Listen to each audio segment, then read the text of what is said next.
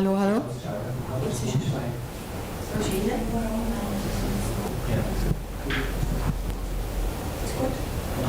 So I can go.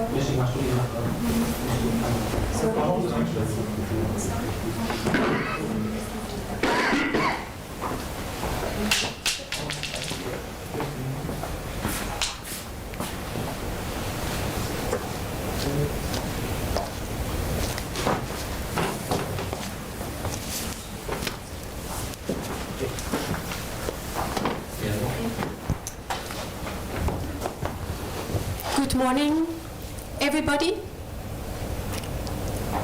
I'm very, very happy to welcome you to the first TaDA Spinnerei. TaDA Residency is a new program which connects creatives of all disciplines with the textile industry in eastern Switzerland. So we have started the first residency this year in September. 5 residents have been working with different firms of the textile industry here in eastern Switzerland. This is a special moment because it's the first time we will have also kind of an insight into what could happen during such a residency.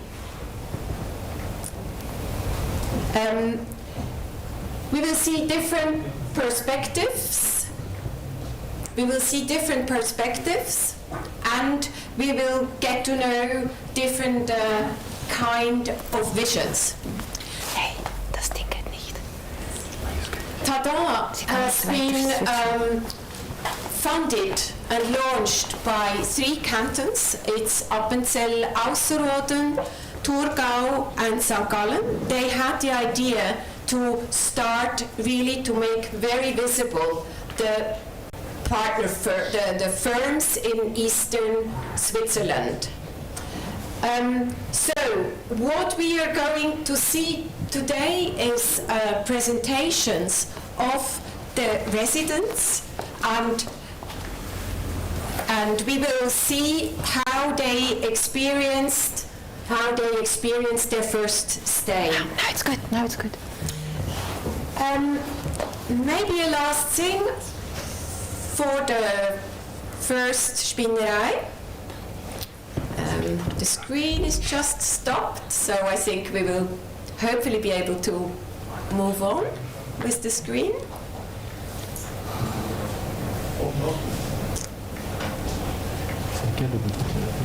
So we will present you the partner firms a little bit later, and I think I will continue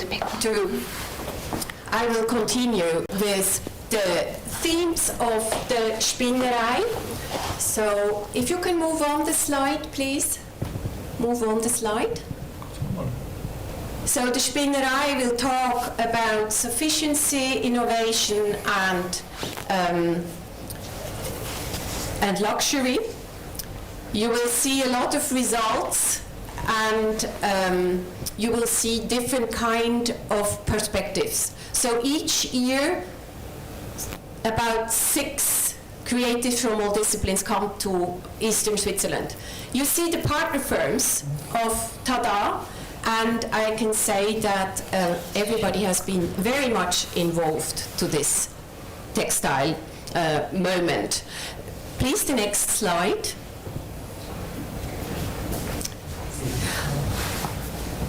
So I would like to present you today's moderator. I'm very happy to present Merit Ernst.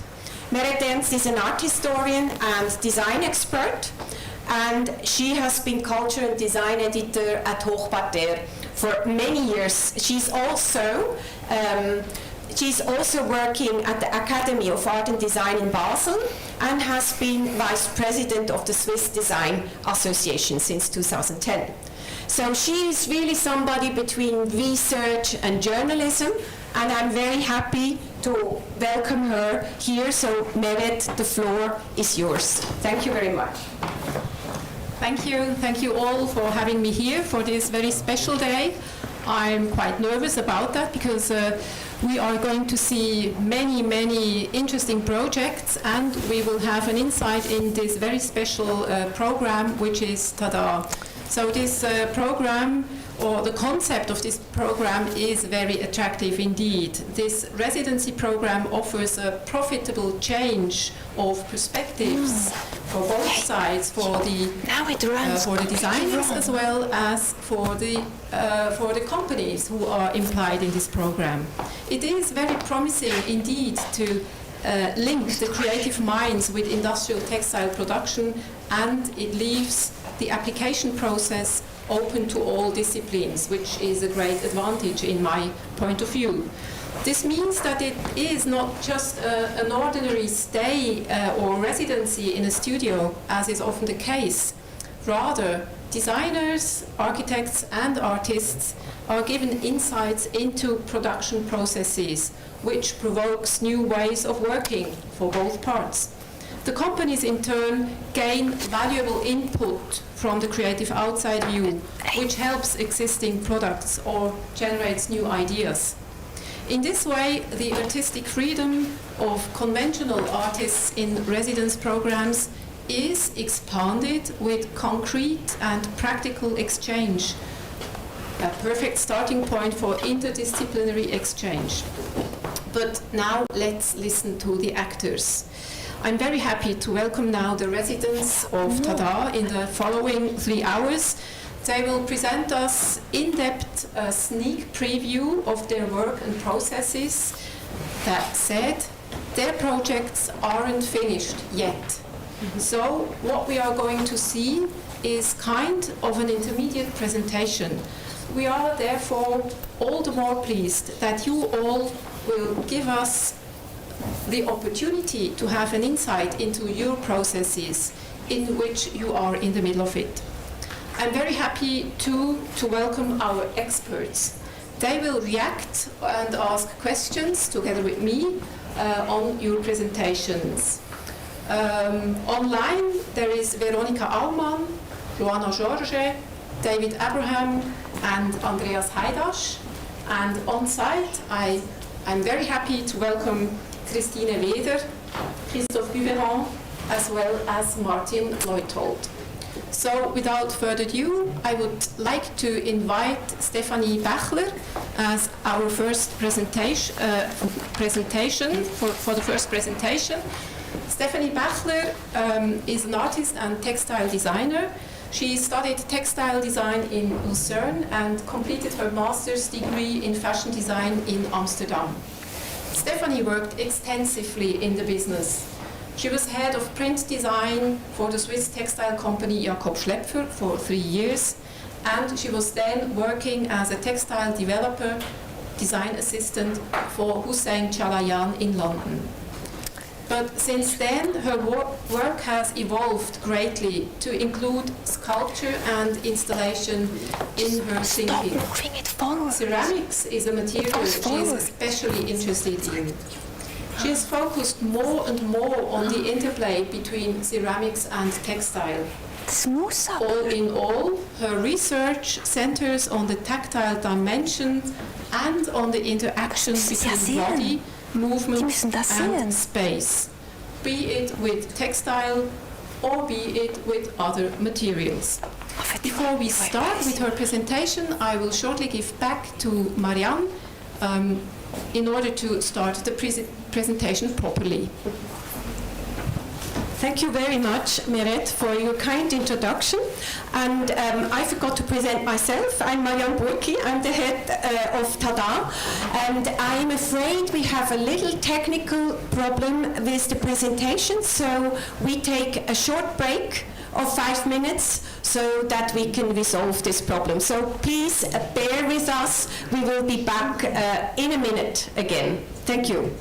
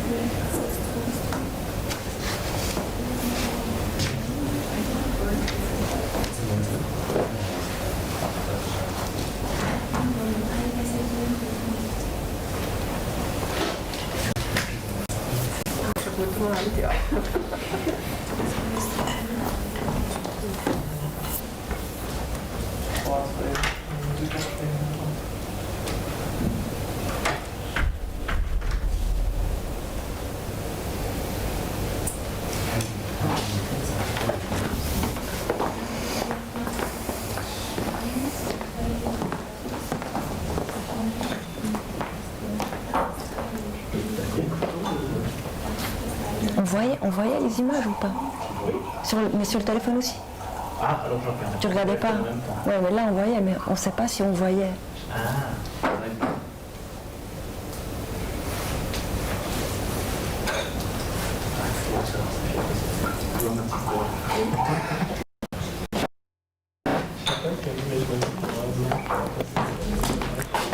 Sah man denn die Bilder online schon oder nicht? Sah man die Bilder online, weißt du das? Ich glaube nicht, nein, man hat nur die Niemand hat es gesehen. Kamera gesagt. Ich sag's dir. Die Präsentation mit einem Schalter können oder Bilder können den Rechner abschalten. Das ist einfach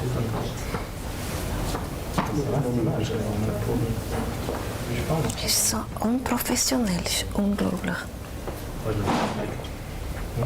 Wir haben es zweimal geübt, weißt du, und nie können richtig üben.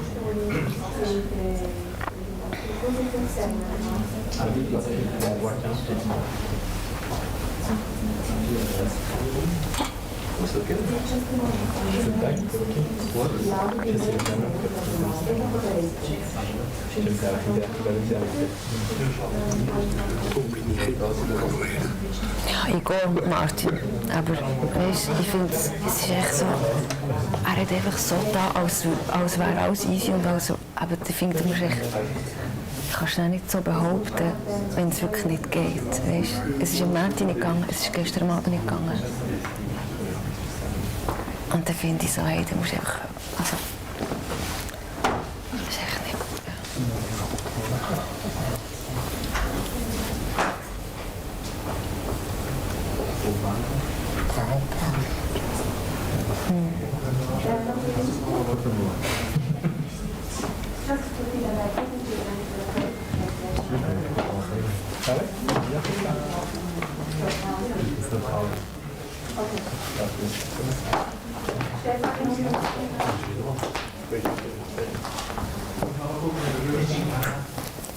So, danke.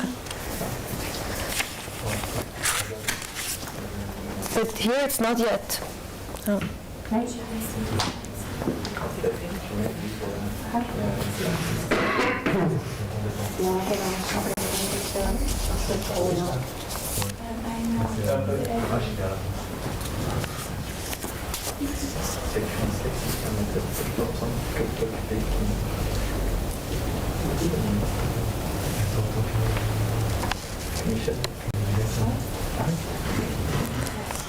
Okay, can I start?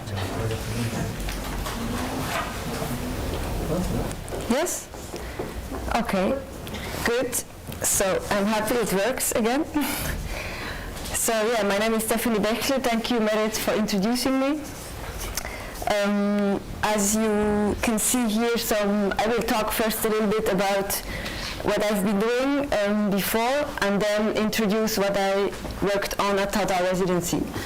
So here you can see some prints I developed for the Swiss company Jakob Schlepfer and Hussein Shalayan in London. Then, so I discovered ceramics doing my fashion master in Holland, and that was a turning point. So this piece is a ceramic piece, sculpture, so it's porcelain.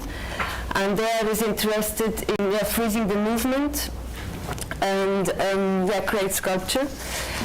And I did a lot of residencies in the Ceramic Work Center in Holland. It's a big center with big ovens, so you can create big sculptures. And there I learned the most. And the last 4 or 5 years I was working mainly with a clay extruder. The clay extruder is a tool that forces clay into a metal dies, and that helps you to create a clay line. And normally it's to make handles for pots, but I use it as a clay line, or I also call it as a clay as thread. And this is a firing under construction made at the EKWC, so at the Ceramic Work Center, in order to create this sculpture, which is very fragile. This experimentation with the clay line also made me do this kind of project, which is a ceramic prototype handbag handle for L'Étrange in Paris. This prototype got 3D scanned, and now it's in brass. Then this is tapestry, or woven piece I created this summer. And that is also the starting point for my work at TaDA. But I will come back to this later. And the piece is based on my ceramic boxes, on my packaging, because all this ceramic got very fragile, as you could see, because it's this line. Yes, and that's the book I have also here. I did this summer, which reveals all my processes and inspiration. It was important for me to make this book because the process is really important for me. You will also see in my presentation. Every project leads me to the next, and that's how I continue working. And in this book, I also wrote a letter to the clay and to the line, where I also will refer to later again. So I will tell now what I've been doing at TaDA residency. I mainly worked with Kunstgießerei Zitterwerk in St. Gallen and the embroidery company Saurer in Arbon. The first project I did was the transformation of weaving. So I took textile tests from this piece you saw and wanted to transform it into bronze and aluminium. And then during the process there, I discovered the process of pouring aluminium, and I created speech bubbles for the text I wrote connected to the textile industry that also we'll talk about later. And at Saurer, I mainly was working on embroidery. So I embroidered the text I wrote that is called The Fates Are Talking.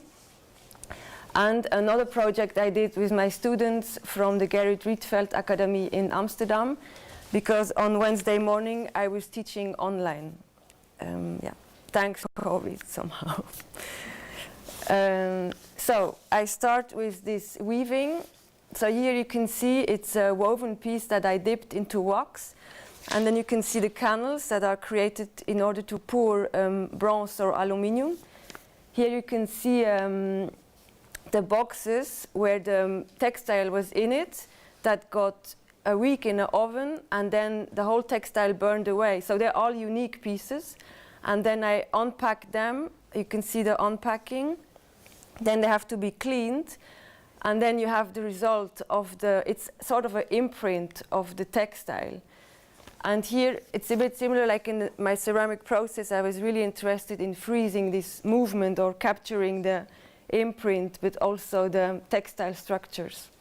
Because mainly also in my practice, I'm very interested in the tactility, because I really feel the need to make things physical. And now I come to my core project that is called The Fates Are Talking. So where I wrote a text connected to the textile industry, but also history. And here the starting point was, during COVID, I read a book that is called The Golden Thread, How Fabric Marked History. And there I discovered the fates. So the fates, mainly people know, I didn't know at that time. And they are the Greek goddesses that assign destiny to us at birth.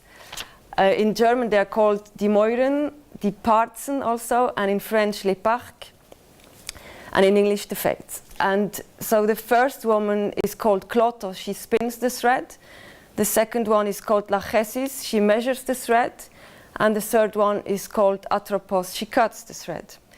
And when I discovered these goddesses, I was really intrigued, and I loved the image, of course, of the thread, but also of the line. And that's why I decided to write a text.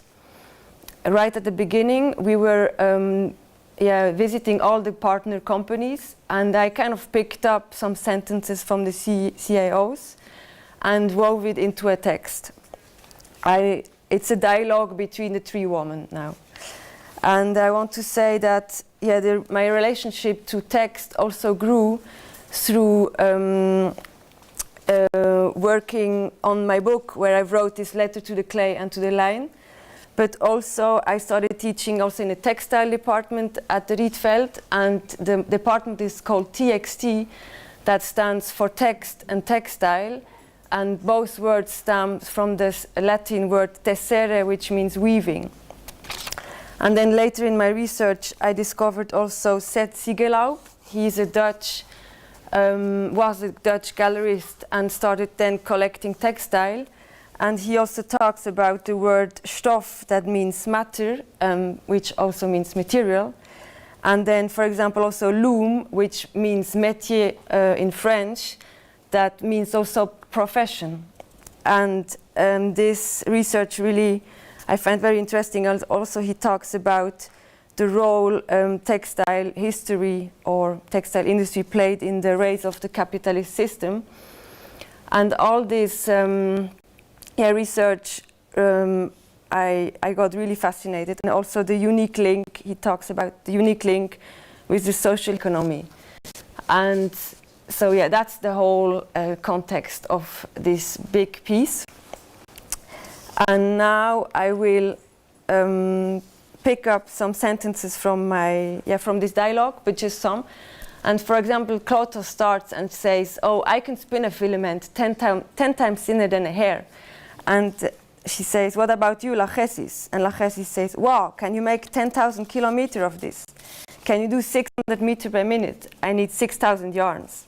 Clotho: "Yes, stitches in the air. I can do it with the air spinning machine. You know the amount of stitches is forming the price, right?" Lachesis: "What is priceless are things that make us live." Clotho: "But we have to make the carpet for the Saudi prince and continue weaving history." Lachesis: "You better try to spin an algorithm. People are staring at the screen anyway now." So here I want to say I also got very inspired by Kate Tempest. She's a singer from London. You should really look, I'm gonna promote her. Anyway, and then Atropos at the end transforms into care, and this I picked up because in Goethe Faust, in the second part, there is also the goddesses of destiny also appear, but there is a fourth one, and she stands for care. And so at the end, Atropos screams, "We need modesty, we need more modesty, humility, honesty, and humanity."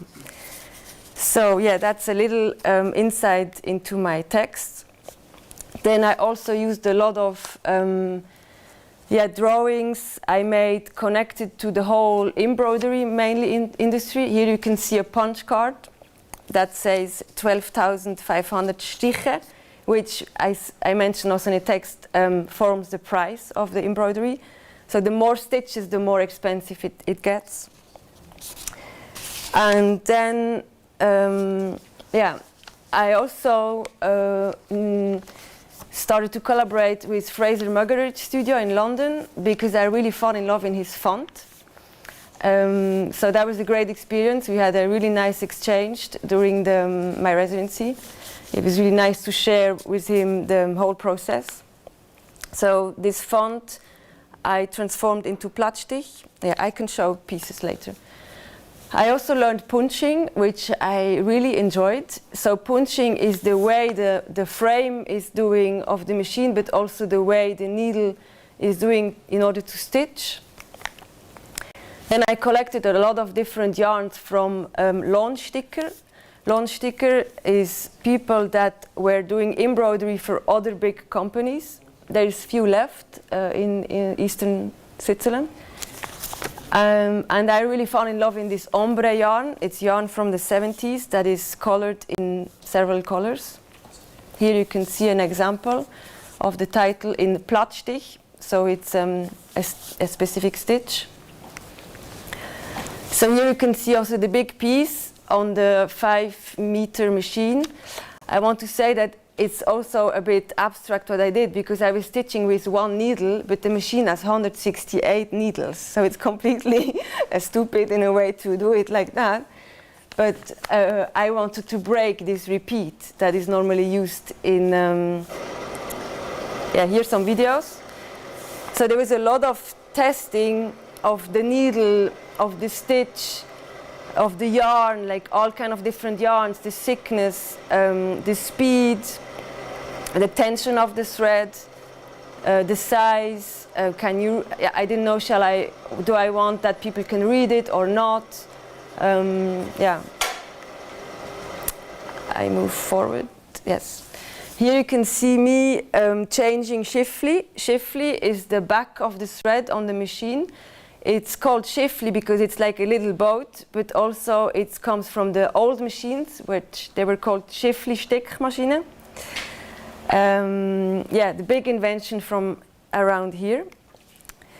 And then here you can see another part of the text. I really like this. I leave the threads that you can see that move down. Normally you would always cut these threads, but I love this because you can see this movement of the machine.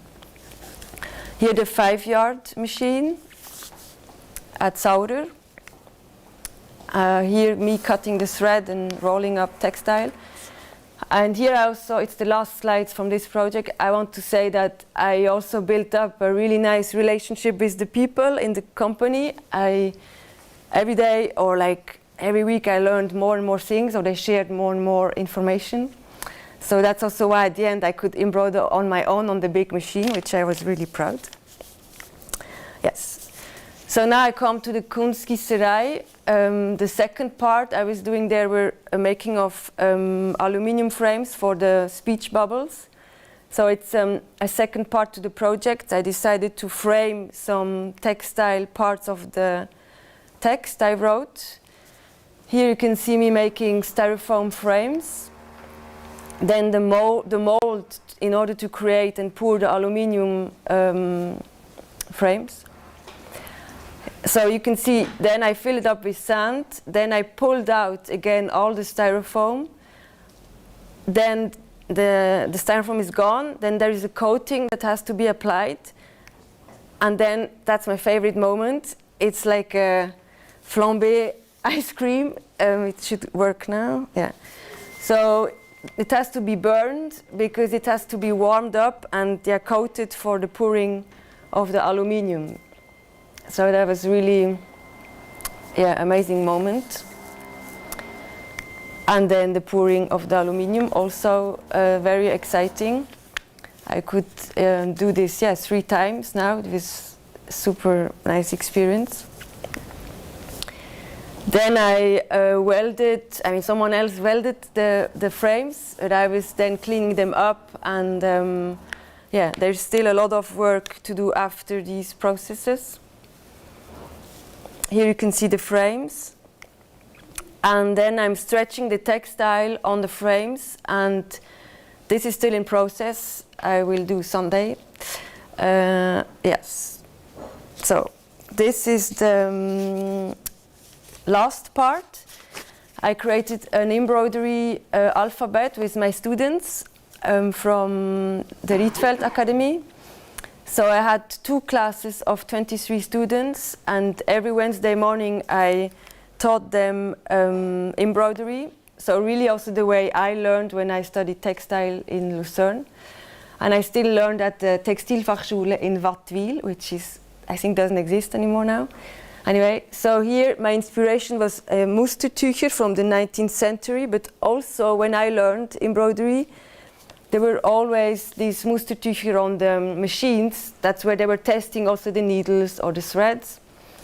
And I find this always so beautiful, so I wanted to create this similar effect with my students. So I gave them the whole freedom. They all got a letter, and they had to create a letter with the embroidery stitches I taught them. I chose the colors because otherwise it would have been too complicated to give also this freedom, and then so I chose to use a lot of different colors, and then at the end I also put some black and white. I have the pieces here I can show if you want. So it's 5.20 meters, and I'm gonna bring it back next week or send it. I think I send it so they have it faster than me arriving there. Here you can see an extract also of the second alphabet. This I did yesterday. Here the big machine, the final piece hanging. And yesterday, this nice video I really like.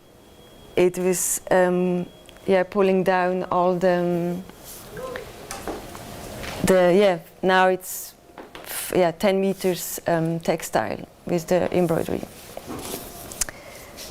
Yes, so this is it, but I have a little quote for the end. I leave it running. Yes, I stop it. Yes. So I want to say thank you to all the people that helped me, companies, but also TaDA to make this possible. And my quote I chose is from Marion Baruch. She's a Romanian artist but based in Italy. And she says, fabric reflects the history of humanity, at the same time the social dimension of work. Yes, this is it. Thank you. Okay. I hope this is on. So thank you so much, Stéphanie, for this really intense insight in your processes. I would like to come back to a point in your career which was a bit earlier, or which was maybe at the start of your reflection and implication with another world of textiles than the professional world of textiles. And I was wondering why this change from textile to ceramics. You mentioned that you were interested in freezing the movement of textile. But could you explore that a little bit? Why this need, why this wish to freeze a movement or the movement of textiles? I think there's two things. Like, first was the turning point when I discovered ceramics happened because I think I was so much on the computer, and when I started to mix color and glaze for the ceramics, and when I applied it and put it in the oven, and after 3 days you get it back and it looks really not like the color you apply, I was like, wow, this is much more interesting than Photoshop.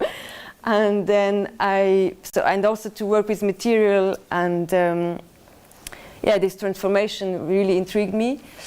And then perhaps, the fashion industry is fast, and ceramic is the oldest material in the world. And so I think this contrast was really important to me. Yeah. How long did it get? Did you have to learn ceramics? Did you take courses, or did you do it by yourself? I started in Hackney Pottery Farm in London to doing small freezing textiles, and then I left London and went to the first. I did a lot of ceramic residencies. That's where I learned the most, mainly. Yeah. And I will never forget. Just one anecdote is in the EKWC. One woman told me, clay has a memory. And that's really true, because when you do something and you fold the clay, it will always remember. And all these things like I learned by making. Mm-hmm. And at the same time, you kept your fascination for the thread, if I'm right. Yeah. So to do a thread in ceramics, that was kind of a next step. Was that like that? It happened because I did a project with springs in Geneva, and that's basically why I discovered this tool. And then I also realized later, it's like thread, like it was not conscious. Yes. I would like to include Christine Weder, who is sitting next to me, into the discussion, because you also talked about this reading experience you had during lockdown, and you read about Greek goddesses of fate. And as we have an expert in literature sitting beside me, I would like to ask Christine Weder, what are you making of such an interest or such an experience of a textile designer with text? How do you react on that? Thank you very much. Yeah, I'm really interested in this kind of work. I was, just. But I would have a question also. Maybe you could say a little bit more, just a few words about your engagement with literature, your use of literature. Would you like to tell stories with your own business, or what's the relationship there? It's very new. It's very, very new, because I wrote this letter to the clay, and then I discovered it's here in the flap. It's really, really new, the text, for me. So I don't know where it's gonna go. But I just like the fact that it's like, writing is like weaving. I mean, I write diary, and but it became more important now. And also poetry. For me, it's also experimenting with poetry to write this dialogue. Mm-hmm. Mm-hmm. Which is, in fact, a beautiful dialogue. I have read it before. You don't just write text, but you also want to lay open your processes, if I'm right. So this book you just showed us, this is part of talking about your process. And why is it important for you to talk about the process and make it available to other people? Because I didn't do it before. I think that's why it's really important to share it. And because I realized, it's part of my practice. That's the way I work, and that's where the most things happen. And also I realized that the final piece is interesting, but I find the process more interesting. Like, so much more happens then, and I discover things like this. Yeah. Mm-hmm. Okay. Yeah. Has this also to do with teaching? You mentioned that you are teaching at Rietveld Academy. One of your projects is is together with your students. Is talking about processes. Is this an important factor in your teaching as well? Yes, I think so, because I really want to share also my knowledge, and I like to transmit it.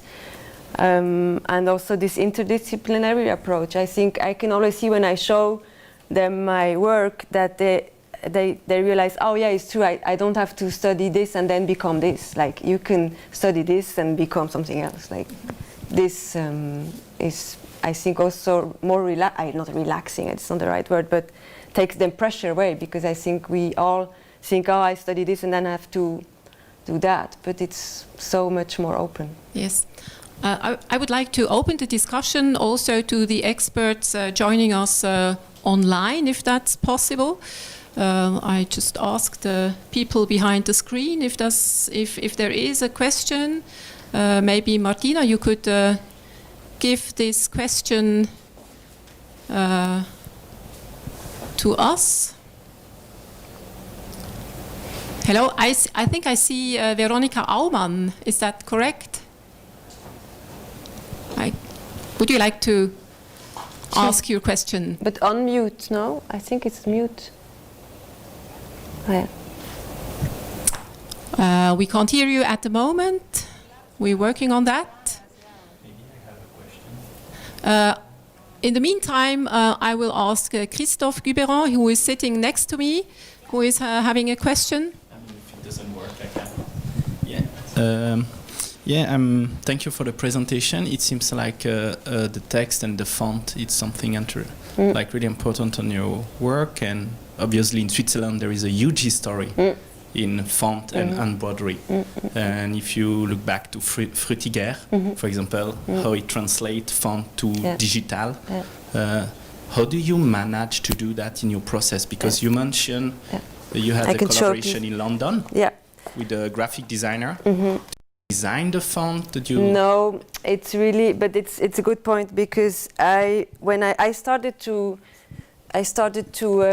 test on the cotton, and then because I was punching myself, because I really wanted to have a delicate line and not use a typical stitch, so I made by hand really big movement, and I punched really big, and then when I decided to go on transparent textile, because I wanted to have the see-through, and then that completely changed everything, for example. And the punching I would have done differently now, but then it was too late. But then I had to react on that, and so the back thread, was really became important because you could see that, and I would have done other movements if I would have known that. But exactly this, and now I played and I used just other color in the back. Did you look like the traditional way of doing the embroidery? Because Sorry? you show some old pictures of traditional embroidery, right? If I showed, or yeah, on your presentation. no, there was not With your old. students? To the students, yeah. And did you? Yeah. I mean, because I think Yeah, it's yeah. an interesting. For sure, I told them really, translation From the manual to Yeah, machine. yeah. Did you look first at the Yes, manual? yeah, and yeah. translate? yeah. Okay. I mean, I didn't look myself. I didn't try, but I really told them that they have to try themselves, that they understand the movement of the needle. Yeah, for sure. Yeah, that's also what fascinates me in the punching and on the machine. Yeah. Okay, thank you. Martin Leuthold, you have a question. May I pass you the microphone? And then we try again with Veronika Aumann. It's not a question. Stephanie did the right thing, what we are thinking TaDA has to do in future with this residence. Stephanie used techniques. She was looking for different material, and she also worked with technique and machines. And I think this is future for the industry, to have people who think differently, use the machine differently. And I think this is really what we need in that industry to get the future. And what was the reaction of the people? Yes, that's what is funny. I told you before, because I will never forget. So I got the most funniest comments, like, "This is miserable. That's not embroidery at all." Or I got, "It looks like first-year embroidery." So I had to fight with this at the beginning, because of course for them this is terrible. They can't look at it.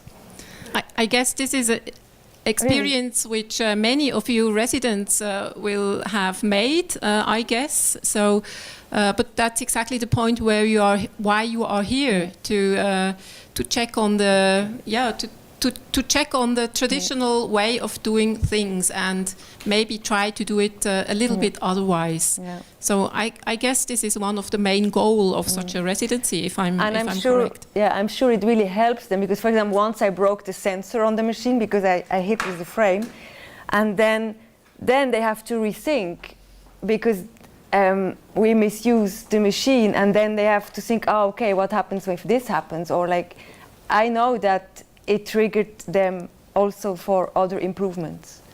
Exactly. Yeah. That's and how- also using one needle, That's great. that they are also like, okay, and yeah, and we had to calculate, because I had to connect some parts and. Maybe a last question. It's coming from Veronika Aumann.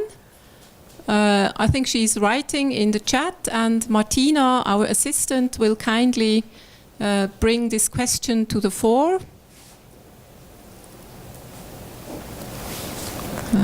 Hope this works out. I see Veronika writing in a hurry. Take your time. Maybe. Okay, we have it. Maybe we can hear her now. Okay, please try again, Veronika. We would like to hear your voice. Unmute. Oh, yeah. No.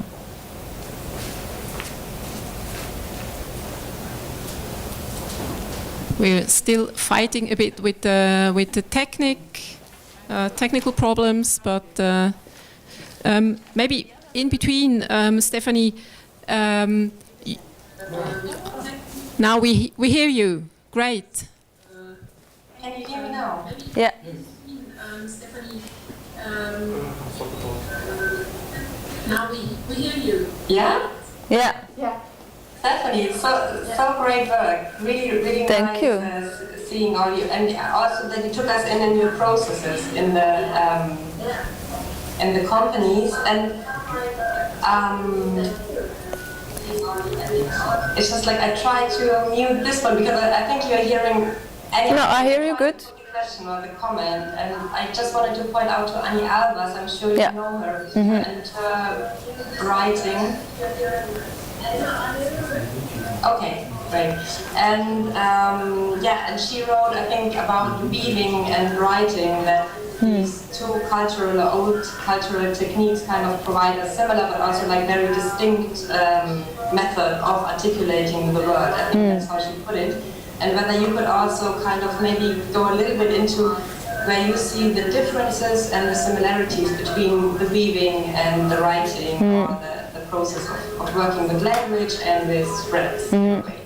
Yeah, it's good. And I don't know the writing, so I'm gonna have to look into it. Thank you. But could you comment a little bit on this question of the similarities and the differences between weaving and writing?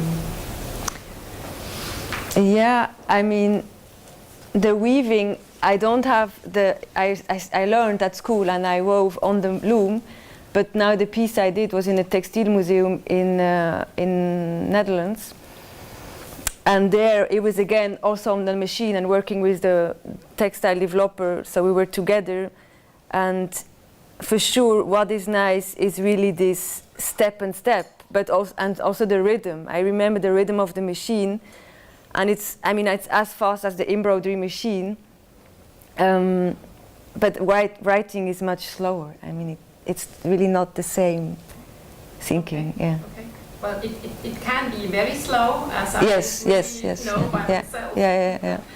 And maybe, do you see a difference between a collective working? You just mentioned that you were together with a technician on the loom, and writing, mostly we are on our own, trying to find the right words. Is that also a difference you experience? Yeah, that's things I didn't think about yet, but yeah, it's more intimate, the writing, I guess. Like, it's more introvert for me, for now. But I'm open to experiment collective writing, I don't know. I'm sure you will go on. Oh. Yeah. I'm sure you will go on with experimenting in any field that you are touching. So I think we will stop here for the moment. You will join us later on in the afternoon. I'm looking forward to it, and thank you very much for your intense and precise presentation for this morning. Thank you. Stephanie.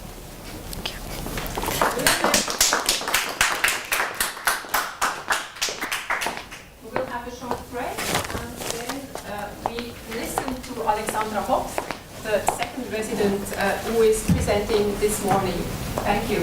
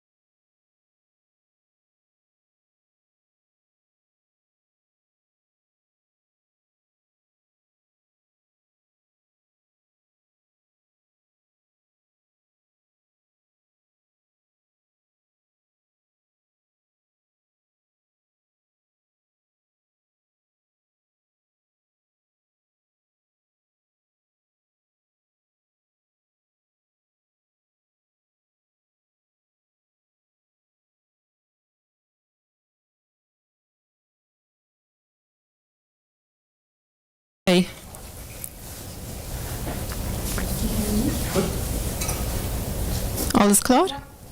Okay, welcome back to our second resident. All the people watching us online, please ask or write your questions in the chat, and then Martina, our assistant, will kindly bring your questions to the fore.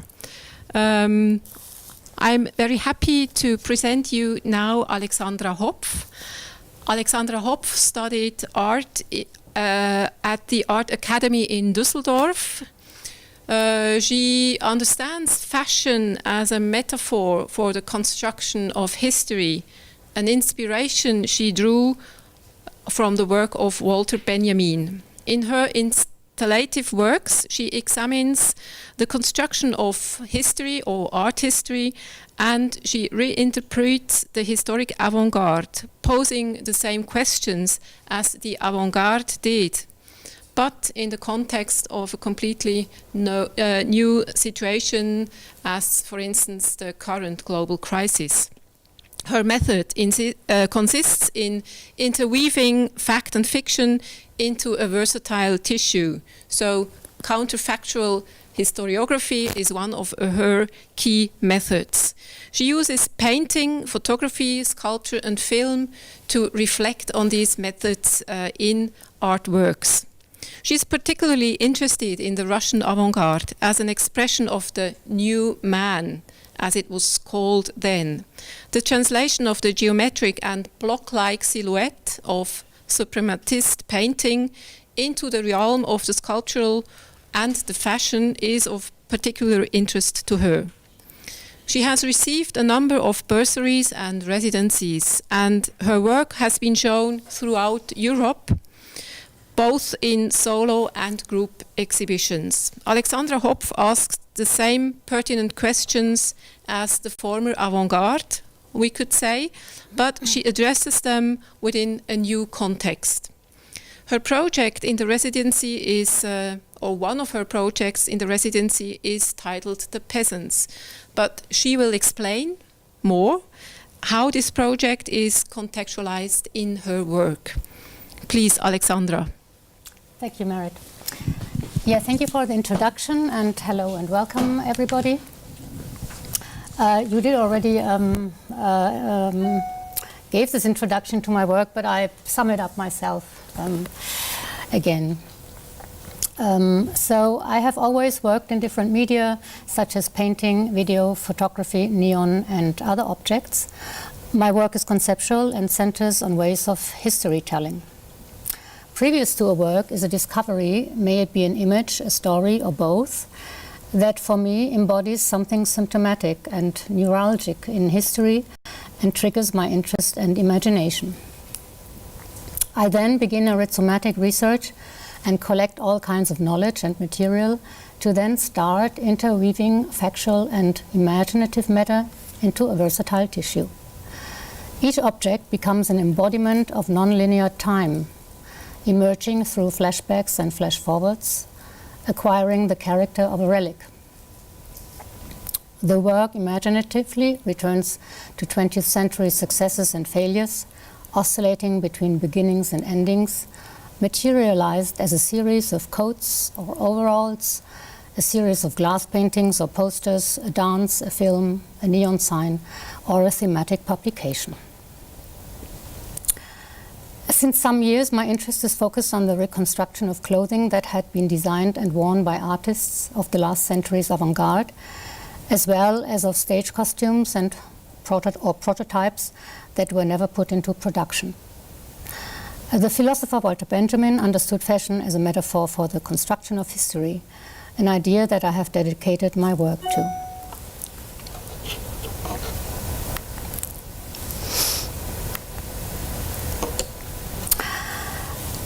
This work is called Spacetime Suit for Giacometti and consists of a series of 8 photographic portraits and a series of 8 life-size overalls. It is a reinterpretation of the famous overall tuta designed by TaDA, an Italian futurist. His arms reach out while his head looks towards the next identical photograph of, be it May himself.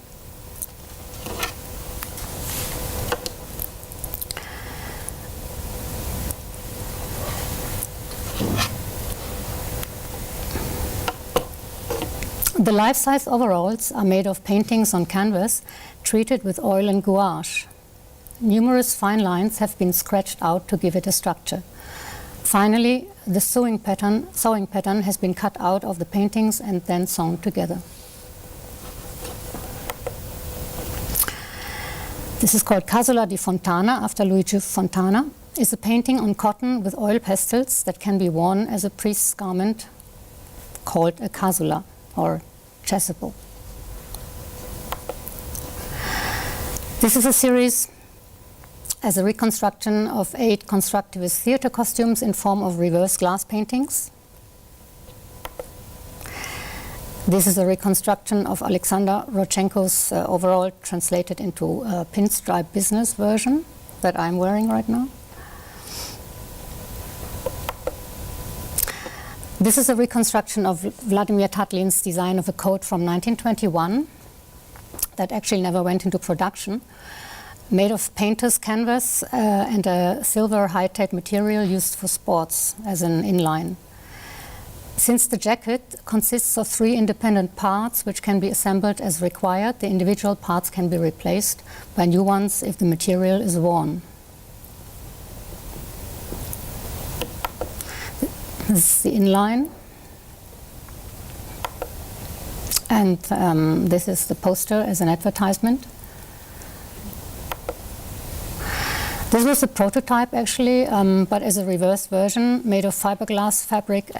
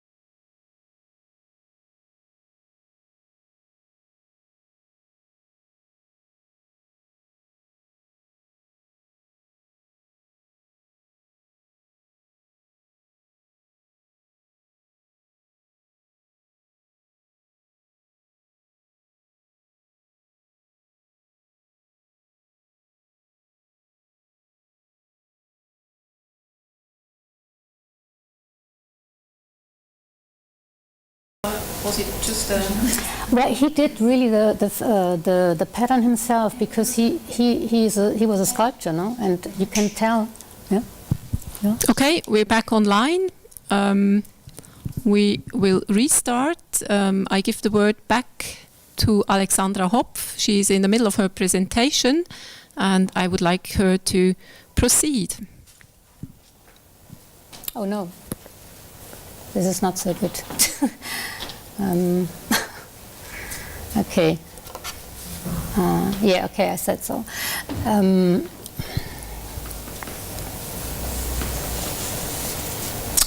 Yeah, so this is a reconstruction of a dance performed by a group of dancers called the Sirens in the London Underground stations during World War II. So now I come to my project during the residency, called The Peasants. For my project entitled The Peasants, I built on my previous practice to revisit a turning point in history. This is a poster for the performance, for the theatre play. So The Peasants brings into visualization costumes of a theatre play of the same title, based upon an imagined collaboration between German poet Bertolt Brecht as playwright and Russian artist Kazimir Malevich as costume designer in the year 1927. For Malevich, the peasants were symbols of nature, tradition, and authentic living that he paid homage to throughout his oeuvre. They are present in his entire figurative and abstract work. The poster is a laser cut on retroreflective fabric coated with black fleece underneath. The laser takes away thin lines of reflective coating so that the fleece becomes visible. It took about 3.5 hours for the laser cutter, and I will show the video later.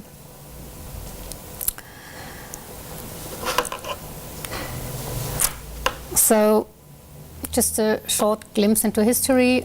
These are peasants in Russia around that time. This is a work by Malevich.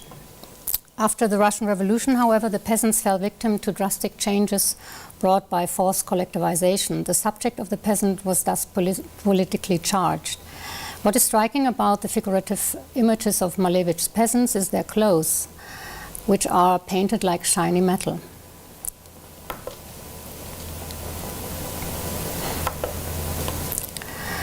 My overall concept was to reconstruct the fictitious costumes and combine high-tech materials with natural and traditional fabrics worn at that time, such as linen and jute, through layering these substances with retroreflective materials made of glass beads.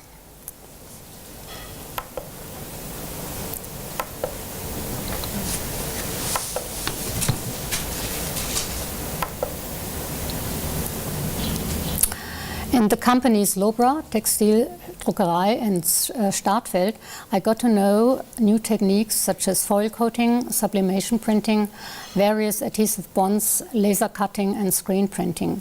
I found part of the fabrics such as jute, old linen and synthetic linen in second-hand shops and leftover stocks, and was offered a roll of retroreflective fabric by Schöller Textiles. By pulling out threads of each of the linen fabrics, various patterns were formed, a technique that I have named negative weaving. So I would also like to give you a short information about the material, retroreflective glass beads. A retroreflector is a device that largely reflects incidental electromagnetic waves in the direction from which they came, largely independent of the direction of incidence and the orientation of the reflector. Retroreflective sheeting is made from glass spheres. These perfect microscopic spheres of optical glass are coated with aluminium on one side, placed with the aluminium side down, and then glued to the material to create a reflective surface that not only provides high visibility during day and night, mostly used in traffic, but also has the effect of a heat shield. It is also used in architecture to reduce the warming of glass facades. Scientists and environmentalists of the Arctic Ice Project, for example, also use glass beads to reduce the melting of the Arctic ice. So these are more examples of my negative weaving.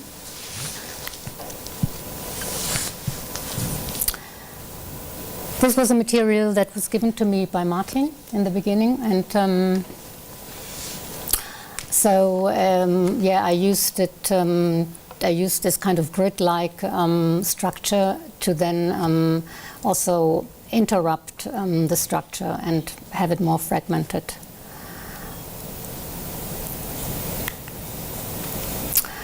So these are punched out, or like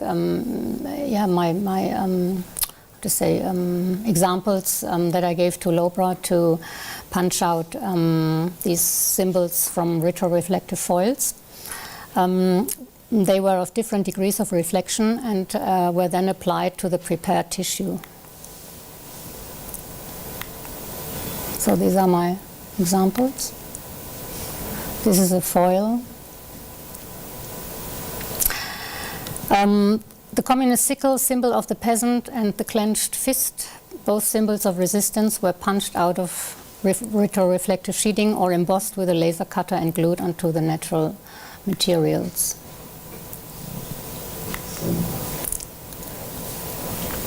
So this is a laser cutter.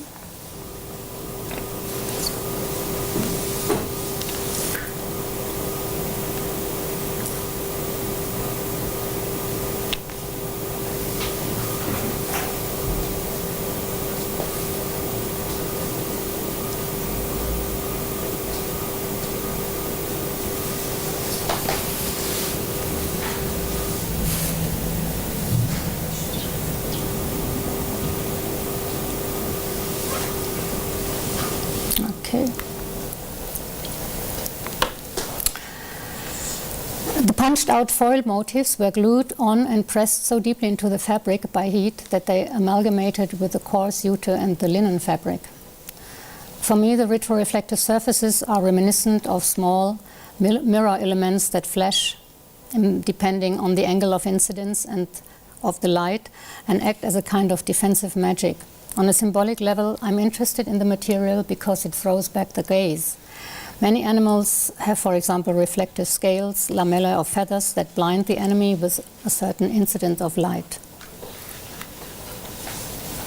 So here are some details.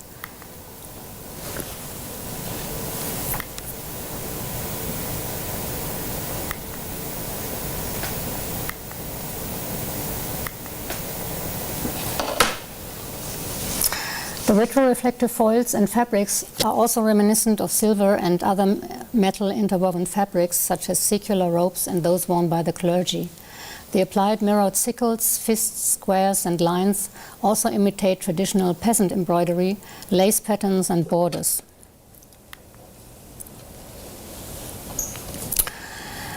However, they do not form a consistent pattern but are deliberately arranged in a playful way. For me, it was a challenge to use the fabric as a canvas around the body and arrange and compose the elements to a three-dimensional collage. The elements are mirrored, cross each other, and form nested clusters. Some are based on the net-like Gucci or Chanel motif, or on the hammer and sickle motif, whereas the hammer, the symbol for the worker, has a blank space. In addition, the patterns were screen printed and on retroreflective fabric and loosely draped around the figures.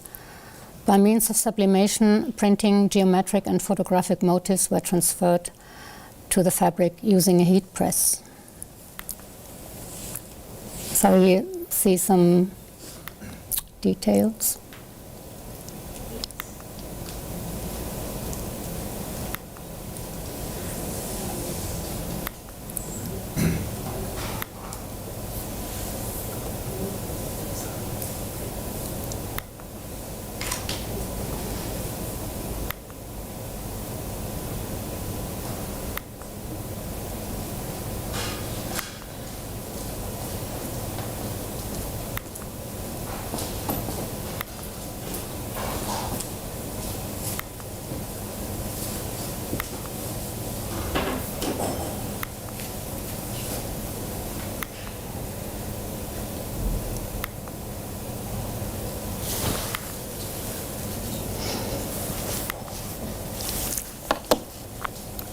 I made this accidental discovery of this cover of the Glass Bead game by Hermann Hesse, which bears a similarity to the poster. The book is about an author whose aim is to create deep connections between seemingly unrelated topics and to show theoretical similarities between the arts and sciences. The author sees its task in the perfection of the sciences and arts, and in particular the synthesis of both areas. Another reference for me was the text Ornament and Crime. In his legendary lecture from 1910, Adolf Loos describes how ornament can make objects obsolete. It struck him that if the ornamentation were to cause the object to go out of style soon, it was a crime to waste the hassle of adding ornament. Loos never advocated the complete lack of ornamentation, but believed that these should be appropriate to the nature of the material. Ornaments are structures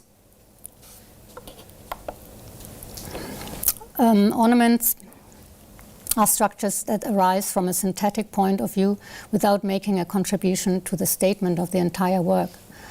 Decorative strips, coloratura, and embroidery are produced according to laws that do not make any differentiated reference to the symbol and context of use of the object to which they are applied.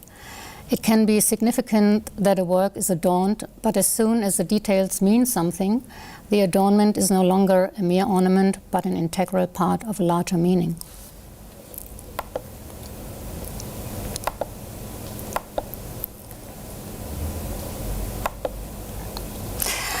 In summary, I'm interested to which extent the human body carries these and even embodies these ambivalences.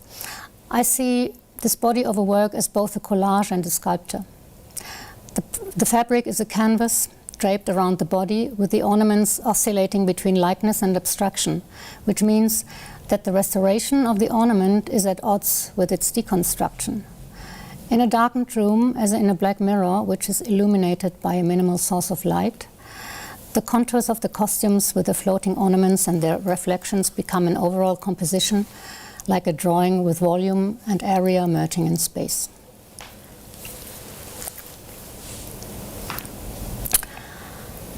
So my special thanks, I have to say, also goes to Barbara Smith and Andreas Loser from Lopa, to Martin Schlegel from Textile Druckerei, to Martin Leuthold, to Martin Gross from Startfeld, via René Rossi from Emper, to Dagmar Siegner from Schöller, the Textile Museum St. Gallen, to Thomas from Planet One, and of course to Marianne and to Martina for their overall support. Thank you. Thank you so much.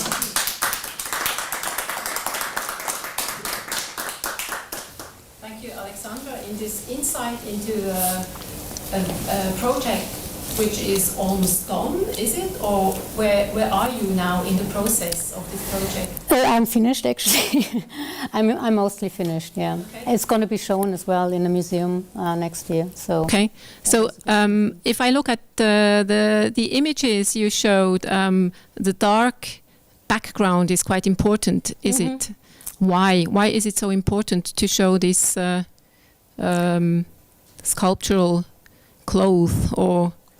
Well, of course, because of the retroreflective foil that makes the lines. I mean, it's like a drawing in space as well. So it reacts, of course, on light and blurs the contours, no, and blurs a little bit also the sculptural aspect. But it depends. So I mean, with the light, I will still experiment a little bit because. There are also presentations where you see more of the natural fabrics, the jute and so on. So, and you see more of the bodily objects, so to say. Okay, so the presentation is quite crucial for your work as an installation or installative installation. I was wondering when I go back to this to the peasants Malevich was interested in, and when I try to imagine what materials these peasants were using for their garments and clothing, do you know do you know the materials? I guess you know out of which material these traditional clothes were. Well, yeah, actually of natural materials, of course, like linen, really, and wool, depending on the season, and cotton. And, Then, why do you want to reconstruct these clothes with high-tech textiles? Could you explain that a little bit to me?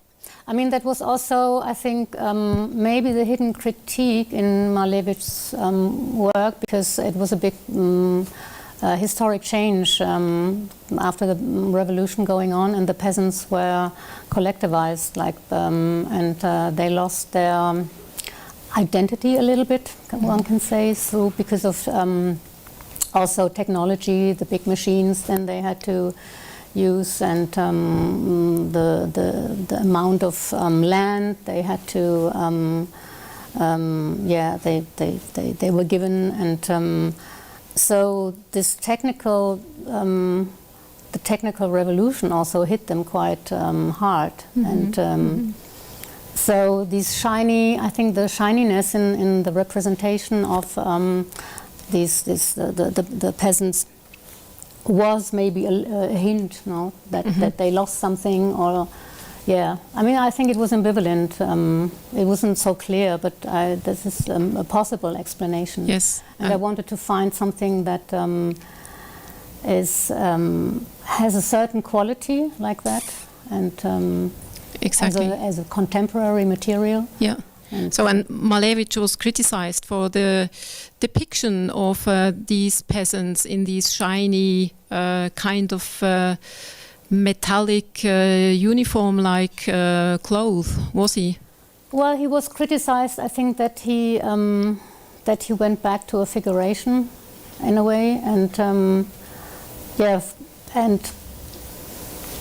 It was. I mean, it's an ongoing. I think it's a topic in itself. Okay, so we leave that. But that I also researched. But your decision was to rely on high-tech materials to have this kind of outworldly shine in a way. I see something like a retro-futurist approach. Am I completely wrong with that?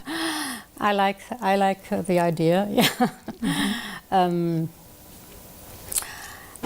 I think for me it's interesting to translate. You know, as I say, when I do a lot of research, and I'm eager to translate this knowledge into a material, and this is I'm looking for that material. I'm researching also the material, and retroreflective material is fascinating. No, it's also used a lot in, you know, as I said, in traffic, or now in fashion as well.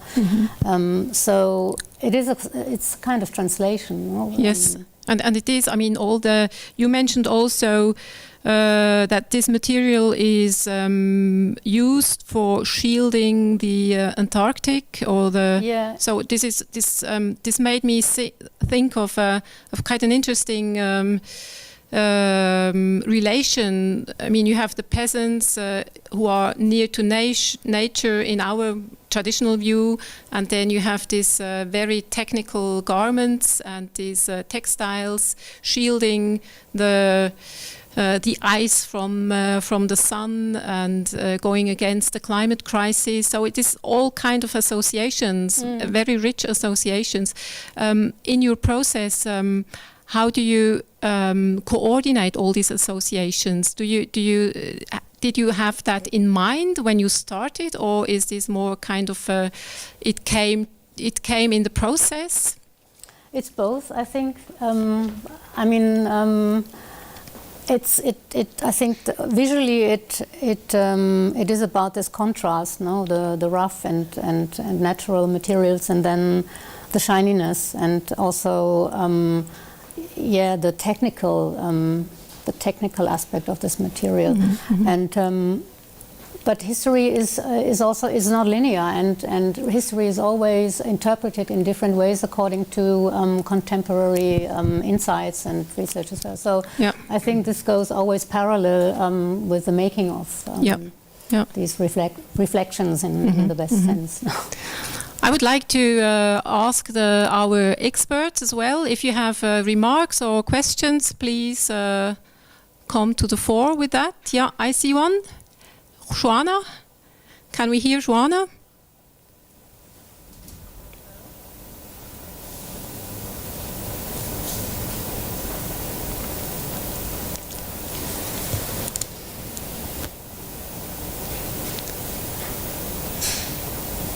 We cannot hear her.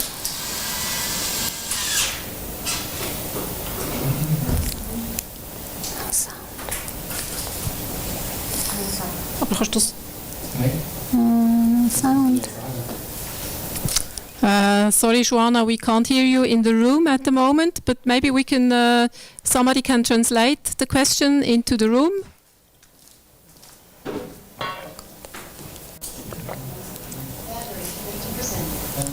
Okay. Aspect of this work, and I wonder how does the body work relate to the audience, to the society? How is that relationship? I didn't get the whole question. Can you ask her again for the whole? Can you just repeat the last 3 sentences? Your question. The body of work is very social activist. So my question is, how does it relate to the audience when it goes into a gallery or into a space? And how does it relate with society? What is the message? Well, you said already the message is the social is on a social questions, and it's different. I mean, for example, when I showed the coats of the Tatlin's coats, people you could wear them. No, you can buy them. You can buy this coat. You can just try it on, and so that was a very nice feeling. No, that you have the artwork, but you can wear it, and other works are different. They are more distant. I mean, there's something that you reflect, that you reflect the materiality. I often have also a publication with it. Often there is a text in the space as well as part of the installation. So it works on various levels. Okay, but the context is an art context, is it? The art. Yeah, it's always an art context. Yeah. You just mentioned that people could try the garments, the coat, for instance. They could try it on. Do they do that? Are they keen enough to? Yeah, totally. Okay, they bought that's it nice. Also. Okay. I mean, some, not everybody. It doesn't fit everybody, but there were like 4 sizes. So from XS to L, and it was really nice. It was really interesting. Also to see that. I mean, it's a historical pattern somehow, but I think what was striking when I discovered it was that it looks contemporary. So it was done in the 20s, and I think it could be like a Maison Margiela. You know, and so these things are interesting for me in terms of artist clothes, that they had this contemporary look already, and so minimal, no? So yeah. So much for the fast changing of fashion, we could say. We just talked about the Tatlin coat, and you mentioned before that Tatlin indeed intended to make this coat, this pattern, available to a broad audience. And you mentioned that he even published this pattern in a newspaper. So in order that as much or as many people as possible could make their own coat after this pattern as a kind of an early do-it-yourself idea. But it was also intended to get into production, you said. Exactly, yeah. It was intended to get into production, but then they lacked the material, simply. Yeah. It was an economic crisis, and sadly enough, it never went into production until I did a small edition. And how did you produce the small edition? Did you do it by yourself, or? Yeah, first the prototype I did by myself because the pattern was available, and then I did I needed to do some refinements, so I worked with a tailor, and it was pretty interesting because the edition was. The edition is 100, but I did less, of course. But I needed a huge amount of linen, and that I got from an artist supply shop. And I needed to wash the linen, and that was already an interesting thing because I needed to go to a theater Reinigung cleaner, and then it needed to hang while drying and so on. So it was like a complex process for me. And so I chose all the materials. It was done in Berlin by a local tailor. And also the buttons I chose, which are from the 20s. And so each button is like an original, so to say, which is like the irony. But for me it was interesting to produce it because, it's just, it's a lot of work, and all the things that have to be considered was really interesting to me. Kind of a luxury object. Totally luxury object, yeah. This brings me to another question about the ornaments. When we look at these peasants' traditional clothing, it is immensely decorated. And if we try to figure out how these stitched ornaments came onto the fabric, this must have taken quite a while, and this is kind of a luxury that the peasants had, the original traditional. The original. Yes, the original clothes. Do you see in your reconstruction? Do you see a kind of a comment on this side of luxury or ornaments in the clothes you do now? Well, I think these peasant embroideries were done in homework. I think that the peasants did that themselves in their spare time, and so I think that wasn't a luxury. That was what the peasants themselves, what they did. And this is also an interesting aspect, of course, of homework, and how the most beautiful things. Embroideries also, how they were made and how much time went into it and so on, which is now a luxury, But there is a strange, I don't know, what to say, is time luxury as well, But since society has changed so much, the question is from which angle do you look at it, no? And how Yeah, so luxury is always a question of interpretation, as we will hear this afternoon as well from Christine Weder. Would you like to comment on that shortly, or do you have other questions in terms of ornaments? It's maybe just a small question. Should I use the micro?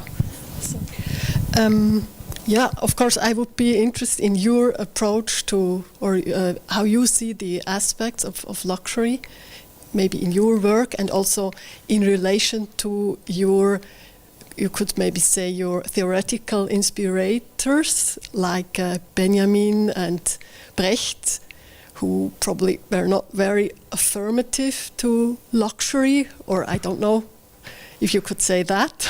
Well, and also, last but not least, maybe you could really explain to me this famous conception by Benjamin, fashion as metaphor for history. What do you understand by that? Because in our field it's very popular, but nobody dares ever to ask about the meaning of that. And what's the difference between metaphor, or you could just say manifestation of history, or something like that, the flesh, or... Yeah, well, that is so complex. Do you have... Maybe you can explain it to me. No, but in terms of luxury, and Brecht, for example, he was very much aware of quality clothing, and he had his worker's suit made by a tailor. So, you know, so here there was, of course, yeah, that's not now the definition. What is it? Is it a taste for quality? Is it something that you see a good quality and that you, which is also material, no? And he was very much aware of material, no? Historic material, and then also he was wearing it. So I find this a good image for the double layers of terms like luxury. You know, luxury. What is it? Time? Is it something that we dedicate ourselves to? No, what we love, and so for me, it's a very fluent term, and a very subjective as well. Apart from luxury goods, or you know, but I see it more as I see it more complex actually, because it also changes with time and with how we impose our ways of living on, you know, on others, or what we do with material, no? If we, how we spend it, and how we waste it as well. And very ambivalent in value, totally, right? Yeah. Especially if you look at Brecht. Yeah. This attitude is very ambivalent. Totally, yeah. And I like that. Yeah. Me too. Thank you. Martin, would you like to comment on this project as well? Well, I see this as a really artwork. I enjoy this very much, and how you handle this with the history, and how you handle the new product like this glass reflecting material, who is is also kind of an ugly material.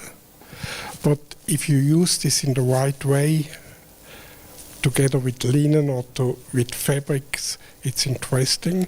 We know these fabrics from the kindergarten and all sportswear who use this reflecting material. Slow light, it's a big theme in fashion and in streetwear, that we have the security of clothes. And you handled everything in a luxury way, and I think this is kind of future who we appreciate from art, that we get a step further, and maybe next season we will see something at Chanel or Gucci. You name Gucci?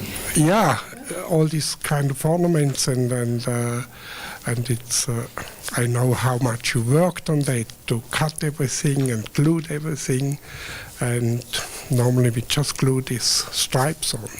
Right. I appreciate this work. Thank you. Thank you, and we are all looking forward to see it in another context, in a gallery or museum context. I would like to thank you so much for this intense insight into your project. We will make a short break and then proceed with Selina and Oliver in 5 minutes' time. Thank you. Thank you.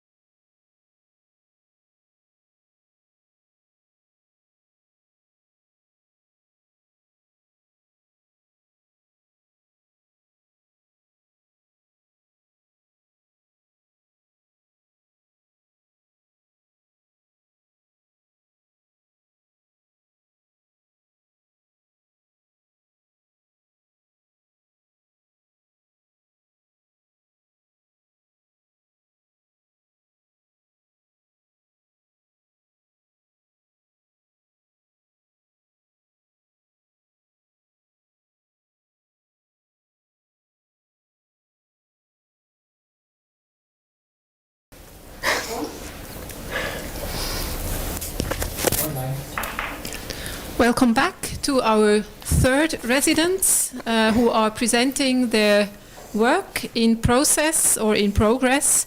I'm very happy to introduce Selina Reiterer and Oliver Maklott. They're working together. Selina is an artist and textile designer. After her design studies in Berlin and Paris, she worked in various corporations and carried out research at ETH Zurich. She was part of a project researching the connection between technology and design perspectives.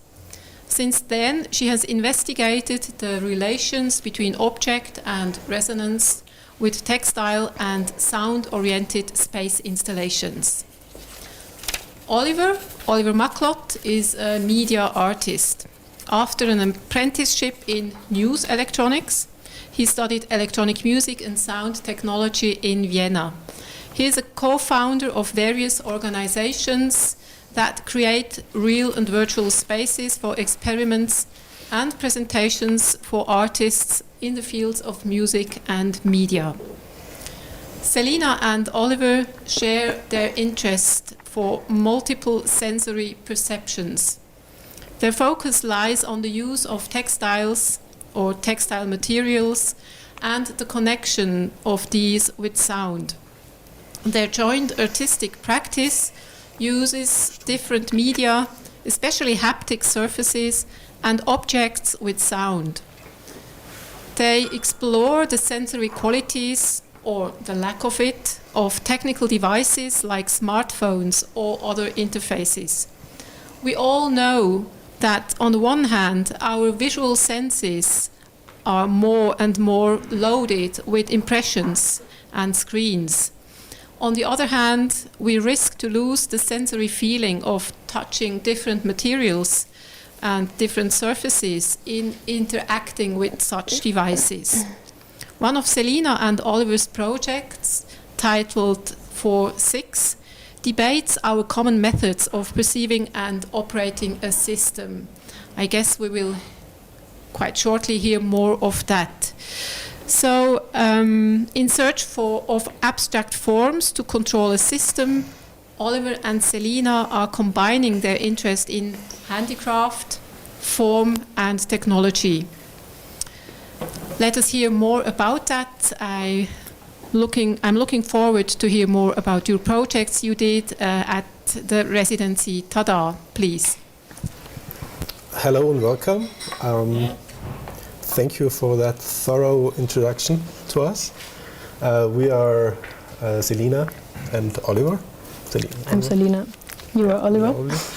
And we're working together for several years now, and working in the fields of textile and electronics, and creating interfaces with textile surfaces and stuff like that, and doing installations together.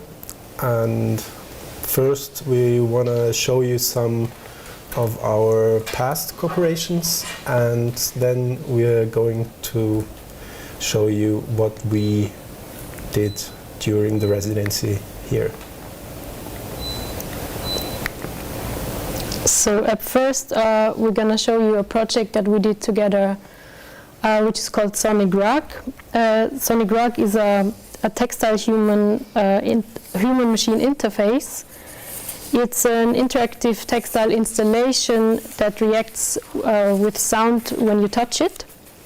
So I started this research project when I was at ETH, and I was researching into different materials, conductive materials, which I could use as a sensor, because the idea was to create a rug that is a huge sensor, basically, and that can modulate sound. So during this process I met Oliver, and then he teamed in to do the electronic part of it, so that's how we met also. And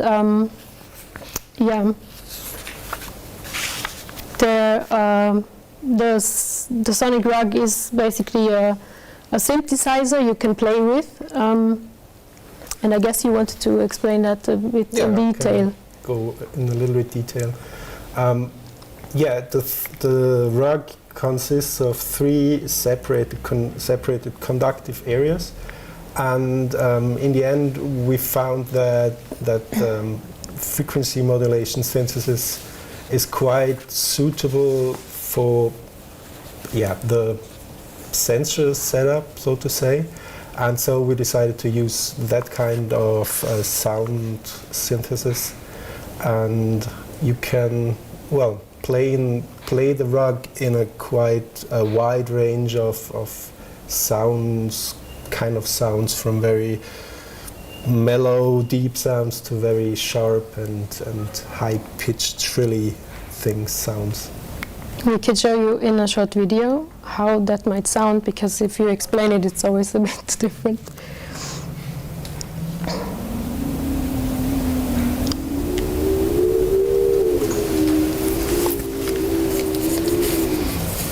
So what I was doing is that, I hope you could hear it. So, sorry. So I was touching one area of the carpet, and then with the other 2 areas I can modulate them. So when people start walking on it and they, grab their hands, there's really a nice change of sound, and that gets people really to explore the object itself as an instrument as well. And it was quite challenging. We tested our electronics and stuff like that with small pieces of textile or with aluminum foil and stuff like that, and it worked all fine. But immediately when we put the electronics on the carpet, it reacted completely different, because the area was huge in comparison, and we had a lot of little fibers that all interacted with themselves. So it kind of started to act like it was a pressure sensor in a way, but we never intended to do it to go this route. So it was more like a sensing nearness and sensing touch, and that was a quite interesting experience to make it work on the real thing. Then in the end, yeah. Because it's also like it's a capacitive sensor, and I think in this size it's not been done before, so it was a bit of an experiment if it works at all. So yeah, after that we continued working in this field, because we thought it's really interesting also to have this idea of touching an object and create tactile interfaces that can react with sound by touching them. So in this next project that we did together, it's called 4/6, and the visual appearance is more referring to screen-based objects like tablets, for example. But we wanted to have like a more haptic version of it. So wanted to make people feel the materiality, and to have also the possibility of moving the object, and by that modulating sound again. And it was also a chance to explore different techniques and different shapes, and explore how this influences, but that was a realization that came quite after, how this influences the behavior, and how it shapes which sound could suit, or which technique could suit, or something like that. And so we used embroidery, screen printing. We transformed the fake fur thing into electronic textile, and then the other thing was some, I don't know the word in English, I forgot it, but like these little bells. And that we also adapted in the sound concept afterwards. Yeah, and it was quite a journey to find a sound concept for the object. It was more a journey, more complex than with the rug. And these things are more compact. They're more. We are able to transport them with less hassle, and people can take them in their hands and move them around in comparison to the rug. And so there's a motion sensor inside that detects the motion of the object itself, so to transform the sound even further. And we thought this concept of participation of the audience is really great, because it's awesome to view the audience. And we decided to expand that concept even more by incorporating a messaging service, in particular Telegram. And people can, by Telegram, address certain objects and send voice messages there, and the objects transform the sound then in their particular way, like cutting it up or modulating it or stuff like that. So it's more expanding the environment of interaction, or the surround. I showed a video. If it's okay yeah, for you. please.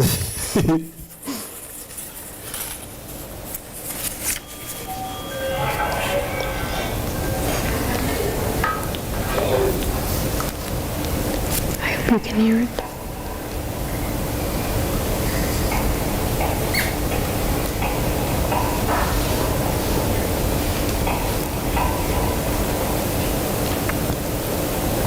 So yeah, very briefly on that. But yeah, I mean, to come back to our motivation. Wait, I lost it now. I am. So I mean, for us, it's really important to break this omnipresence of screen-based objects, and because we think we work too much with screens all the time. I mean, we do a lot actually, but like in general, you know what I mean. So that's like one motivation, and the other is like we think also that haptic learning is really an elementary way of learning, and if we focus so much on screens now, we tend to lose that somehow, like kids playing with sand, learning a lot about their environment. And I guess that if we can bring that back with, let's say, textile material, it's really something that, I mean, we like to focus on. Yeah. And we like the idea of expanding this sensory spectrum and bring it to interfaces to interact with some kind of system in the background. And if it's kind of hidden in the background and it's kind of magical, then that's awesome.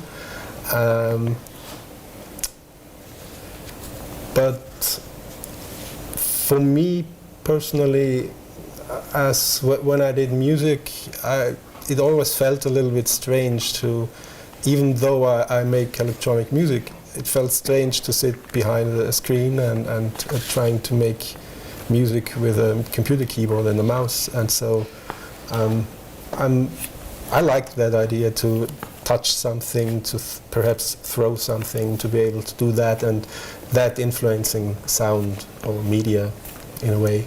And so for me it's also research in creating instruments for myself, basically, yeah, ideally. So now we go ahead to our projects that we started during the TaDA residency. So as we already said, we're always looking for material that we can use as sensors. So that's really like, okay, our focus.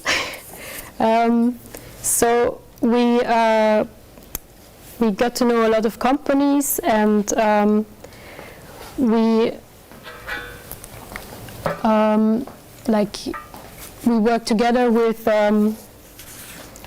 the following companies. So about the conductive material and sensor usable material, we found very interesting stuff at EMPA. So like that was also of our main interest to start the residency. We thought, oh, that's great, they're doing material research, so we can get in contact with them. And then we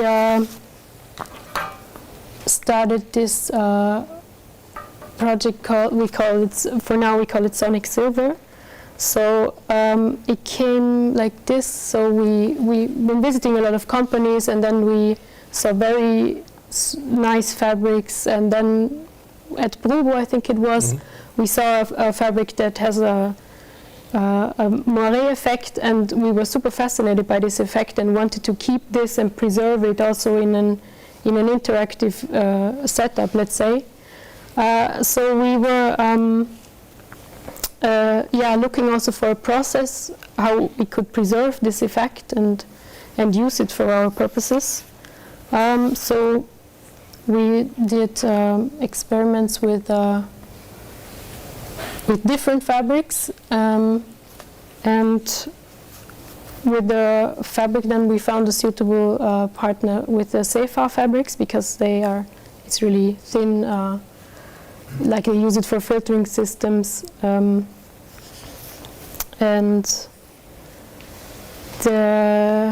I think we should start with explaining the process. The process, yeah. Sorry, I got lost on somehow.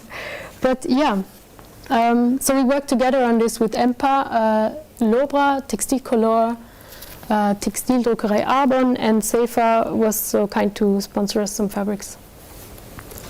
So, yeah. Shall I go? Yeah. Sorry. No problem. The process we found, as Selina said, we found that beautiful textile at Brubo, and then we found the material we are currently working with at Sefa. And at EMPA it was very fascinating because they had these awesome machines where they can coat various materials onto fabrics and threads and stuff like that, and different threads, and we were very inspired by that. And when we first got the idea that we want to have that textile with the moire effect and it should be conductive and stuff like that, so we thought about different things like screen printing it, but it was too coarse, or metallization by how's it called? Galvanization. Galvanization, yeah. And we thought, well, it could be quite a messy process. But then we thought about the EMPA and their method of plasma coating, and thought, well, we could ask them. Perhaps they can provide us with some resources concerning that technique. And in the end, that was definitely the right choice, because it's invisible. It doesn't really make the fiber or the textile any thicker, by 300 nanometers perhaps, yeah, but not much, and has great electric now I'm lost. Like the conductivity is really amazing. Yeah, thank you. Yeah. So we did our first experiments with different fabrics, as I said, and silver, basically. And I mean, to show you what we've worked with, this was our main tool at EMPA. It looks like a space shuttle, which I really like. And so you put the fabric in there.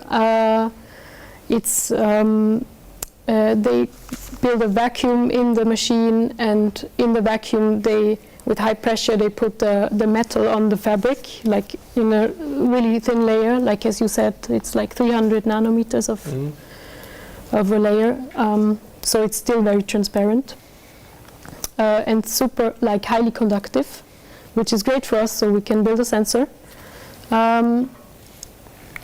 And so this is the process. Like it, on the left side you see a picture of the fabric like before. We had some stencils and some chemicals on it to to reserve some space where the metal shouldn't go. And on the right side you see how it comes out. So what we did was to create like some kind of stencil technique together with Lobra, and also some kind of réservé technique. We work together with Textile color. So let's say like a chemical that would keep away the silver. But was then easy to wash out. Yeah, so that you can wash it out later. And we need to do this because we didn't want the whole thing covered, because we want to create those patterns where, so we can put different kinds of sounds, let's say, or. So we have separated sensors on one sheet of textile. So this is when it comes out again. Here you see the. Oh, sorry, that was fast. On the outside, we experimented with the chemicals Textile color created, and well, it didn't work like it was intended to, but it really created some very nice effects and patterns by accident, more or less. And yeah, that's. Yeah, we had some really nice accidents because. Also in the patterns, it didn't work out all over, so yeah, but that's, I kind of like that. Yeah. So, yeah. And I mean, what they use it for in general, the silver coating is, they use it for anti-static techniques and also for blood filtering, like in the medical field. So I also find it very interesting to take a material really out of its context and create something completely different around it, or misuse it somehow. I don't know. So this was after washing out and removing the foil.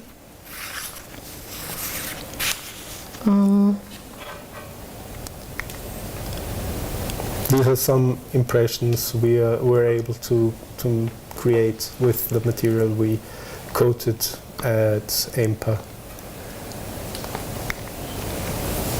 And here an example of the moire effect we were super fascinated and how it really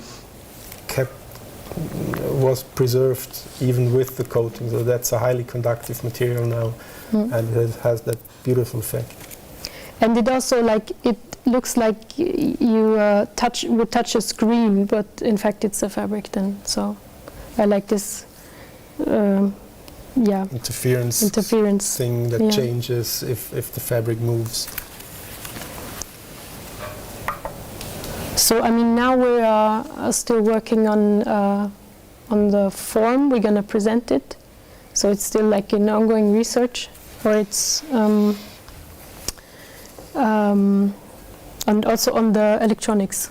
We're working on the electronics, and we have three pieces we want to present as one installation, and we have 2 other pieces we want to present as 2 separate objects, all working with the same technique basically, and all interactive in the end and to touch, and yeah. That's one of our first tries how we could present it. At the bottom there will be hidden all the electronics, and so we used cardboard tubes for now to simulate something that's on the bottom to see how it works.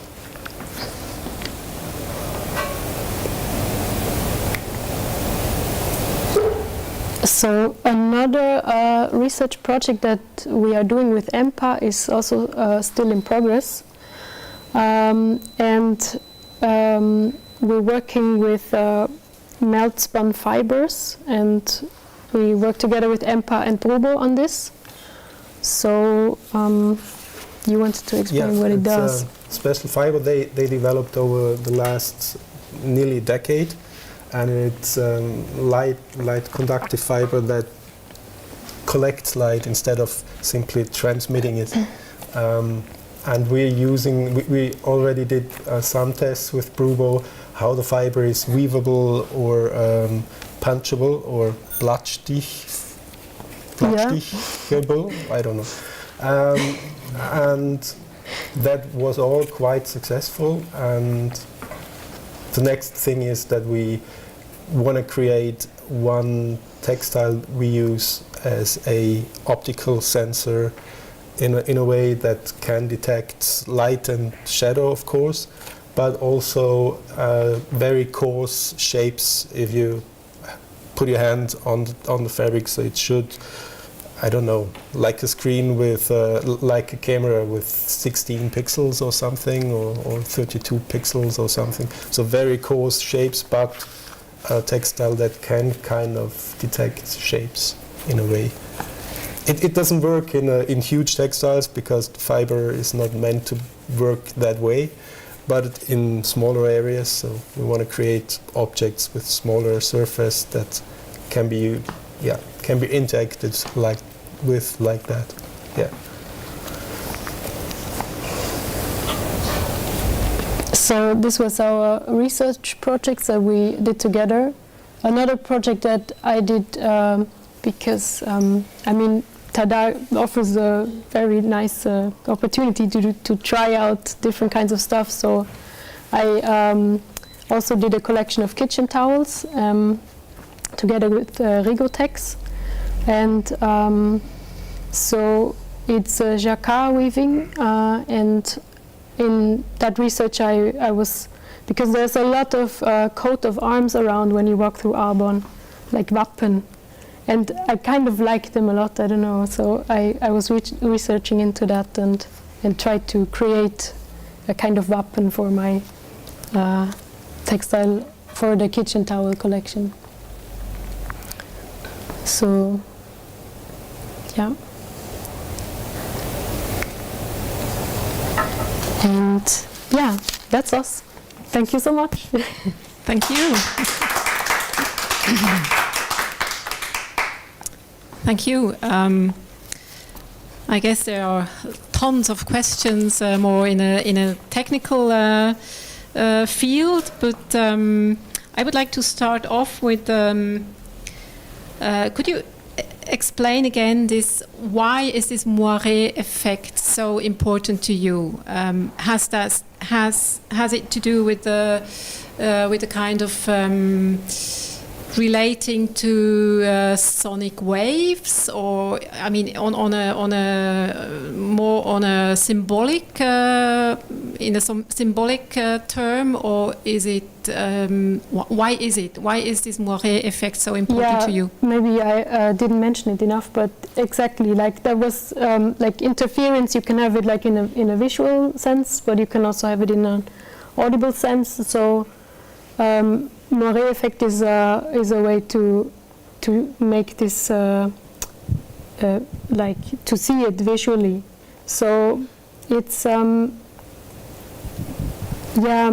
so like in the patterns, in the material, and also in the sound, we wanted to wrap it up in this or put it under this topic of interference, so that when two materials interfere with each other, like if they are sensors and they touch each other, or if they are just visually beautiful, or if there's two patterns that work with each other, or or if it's an audience that touches the artwork, it's an interference.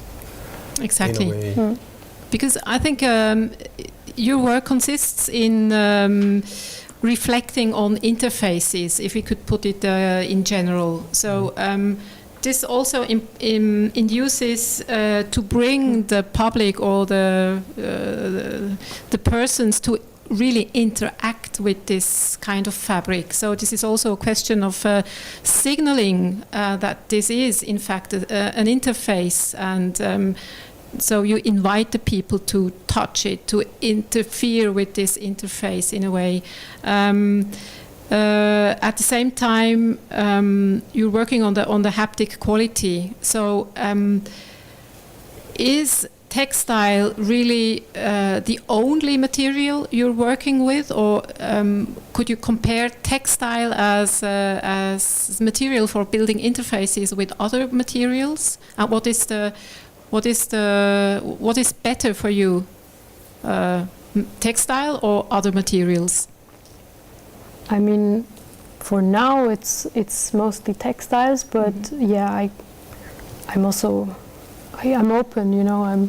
I'm still like, I'm looking for stuff that we could use. So it's not, but I mean, textile is a really haptic material. So I don't know, still something you want to touch your friend's coat that's new or something, you know, or your I don't know. It's something that we have on our skin. So it's really close to us, and that's why I guess we're working with that a lot for now. I mean, it is kind of your field, but how about you, Oliver? Did you work with textiles before? No, I didn't. No. I had several cooperations with other artists from visual fields and experimented with video analysis and stuff like that. It was fascinating to see Selina having that idea with the carpet and trying to make it sound and make it playable and make it an instrument. That was for me, that was very fascinating. And textile, I never thought about these properties in textiles, to have it conductive or light sensitive or whatever. What do you have?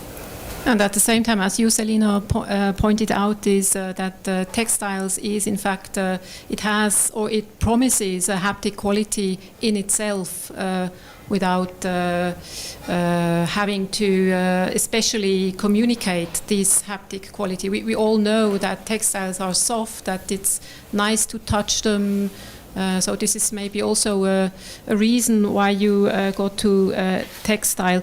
I mean, for me, textile is a continent of expertise. How was it in working together, for instance, with the people from EMPA? Did they understand your intentions? Was it easy to communicate what you are up to, or how did you communicate with all these experts more on the technical side at EMPA? EMPA were really great. I don't know if they got the intention. I think they found us funny. They thought what we do is funny, and didn't see the point in it. Okay, so they. But they made it and had a laugh, and that's awesome. Did they learn from you as well as you from them? I don't know how we should ask them. Yeah, how we should to more ask them. clean their plasma coating machine, because we put some stuff in there and everything flew around. So perhaps that, but I don't know. But Maybe. On the technical side, I mean, it was super nice that they like right away they were understanding what we were talking about. That was really nice and super helpful. Yeah, super nice. Okay. Yeah. Okay. I see that there is a question from the audience online. Oh. Please go on, Veronica. Yes, thanks so much. We can you no. And and knowing Selina, Wait, can you? Now you're here. Can you hear me now? Yeah. Yes. Yes. I just did want to talk to this. So I have a lot to the and I like how much your work that you're kind of this quality through everything and sound.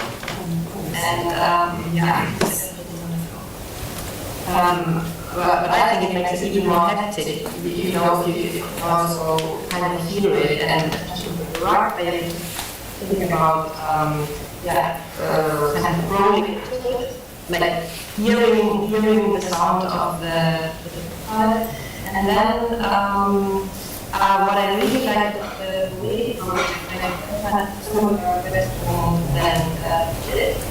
you answer that you are already the connection to the melodic waves and sound waves and visual waves. And obviously we would like to hear, but I also really like how you made a schedule listing, electronics, like down to you, which I think makes it possible for you then to for the audience actually to really touch the textile as a whole, and from the smaller parts in the fourth. So that's really right.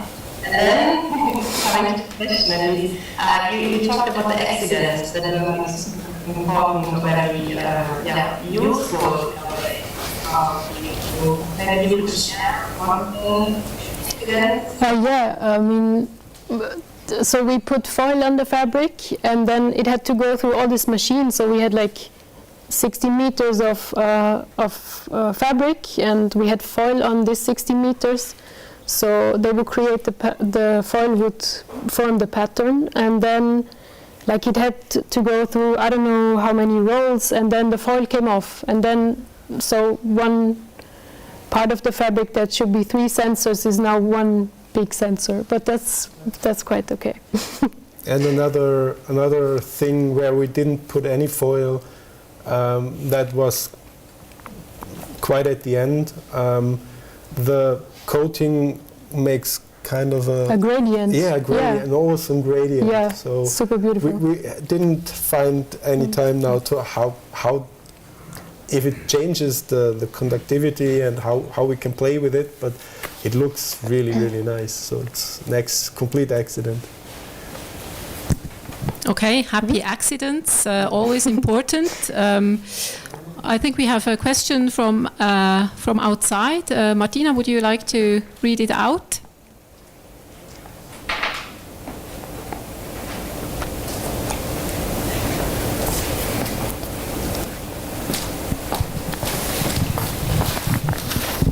So, Stephanie, Paula von Brummel asked you, thank you for this nice presentation. As I understood it, you mainly use capacitive sensor to transform your textiles into interfaces. For this purpose, you have used conductive materials. The sound effect happens when you touch the textile in a stroking movement. Have you also thought about using or developing materials that have different conductivity depending on how the textiles are touched, shaped or stretched, to achieve other types of tactile interaction? Yes, we did. Yeah. Short answer. We tested conductive stretchable material, and the resistance change wasn't as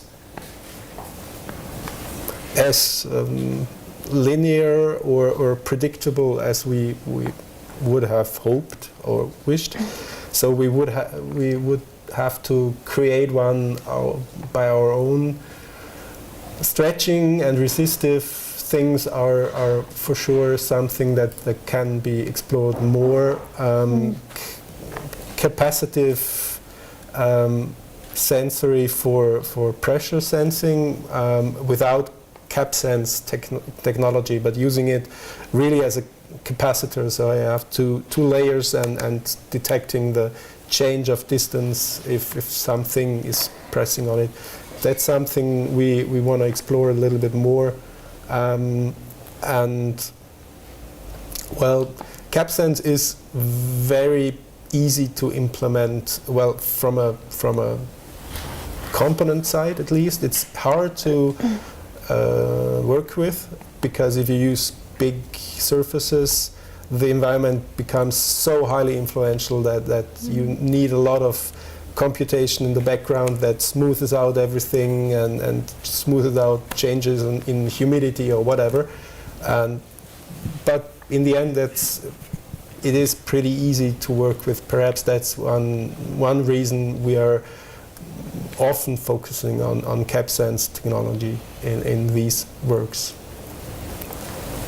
Okay, I hope this long answer was sufficient for you at the chat. Talking material, I look at my right-hand side to Christophe Guberon. He has also quite a few experience with experimenting with materials. I guess you have also a questions. Maybe it will be more like related to material and shape or form. Of course, there is a big history about the music instrument, and you mentioned that you are producing digital music, right? Mm-hmm. Front of the computer. Yes. And if we look at the evolution, the theremin, for example, was like yes, this electronic conductive made, and the shape was the result of a metal thread, right? How do you see, or what is the possibility between the shape and the music that you produce? Means my question is the material can influence the music or the sound that you're going to produce? Oh yeah, very much. Since we are not in physical. Oh yeah, very much. Yeah? Yes, that's one of my, what I love to explore. Shall I? No. Well, I love to explore because it's so surprising how much the interface shapes interaction, and interaction translates to sound or sonic, whatever. And that was very eye-opening for me when I saw the audience interacting with the 4/6 objects, because even though they are in a way quite simple, they are complex because they have way more touch-sensitive areas than the carpet. The carpet was 3 areas, was explorable, and you got something without an explanation that, if I do that, that happens, if I do that, that happens, okay. And with the objects, this higher complexity made it very hard to find the sound, and kind of often very chaotic if people started to interact with it, because too many possibilities. And so I believe material and surface and shape and the way of interaction, how to approach the instrument is extremely important, what in the end will happen sonically. Maybe I have another question. Yeah. It seems like to be like flexible PCB, kind of in electronic, what you made.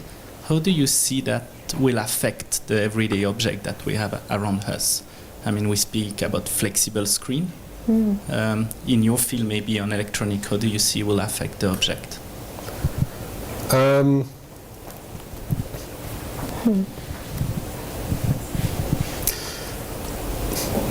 mean, we can bend the PCB. It's harder to bend the components we solder on it. So there we have very tight constraints how the shape could look like depending on the size of the components. But they get smaller and smaller. So I guess this kind of integration gets better and better, and perhaps we reach a point where we have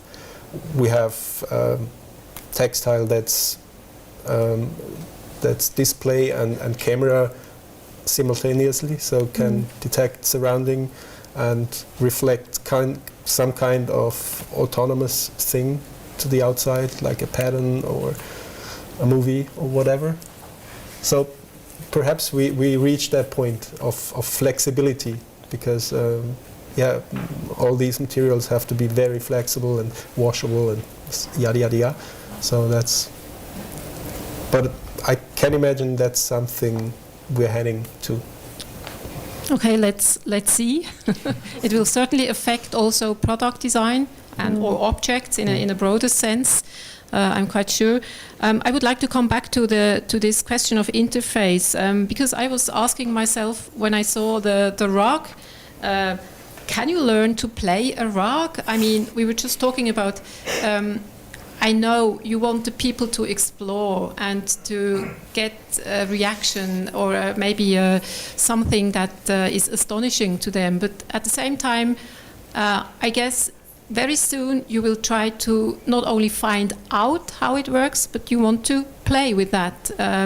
Is that also something you're interested in? So the rug as an instrument? You mean give rug courses to people? Why not? Yeah, we did that. We did that already. So if people are more interested, why not? I mean, of course, but I mean, we also want to leave it a bit open for now. So it's yeah, I'm not gonna teach rug for forever, but I think it's kind of a nice way to get people to interact with something. If you tell them also, hey, it's an instrument, you can play it, try it out, and then they start interacting a bit more easily. Yes, I'm asking the question because it goes back to how do you design an interface? In fact, do you want that people completely understand that interface, or do you want them to explore in a playful way? So that's maybe the background of my question. Okay. No, we want to keep it like. We want to keep this magic the object itself has, so it's not so important to explain, and there's this sensor and this and that, and you can touch it there and there. So it's like a goal of ours that we don't want to make this so visible, and also we try not to talk about it too much before, so people can find out themselves and keep the magic of something that's reacting to your touch and you don't know why. So yes, okay. I really like this approach, especially in a time when we are constantly told to not touch things because of the pandemic. And I really, I really like this playfulness in your work, as you just explained and showed to us very much so. Thank you so much for this insight and your explanations. I'm sure you will go on with this research. I thank you all for joining me in this discussion. We will have a short break again and then come back to the last of these 5 residents and have a look in his work. Thank you. Thank you.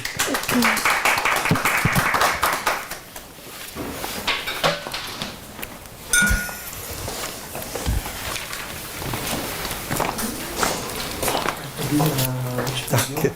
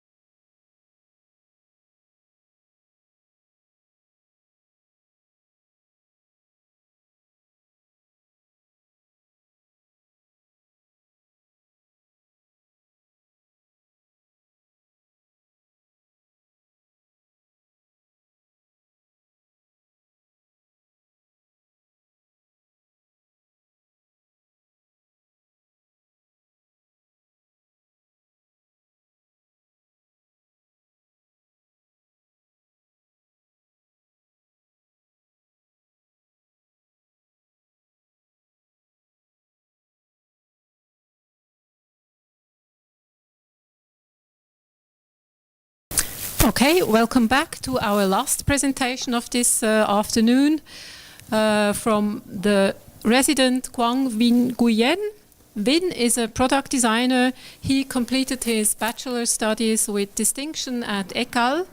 He prefers sustainable materials and processes for his product design, and he is very much interested in specific solutions on contemporary challenges that are still uncertain.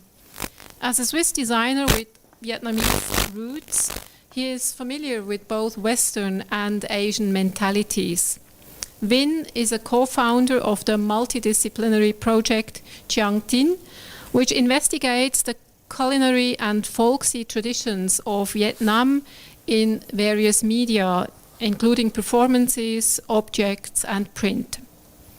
He has also a strong interest in textiles, but he is also aware of the huge ecological disaster that we are facing in terms of fashion.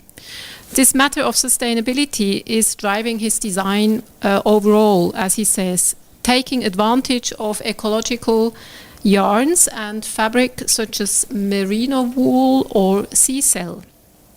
Through the TaDA residency, he would like to have time to think about objects which integrate their properties and technical specifications directly during the knitting or weaving process.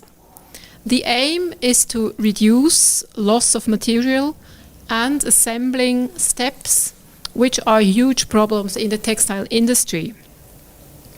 So he was applying to the TaDA residency with a set of projects and research ideas, amongst others a project on the evolution of Vietnamese colonial objects, an ongoing work that explores the use of these objects, putting them in different contexts, but also an anti-pollution mask or his general interest in weaving techniques. So I'm very keen of hearing more about your ongoing work in TaDA residency. Please. Yeah, hello everyone, and thank you, Merit, for introducing me. I will shortly introduce you into my work so you can have a better understanding of what I'm currently working on at the residency. My work is ranging from furniture, object, textile, and as Merit mentioned, also a huge part is anthropological and historical research about Vietnamese culture.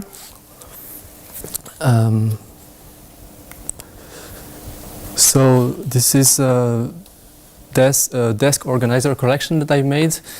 It is made with aluminium and plexiglass, PMMA, and it is inspired by architecture skylight.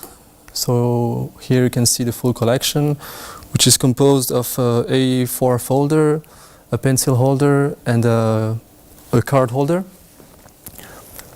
Yeah, this is a project that I've made during my studies at ECAL, and I remember back then that I went to this sample sale at Schöller. And it's funny because now I'm in this residency and they're also partners, so I got the chance to work again with them. It is with Schöller stretch fabric on ABS tubes that I bended. So this is my diploma project at ECAL. This is an anti-pollution mask made with 3D knitting technology, and the processes allows me to generate almost zero waste into the production, and also to integrate every technical specificities into the process directly also. My father used to have a Vietnamese restaurant back then, and I came up with the idea of making a bouillon, a compact and deployable food cart. And yeah, the idea was to have a food cart for events. Yeah, that was for my father's restaurant. Sadly, I didn't make it in real life, but here you can see a rendering, and you can see here the mechanism, how it works, and also the inside of it.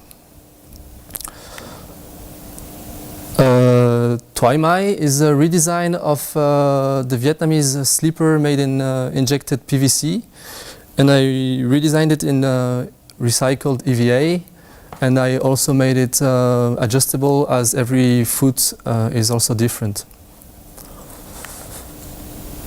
Talking about furniture, I also worked on a collection of bench. It is composed of 3 possibilities. You have the bench, and then you can add the backrest and the armrest to it. As I mentioned, a huge part of my work is related to Vietnam, and this is a research that I initiated a few years ago. As you may know, Vietnam has been colonized by the French for over 100 years. And back then there was a lot of objects and words that didn't exist in the Vietnamese language. So these words and objects and things got French loan words and evolved by the time. So I came up with the kind of reflection that if it happened in the linguistic, it should also have happened in the object itself. So yeah, I will show you a few examples. And here you can see on the left picture is a mix, a kind of hybridation of the watering can and the palanche, and it gives this kind of hybrid object that Vietnamese people use. And on the right there's the evolution of the cyclo, which is back then how the people used to transport themselves in Vietnam. And yeah, this project, it's a current project. I'm still working on it, and with sociologists, anthropologists, historian, journalists, and the goal of it is to push it further into an extended publication, and also to make an exhibition out of it. Besides from my own personal project, I'm also working with some friends, the Quang collective, and it's a multidisciplinary collective with a graphic designer, product designer, photographer, and also a jurist. And we aim to highlight Vietnamese food, culture, crafts, know-how. And here on the picture you can see us, but also last year we went to Vietnam a few months to collect photographs and text and content to make our first book. And we went to a silk industry in the center of Vietnam, and also visited a lot of craftsmen around Vietnam. Yeah, the Canteen is a project which the core of the project is the book, and then we're also doing a lot of annex projects around it, related to food catering, also design, but also performances. And this is a bowl that I designed for Canteen, inspired by the fruit from net that you can see on the left side, the left picture. And then I will also explain you shortly this project, so you can understand why I'm working on some project during the residency. Last week we were supposed to participate in a food and art biennale in Vevey, which is called Food Culture Days, and the idea was to bring the canteen into this into Les Trois Couronnes, which is the palace of Vevey, and bring this really a canteen atmosphere in this really luxurious and palace environment. Yeah, so now I will talk about the project that I'm working in TaDA. As you can see, most of the projects, I mean, almost every project are still ongoing.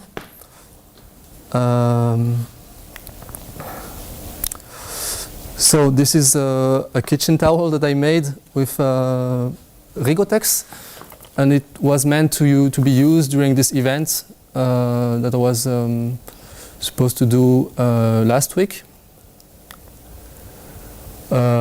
Here you can see a bit of the process and some first ideas of the towel, and also the logo of our collective, designed by my friend Valentin Kaiser, who is also part of the collective.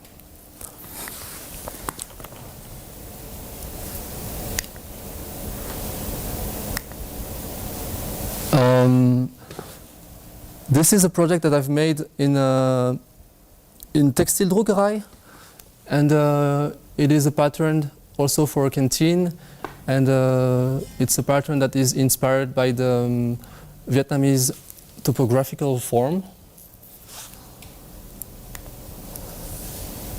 Here you can see, because I also dyed the fabric after we screen printed it. So here you can see it's drying on in the workshop. On the left side you can see me with the screen, and also the fabric on the right side drying. Another project that I'm currently working on is with the company Brubo.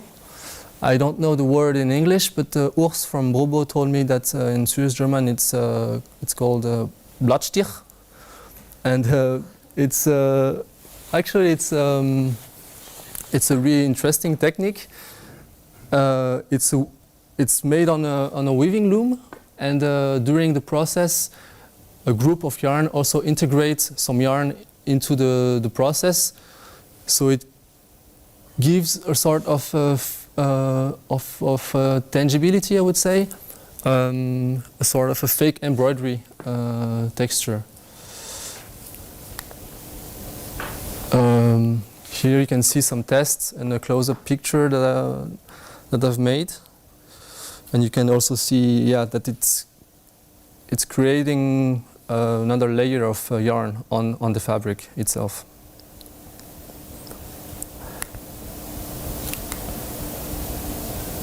Sorry.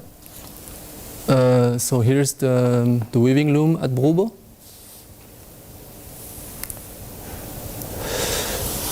And another project that I'm working on is with the carpet company Tiska Tischhauser. At first I came up with the idea of working on a foldable mat, but it didn't work out as I expected. It didn't make sense. But it was really a back and forth process, and by doing this first test that you see on the right, Tiska had the idea of integrating a kind of expandable yarn inside that you're not weaving from part to part. So the idea is to compressing the yarn sometimes, and to let it loose in some jacquard pockets, so it creates a sort of bumpiness in the fabric.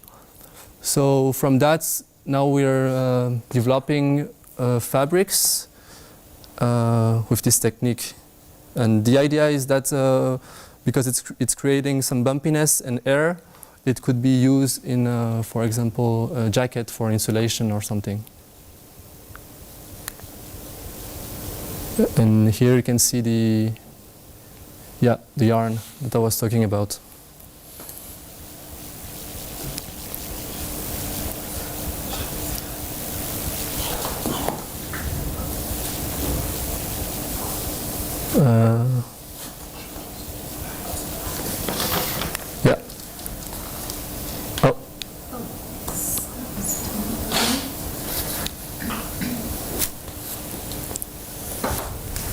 Okay, thank you so much for your presentation.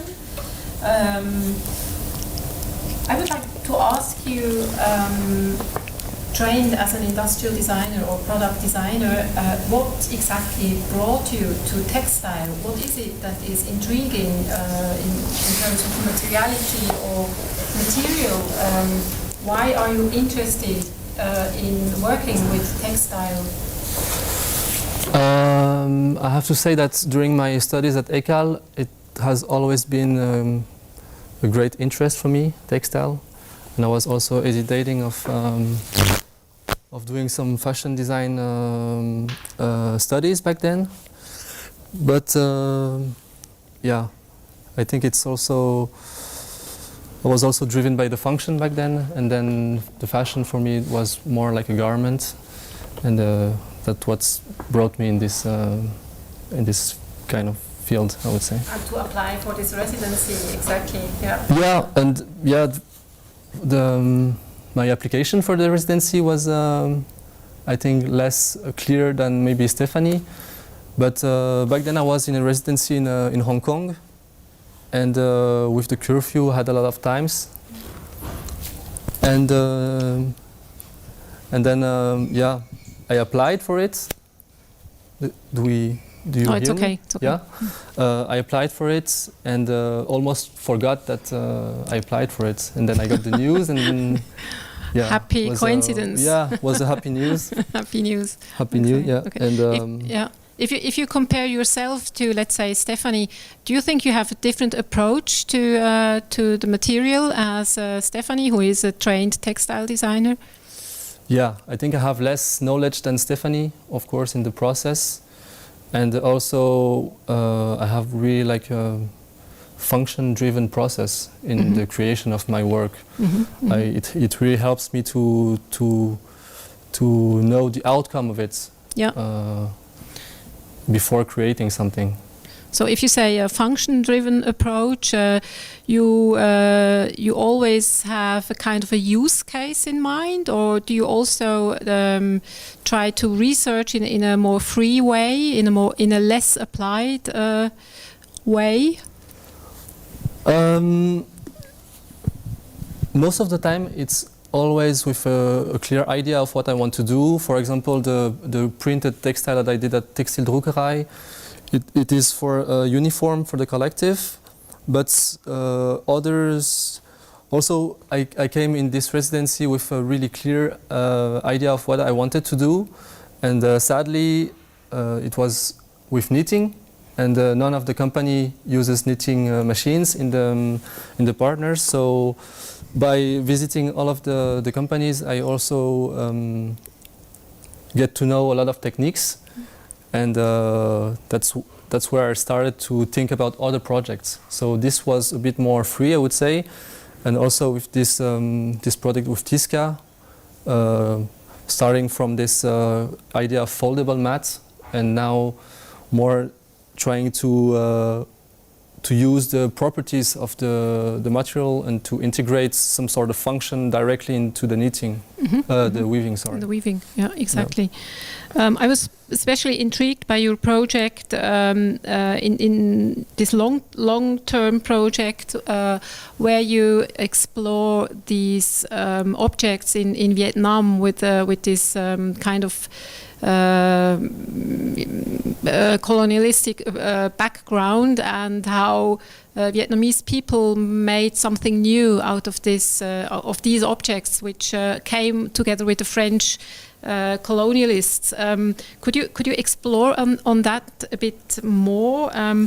For instance, you compared the language or the interpretation of French words or European words and techniques into Vietnamese language, and you asked the question, doesn't the same happen with on the level of the object or design of objects? Yeah. How or what kind of examples have you found? For me, it's also that the French brought a lot of things to Vietnam, and of course it was brought from France, which is a European context with a lot of differences. I would say cultural differences, but also weather. And when they brought these things in Vietnam, I think that it was also this this kind of a natural way that the objects evolved. That by the weather, by the way of that the people live in Vietnam, and as an example, I can it's also a lot concerning food, because for me food is also design. It's a vector of culture, and for instance, the French brought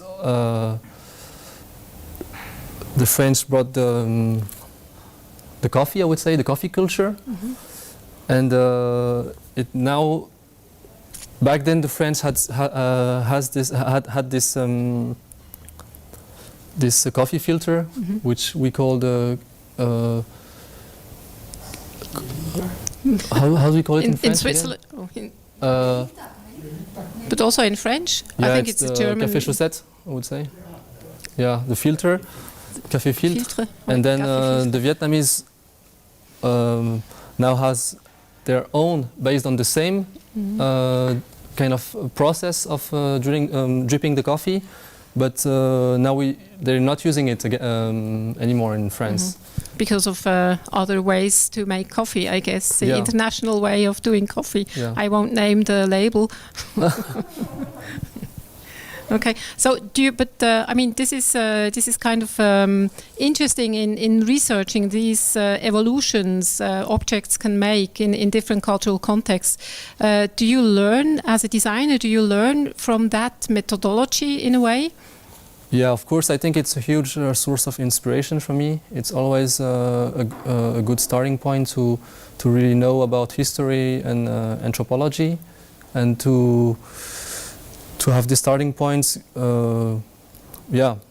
It's an infinite inspiration, I would say. Okay, so and how about textile? All these techniques you now have had the possibility to explore a bit more. Will you go on with this research in textiles? Will you use more textiles in your further career? What do you think? Yeah, of course. I don't think it's a transition of my work, but I think it has always been a part of my work, working with textile. So, yeah, I will definitely continue working with it, but I don't think I'm working only with textile. It's a part of my work.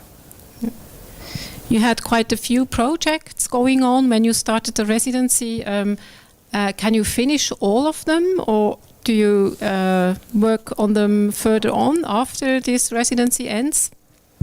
Yeah, I will continue the collaboration with the companies. I have to say 3 months is a bit short to do a finished project, but luckily almost every companies are really open to and keen to continue the collaboration afterwards. So it will be something that I will do for sure. Okay, and can you explain a bit more how you communicated with these with the people in the factories, in the companies? Was it difficult for you, or did they get your ideas and your intentions quickly?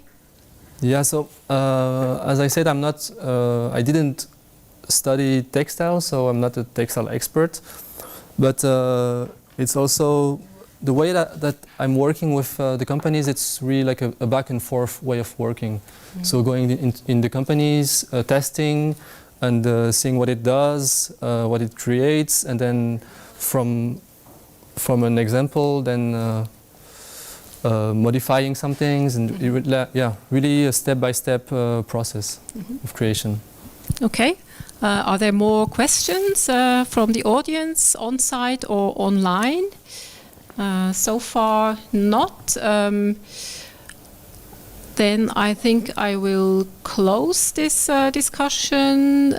Thank you. Or do you have some more questions? Yeah, so maybe. I mean, it's interesting because personally I have also a background in product design and actually the interest for the textile. And if I refer to Hector Sotsas, when he say like, I cannot design a car or clothes because I don't know how to design with movement. And I think was an interesting question, like how do you design with textile versus what you learn from ECAL? that you know ECAL. I mean, we know ECAL. What is your relation also by spending time with people that work with textile? And yeah. For me it was really a nourishing experience to be in this residency with Selina, Oliver, Stéphanie and Alexandra, because I think they know much more about textile than I do. And so it's really, for me, learning every day. And the way I was working is, what could be the difference with ECAL?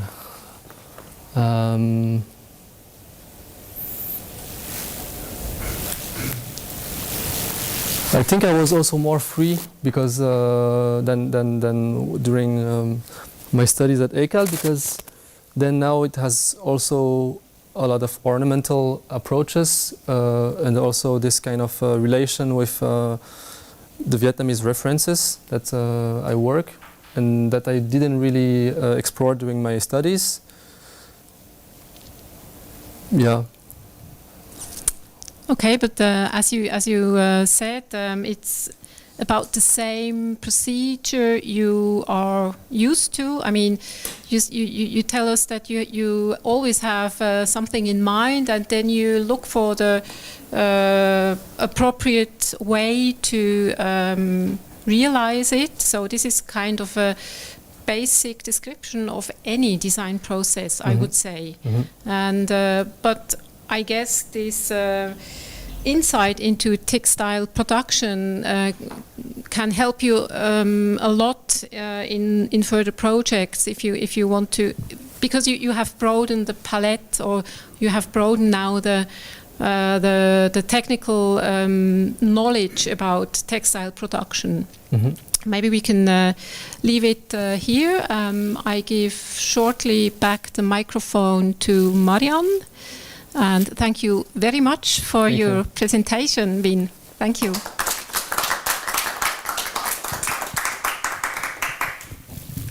Thank you very much, Meret. Thank you, Vinh. Thank you all for your fantastic work. I'm so happy to see that. And, you know, like I remember like on the 7th of September when we first really physically met here and all, it was hard to imagine all the things that will happen. And I'm really curious to see, to look into the future, you know, because I feel there is a lot of threads that are going to continue. And actually Martin Lloyd told, just when we had a little chat in the break, he said, oh, there is a lot of things that could still be continued. So I'm very happy. Thank you so much.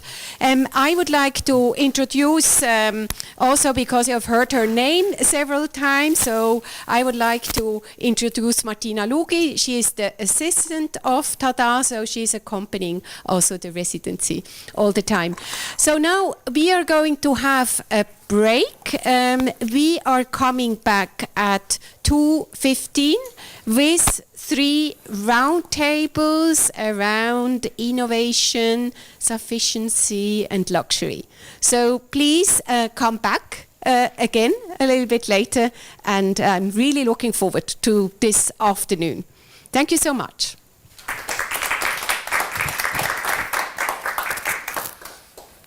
We did it! We did it! Great!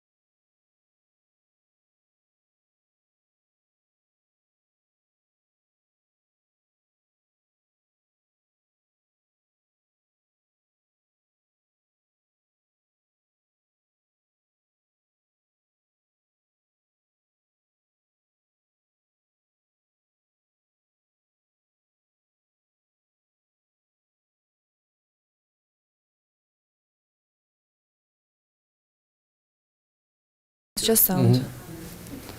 Because the video works good. So you can. Wow. Yes, we can hear you, Joanna.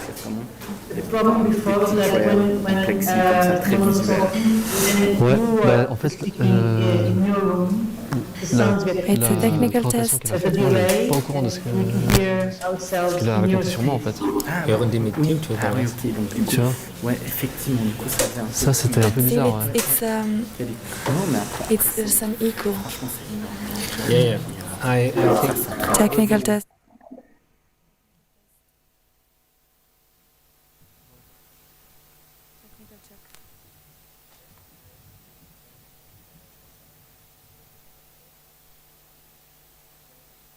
Ouais. Tu l'as réinterprété, ça je le sais que tu as fait, mais tu ne l'as pas forcément expliqué. Mhm, Tu vois, par rapport à cette technique-là, d'un coup on voit que tu as un énorme truc et peut-être l'idée de faire des grandes histoires. So, maybe.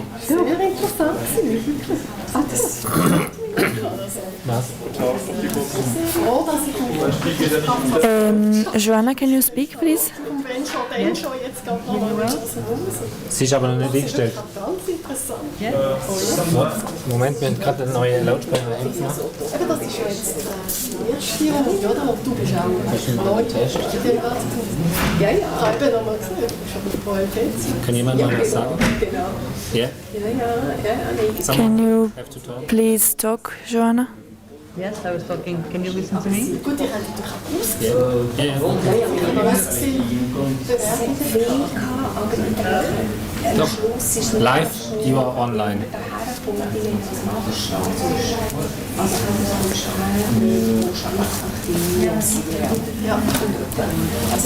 Stark genug. Sie ist eben sehr leislich. Sie sagt nicht mehr. Then before I can hear it. I was hearing her. But we can hear her here, right? Ja, you can hear it hier. Sie muss mehr sagen, bitte kurz. Can you please, Andreas, to the technical audio test, can you please talk? Yes, I can hear you very well. Lange das von der Lautstärke vorne. You can you talk again, please? Wie lange sein Referat geht? Just look. Wenn alle leise sind. Nein, dieses Mikrofon ist jetzt aus, weißt du? Das ist jetzt zugeschaltet? Ich muss ja, wenn ihr einen Vortrag machen, dann nicht alle Mikrofone runterfahren. Okay. So, maybe you could say a few words, just talk a little bit. It's bad.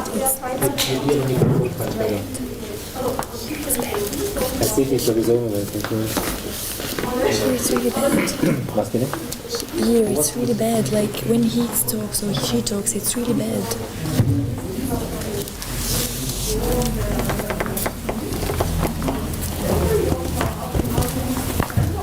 Can you write on the chat that we're doing some technical tests?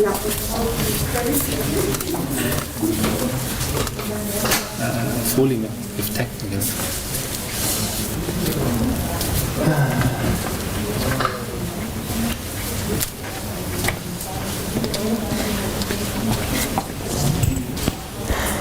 Can you, David, say something?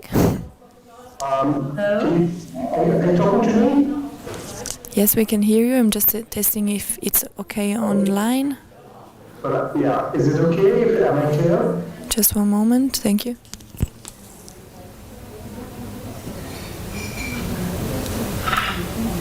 Was ist es denn? Wir hören vom nicht aus. Mach dann auch mal mit. Wann hast du gesagt, das war schon... Wir hören auf. Halb 3 geht's weiter, gell? 14,5. Wie viel? 14,5. Viertel ab 2. Ja, das reicht. Ich gebe mir noch schnell was holen. I think we hear online from that speakers, not direct from the computer. You think so? I think so. Because it's so far away. One person is enough. Maybe you can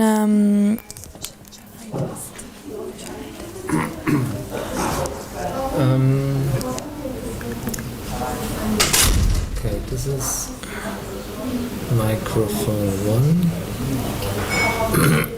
This is one sentence. Can you please, Joanna, talk again? Thank you. Hello. Yes, I can hear you very well. Can you hear me well? Yeah, perfect. So now it's louder. One more. Another Again? sentence.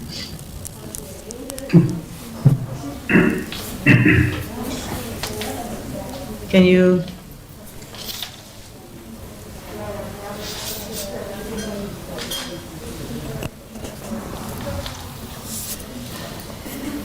Can you talk again, Joanna?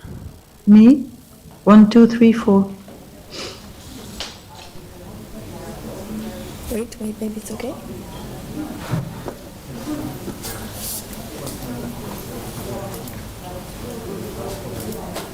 Yeah. Okay, now it's good. Okay, now it's good. Thank you very much. Can you also, Andreas and then David, say something so we can test the audio test? Thank you. Yeah, I can hear you very well. You hear me? Yes.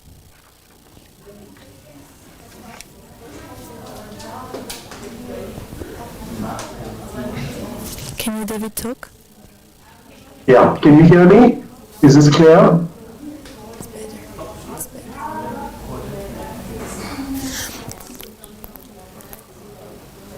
Okay, I think.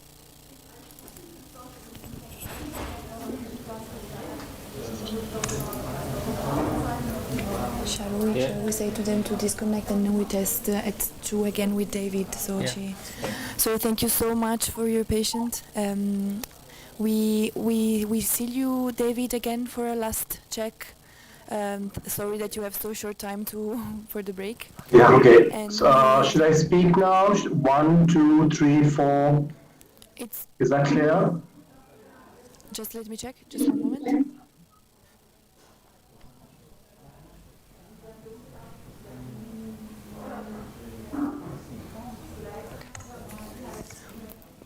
Okay, so we see David again at 2:05 and the others later. Okay.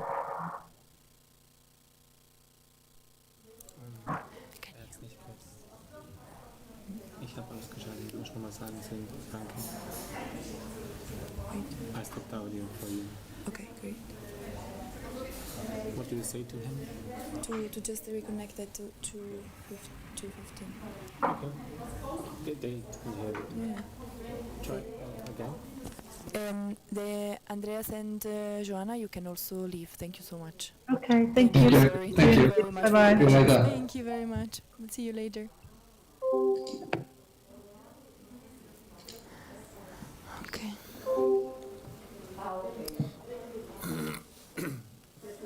Okay, we have to have Nina as well. One moment. We have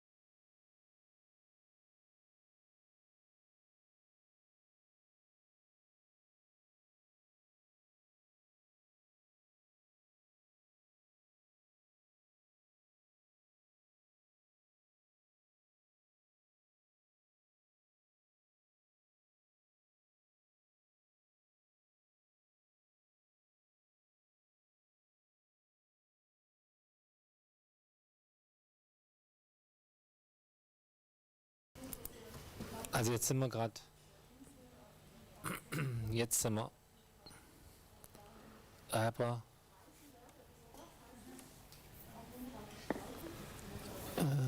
Sehr leislich. You can hear me normally? Normally. Okay. Dann Nina, hast du mich auch gehört? Ja, ganz normal, ja. Gut, dann machen wir jetzt noch einen finalen Test nochmal vor der Lautsprecherbox am Platz von der Merit. Und jetzt müsstest du mir noch was sagen, weil dein Ton ist das Problem. Also ich mache jetzt nochmal einen Test bezüglich dem Echo. Ich verstehe euch gut. Martina zeigt den Daumen hoch. Ja, ich verstehe euch sehr gut und ich freue mich nachher auf das Gespräch. Ich hoffe, es klappt alles technisch. Ich habe dich jetzt noch ein bisschen leiser gemacht. Ist es jetzt besser? War es vorhin zu laut oder? Nö, ich habe nur hier, weißt du, darfst ruhig laut reden, ich muss halt einfach hier den Lautsprecher anpassen, damit wir nicht die Rückkopplung haben. Gut, dann vielen Dank, bis nachher, 1:45. Bis nachher. Danke. Tschüss.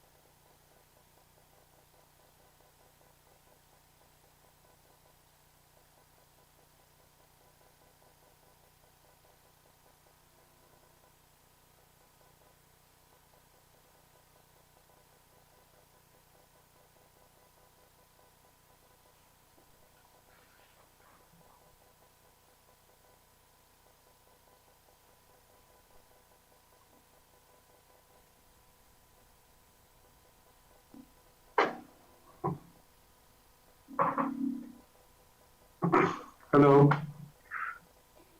Hello. Hello.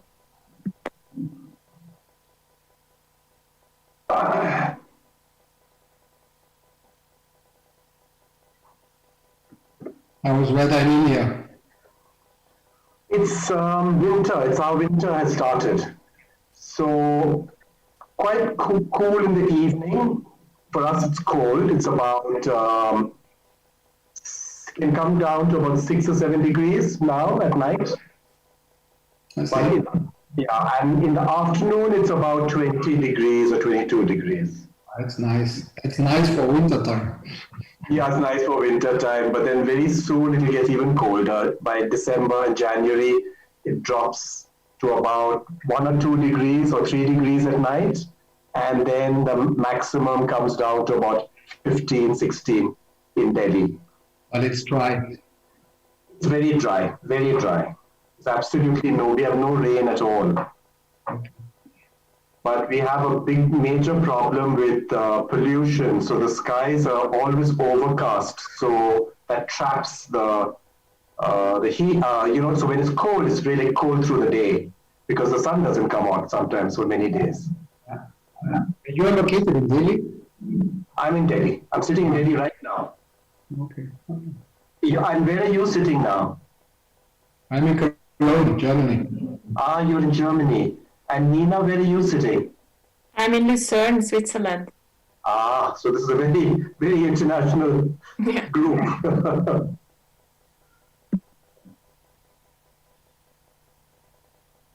Are we too early? Or?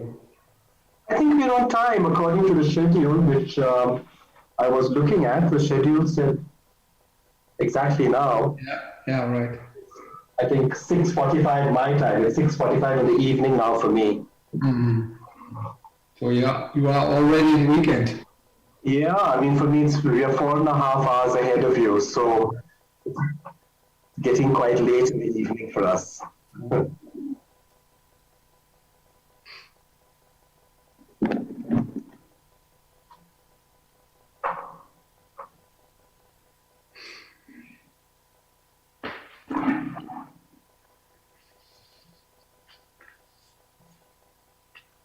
But your company isn't in Delhi, isn't it? It's in Delhi. I thought it was somewhere in Bangalore, but I had minded that it's South India, south of it. And I'm personally from Bangalore, but I don't know how that got confused with my company information. But I've lived and worked in Delhi most of my life and started the company here. Can you hear me? Yes, we can. Okay. But now then they have married Selina and Alexandra, right? Who is And here also? Stephanie Alexander and married. Okay, can you? We have to go here then. You have to set up. So I will make a short introduction of TaDA again because right now. Mikrofone sind verteilt. Discussion. You should be. Yeah, I think around here because the sun is now totally strong. So we will. Wer will das Handmikrofon? Wer will festes? Die wird Also sagen. Miriam hat sicher das Handmikrofon, oder? Wieder, oder? Ja, und ich fange an mit dem Handmikrofon. So. Und wer will das feste?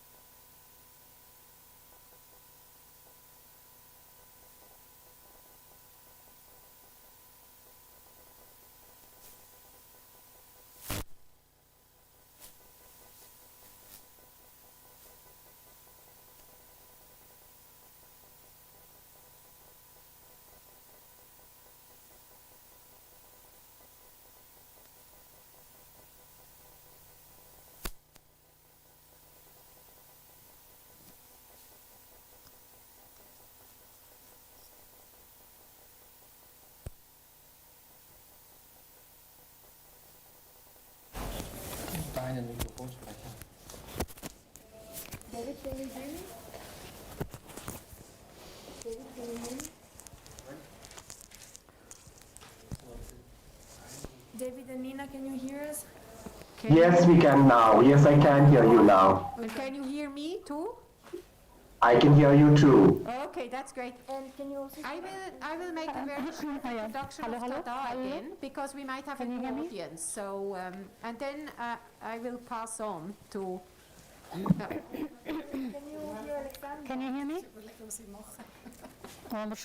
Can you hear me? No, probably not. Yes, we can. Okay. And Stephanie, can you hear me? Can you hear me? Can we hear us now?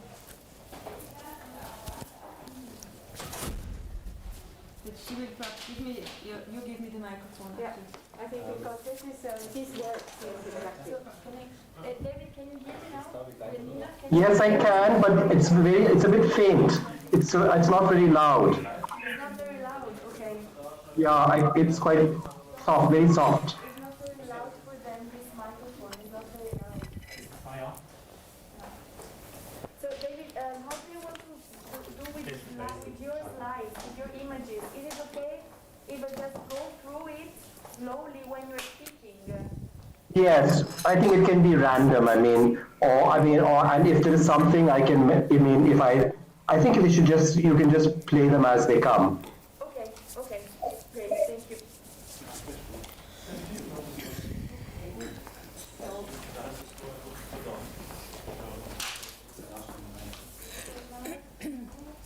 Now we start with the presentation. Again, at the very beginning, yeah, but maybe the second slide, not the... Yeah.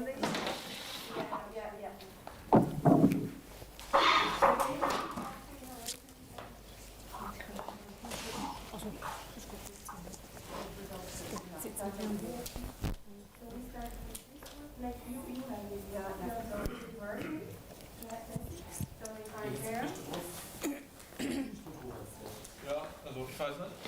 Nochmal irgendwie. I cannot see it yet.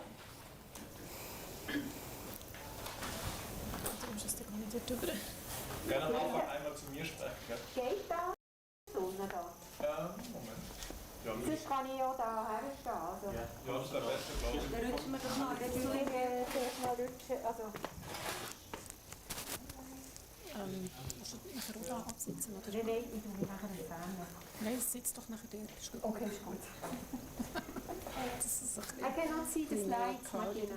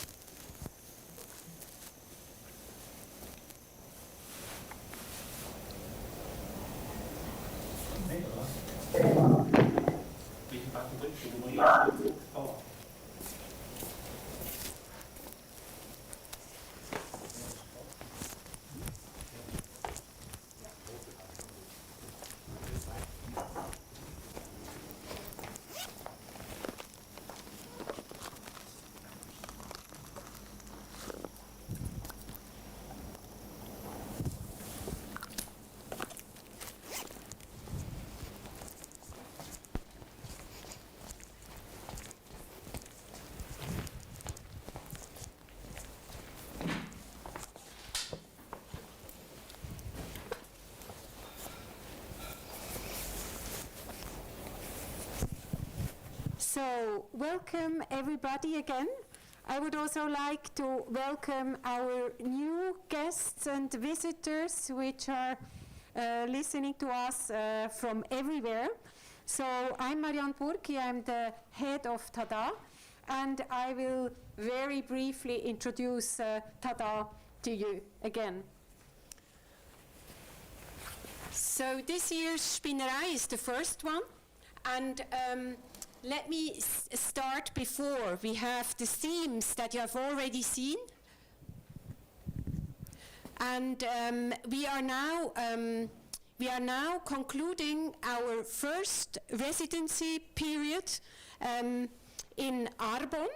So TaDA Textile and Design Alliance is a culture promotion program which was launched by the cantons of Appenzell Ausserrhoden, St. Gallen and Thurgau.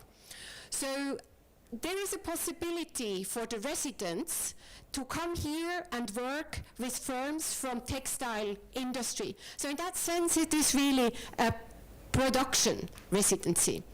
So you will see or you will have seen this morning new processes and ideas.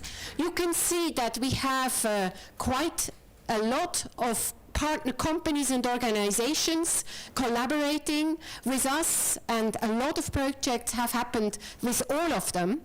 And I'm very happy to now again go into the afternoon, where we are going to talk about sufficiency, innovation, sustainability. TaDA Textile and Design Alliance would really like to think about this big issue which is always and omnipresent in textile, in any textile production. So I will hand over now very gladly to our moderator, Meret Ernst, and we will talk about a very interesting theme, but also a challenging theme. So thank you very much for being with us, and thank you, Meret, for guiding us again. Thank you. Welcome back, and welcome to the new guests. In the morning we got a very rich insight into the work and projects of the residents. They showed how diverse and how colorful the connection between artistic research and industrial production can be. And in the talk and the discussion with the experts, we realized how both parties can profit from each other. The world of textiles is immensely rich in tradition, and it's broadly diversified. The manufacturing processes are complex and constantly evolving. This we really have seen in this morning. This is particularly true maybe for Switzerland, which is not competitive in terms of cheap labor costs. Textile companies have to find another way to survive, not only because of competition, but because the needs of the society are changing in terms of luxury as well as in terms of ecological and social responsibility. However, we all know that the textile and the fashion industry has challenges to overcome as a global system. If it is fighting against deindustrialization here in Switzerland and trying to safeguard tradition and craft knowledge, it is also putting a strain on ecological and economic systems elsewhere in the world. We would therefore like to take an in-depth look at 3 topics with a panel of experts. Following an input presentation, we will discuss the thesis on sufficiency, on sustainability, and on luxury, and on specific proposals on how things could be done better with the experts. So let me introduce the first panel, round table on sufficiency, a praise of frugality, as its title is. In fact, it would be quite simple. To be globally more sustainable, we would all just have to consume less. In particular, and in view of the overall topic of our meeting, we should first buy fewer clothes, and second, wear them for much longer. But what effect would such changes have on the fashion industry as a whole, an industry which is geared towards fast fashion? Eco-sufficiency, or simply sufficiency, refers to the concept of or strategy to reduce the environmental footprint of modern societies. As a goal, sufficiency is about ensuring that all humans can live a good life without overshooting the ecological limits of Earth, while at the same time defining what that good life may consist of. This puts sufficiency in stark contrast to systems like fast fashion, a system which, in which we don't ask about quality or quality of life for that matter. The term fast fashion, as we all know, describes a highly profitable business model based on replicating catwalk trends and high fashion designs and mass producing them at low cost. Amongst other effects, such business model lead to a crucial division of design, often situated in the Western cities and countries, and production in cheap labor countries. The entire fashion industry hinders sustainability efforts by contributing up to 20% of wastewater worldwide. In addition, as the United Nations estimated, the business of what we wear, including its long supply chains, is responsible for up to 10% of the greenhouse gas emissions heating our planet. So the term fast fashion is also used to generically describe the products of the fast fashion business model. And this business model relies on releasing constantly new and faster changing collections. So the effects of consuming less in the industrialized countries would result in a smaller footprint and less emissions of greenhouse gas if we would reform such a system. But sufficiency on the side of consumption is intricately connected with economic effects in the countries where fast fashion is produced, at least as long as the fast fashion system provides opportunities for economic growth. So how can we find more sustainable solutions and get out of the deadlock the fast fashion industry has put us in? So these are the topics we try to discuss, but first let me introduce you the fashion designer David Abraham. In his presentation he will discuss different perspectives on sustainability or frugality. So David Abraham, I'm very pleased to have you here online. David Abraham is a graduate of the National Institute of Design in Ahmedabad in India. He is also the creative director of Abraham and Takori, an Indian fashion and textile brand known for developing contemporary expressions of traditional Indian textile craftsmanship. The company is deeply involved with the role of identity in fashion, particularly in contemporary India.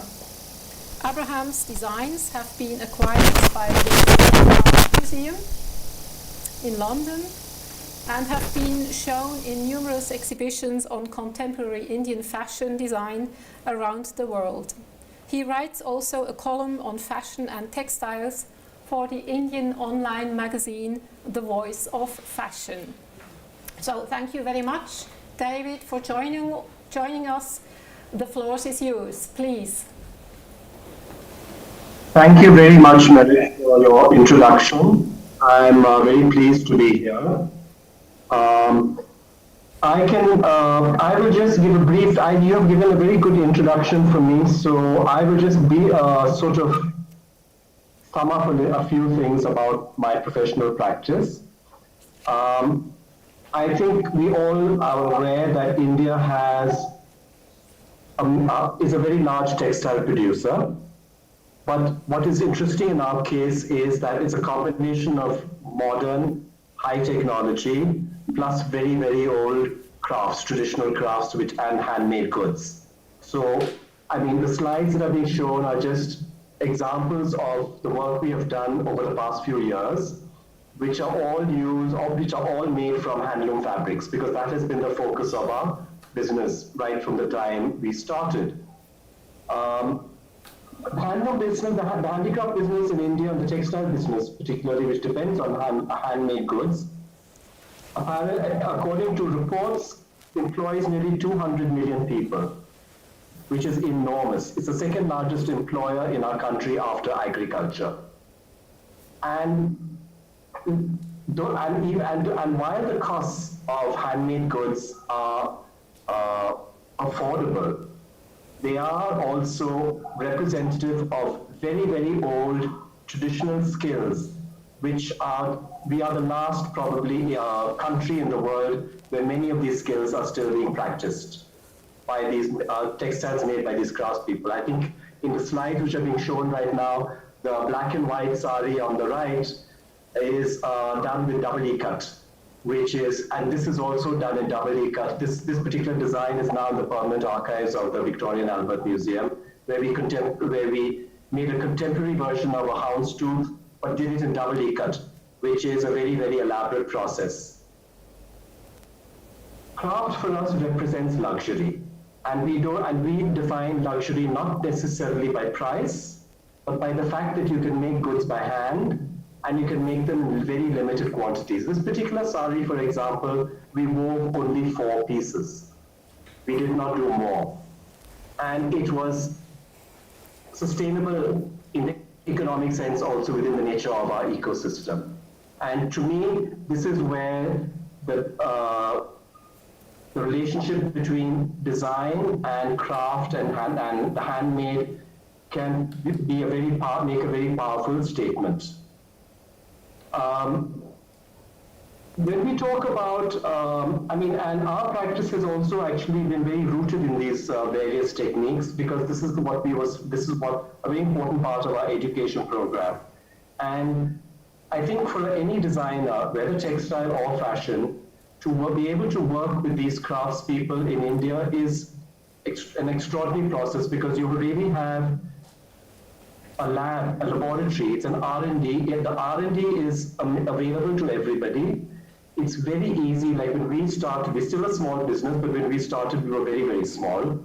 But it is affordable for us. We don't have to work with large mills. I can still, for example, even today, walk down the road to my neighboring workshop to a man who makes block printed fabrics, and I can design a collection and have it made and printed by hand with using wooden blocks, and manufacture, say, 100 meters, and that would be cost efficient. So it also provides us with an extraordinary resource, and it also gives us access to very, very important skill sets in the textile industry. It's a very, very different situation from the textile manufacture in Switzerland, for example. But I'm only talking about the craft sector. And a part of the conversation that I've been having is that when we talk about sustainability, we need to somehow redefine this from our perspective also, because the definition of sustainability has come to us through a Western lens, essentially, which the impact, of course, is something that we are feeling too. But it's very different in our case, because we are not just the consumers of fashion and fast fashion, we are also the producers. So we are hit on both sides. Most of the production of inexpensive clothing and fast fashion that's made by the very large industrial factories has now been farmed out of the Western world to the poorer countries that manufacture clothing, which is like India, Bangladesh, and other countries in Southeast Asia, where we are dependent on this because it brings us foreign exchange, because economically we need this business, and yet at the same time we are also beginning to consume some of this product, but the majority of the product that we manufacture is also exported. So we're sort of trapped in between. And this, in my arguments, usually always takes me back to the craft sector and the handloom sector, because it's still, as I said, the second largest employment in India. Too often, I find, due to the short-sightedness of policy planners, particularly in my country, it's not given the importance that it should be given. We talk about it, but we don't do enough. And we need to see this as a very, very important part of this whole conversation on sustainability, because sustainability for us is not just about material waste, which is one definition through the lens of environmental degradation, but we also need to talk about sustaining traditional livelihoods. And we need to sustain these traditional livelihoods, not just because of the importance of the skill sets and the importance that it has to our material culture, but because the environmental footprint of a small producer, a handloom weaver, or an embroidery person, or a hand block printer, or somebody who weaves ikat, is far, far less than a large factory, far less. And it is also highly decentralized because as you're probably aware, Indian textile crafts are not manufactured in big cities, but are scattered throughout the country in small villages and employ, as I said, millions of people who are producing these textiles, which they've been doing for hundreds and hundreds of years because these skills are passed down through generations.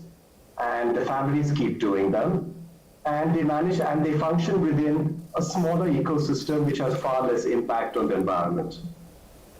All our work has really been like this particular example that we're showing now is brocade that's woven in Benares, which again, we are able to give the designs, we can reinterpret the traditional weaves, and it's always been a challenge for us to work with traditional craft and to find a language, a design language which is contemporary, but yet is connected to its source. And it's something that is, I think, very, very important. And I think there are a lot of younger designers in India now who are engaged in this. So there has been a lot of interest, particularly in the designers who work with the craft industry in India. But again, we work with very small multiples. We work with, this is slow fashion. You can't get slower than this because when you weave something, you can wait like sometimes for 2 or 3 months for 200 meters of cloth. That's what it is. It's not, so, and this is all we can do. And I think that's fantastic. And this is an ecosystem that needs to be acknowledged more. It needs to be protected. Policy planners need to focus on this.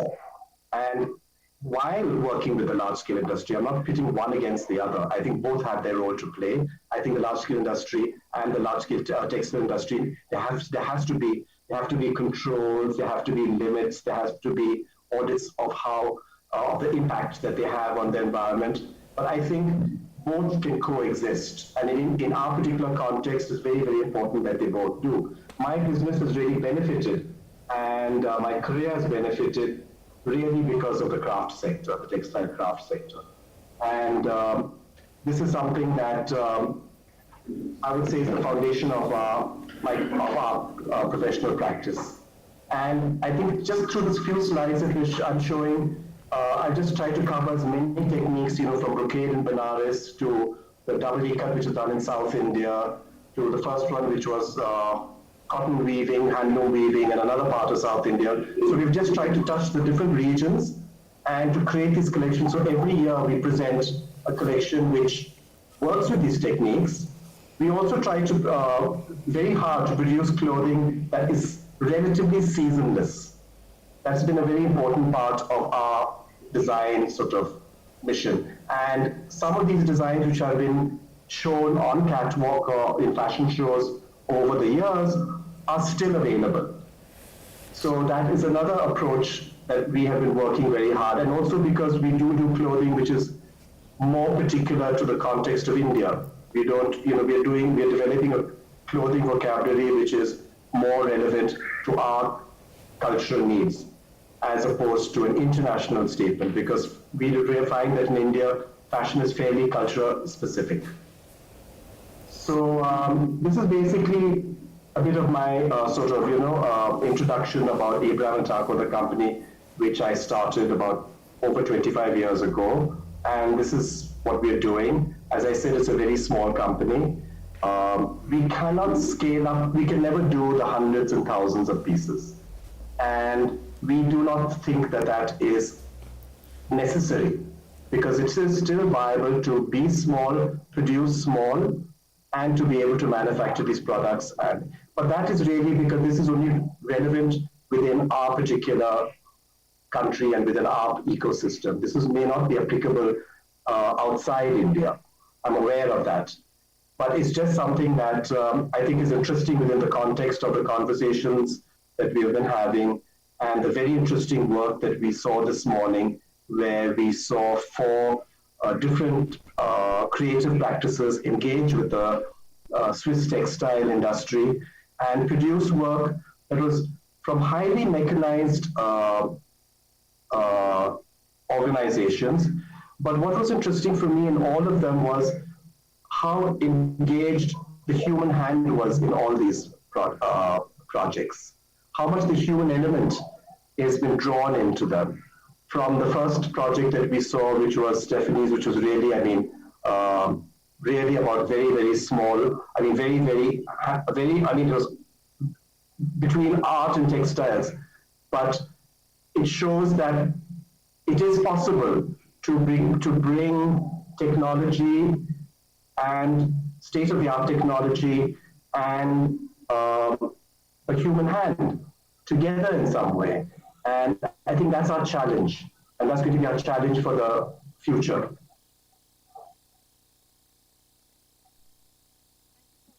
David, for your input. So I'm very happy to welcome also our guests online. Nina Bachmann, I see, is on. So Nina Bachmann is Head of Environment and Technology at Swiss Textiles. She represents in her function the interests of Swiss textile and clothing companies in energy and environmental policy in Switzerland and abroad. And to do so, she establishes and develops networks between research and companies. That's, so to say, her daily business. And she cooperates with various stakeholders. She provides consulting services in the field of sustainability, environment and technology. And for doing that, Nina holds a Master of Science in Environmental Sciences and a Master in Public and Non-Profit Management. Then next to me is Stéphanie Baechler. Second next to me is Stéphanie Baechler. We already encountered her this morning. She studied textile design in Lucerne and obtained a master in fashion in Holland. She works as a textile developer and design assistant for Hussein Chalayan in London, and she was head of print design for the Swiss textile company Jakob Schlepfer for 3 years. So she was extensively working in the business field, but since then her work has evolved towards sculpture and installation. She's focusing on the interplay between ceramics and textiles, as she has shown us this morning. Next to me is Alexandra Hopf. She's also a resident at the academy, here at the residency. She was studying at the Art Academy in Düsseldorf. She understands fashion also as a metaphor for the construction of history, as she explained us this morning. And she is especially interested in reconstructing artists' clothes of the avant-garde of the 20th century. And in doing that, she uses painting, photography, sculpture and film as media, as she has shown us. Both Alexandra and Stéphanie, as I said, are residents of TaDA. So I would like to focus our discussion maybe on what David just mentioned and pointed out to us about the role that traditional skills and handicraft could play also in today's very highly refined or technologically advanced industries, like the textile industry is one. So maybe for a start, Nina, may I ask you, if you're listening to David's statement, could you explain a bit how much these traditional handicrafts, these traditional skills, could also play a role in Swiss textile industries? What do you think? Well, thank you very much for the introduction. Swiss textile industry changed a lot the last 20, 30 years, and as David already said, we are really a high-tech, we have a high-tech industry, and craftsmanship just still plays an important role if you look at research and development, but in fact in the production it's a much really small role, and most of them are quite, it's an automatization takes place in the industry also to lower costs of production of salaries, which are quite high in Switzerland. Exactly. And what do you think about this connection between small-scale business and ecology? Is that, in your perception, is there an interrelation between these two factors? Yes, there is a relation between these two factors at the moment, but I think that innovation also in the textile machinery goes in a direction that shows that also with a large-scale production it might be possible to produce sustainable. Of course, you still have the resources that you use, and this is one of the main topics also in sustainability research, to close the loop and to lower the resource use for production of textiles. Exactly, and there comes design into play, I guess.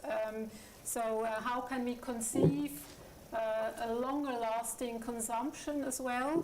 But before we come to that point, I would like to get back to David, because if we look at traditional craft, and you said you want to combine contemporary fashion or a contemporary view on fashion with traditional craft, how can we develop that? How can we react on the needs of people to have clothes or to have products which are also contemporary in a way, but at the same time based on traditional skills? How can we do that? That design is geared towards the knowledge of traditional skills. What is needed in order to do that?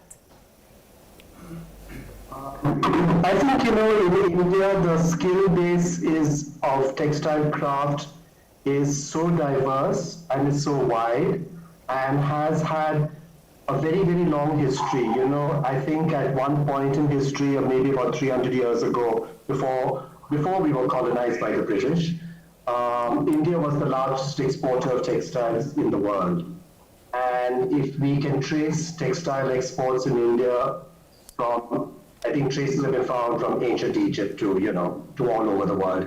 I mean, and in fact, during the 16th, 17th, 18th, and 19th centuries, I think we all know the impact of the paisleys and the fabrics that came out, and the printed cloths, the chintzes of India. So there has already been a very strong engagement with the Indian craftsperson in the textile trade. And from my experience, we have always found that the Indian the skilled craftsperson is able to interpret ideas while retaining the essence of what they do. And so design can play that role in shaping these production techniques into creating contemporary product. I think it's also very important in our particular case, we are now focusing really on our domestic market for our products. We sell predominantly in India. We didn't before, we did sell overseas, but now, as you know, the market in India has grown, so that absorbs most of our production. And the clothing requirements of India are also slightly different. As you could see in the slides that I showed, people still wear saris. Nobody in the world is the sari worn except in India. And that is now maybe not as worn as much as it was before, but it's still very much a popular garment. So there are certain garments in India which also transcend fashion seasons. The sari, for example, does not fit into a fashion season. And a lot of these concepts have been imported So there are some of them which have affected the domestic clothing industry and some of them which haven't. And I think the designer has to step between all these influences that are coming in from so many different areas. And in our particular case also where we are situated in the global context, our relationship with the external world, how has our culture been affected? I mean, as you know, we've had a few hundred years of British rule, so we have, I think it was one of the creative designers who was from Vietnam who talked about the effect of the French this morning on Vietnamese culture. And it's a situation that we are also familiar with. So we are in a sense now treading a path of trying to find a voice which speaks to us as contemporary Indians who are also international and global in outlook, but which can also address our own needs. And I think the designer to function in that space has to also be sensitive to the cultural shifts and work with the traditional systems of manufacture, which is basically craft, because craft before mechanization happened in India was the only way in which textiles were manufactured in India. I mean, it's very living tradition. Yeah, you just mentioned living tradition. I think that's the key word. Living tradition means that the tradition is constantly revised or evolved and reacts on contemporary needs. I just wanted to ask Alexandra, because she is also kind of working with not with tradition, but with something that is already there and reconstructing something. So this aspect of getting back to something existing and revising that and making it available for a contemporary audience. This, I think, is also kind of important to keep traditions alive. So this constant revision is also very important. Alexandra, what is your opinion if you listen to David in terms of keeping traditions alive? Do you relate to that? Can you? Yeah, totally. I mean, I find it quite fascinating what you were telling about the history of Indian handcraft and the small how do you call it, businesses, and I would love to see that, and it would be great if something would exist here in Europe as well. So yeah, it did. In fact, it did exist in even in Switzerland. There was a time when designers could go just 5 minutes away and find all the skilled craftsmen to just make a quick prototype of a table or whatever. But these times are over in at least in Switzerland mostly. So sustainability or sufficiency relates also to other things than just the consumption, as we heard. So maybe a question to you, Stéphanie. If you think of sustainability or sufficiency, what is your perspective on that topic? Where are you sustainable, so to say? Or what do you make of these concepts of being sustainable? Yeah, I think I can connect with the ceramic because for me, as I moved away and started to work with clay, an example I can say with my own work is, for example, I did a project where I did a workshop with unfired clay, and then I recollect this clay and I use it in a sculpture, or I make something else out of it. So like this, and also I think the reason why I moved away, there is several, from fashion or textile, or more for fashion, was for sure when I discovered ceramics I realized, it's a slow process. You have to wait very long time for the drying, and it slowed me down myself. So it was also, and it's a bit not therapeutic or meditative, but there is something to work with clay it calms you down because it's earthy material, and a lot of people go back to this now. We know. And I think there is for sure a reason for that. Yeah. Okay, so sustainability also in the process is a topic. Nina, I know that you are also telling the companies, the production companies, how to be more sustainable. How much can they readjust their processes? Would it be very easy to do it, or is it in fact a difficult task to produce more sustainable in a technological advanced system like the textile industry in Switzerland? Well, it needs quite a lot of investment, of course, and not only in machines maybe, but also, now I hear double sound, okay, but also regarding resources, because, for example, you need to have a completely transparent supply chain. You need to know where to have the biggest impact in your supply chain. But a lot of companies in Switzerland are already quite at the top level regarding sustainability processes. So it is possible really to change production if the customer wants to pay the price and give some money also to make the investment, of course. Yes, sure. So this brings me, in fact, back to the sari. The sari is, in my point of view, a very sustainable piece of cloth because, as David just showed us, it is. You can wear it all seasons. It is like a universal design. You can wear it to any, to everywhere and anywhere. So if we're talking about consumption, that consumption should be more sustainable, should we in fact try to do more universal designs? One piece of cloth, one trouser, one fits all designs. What is your opinion, David, on that? Could that be a solution for Western countries as well?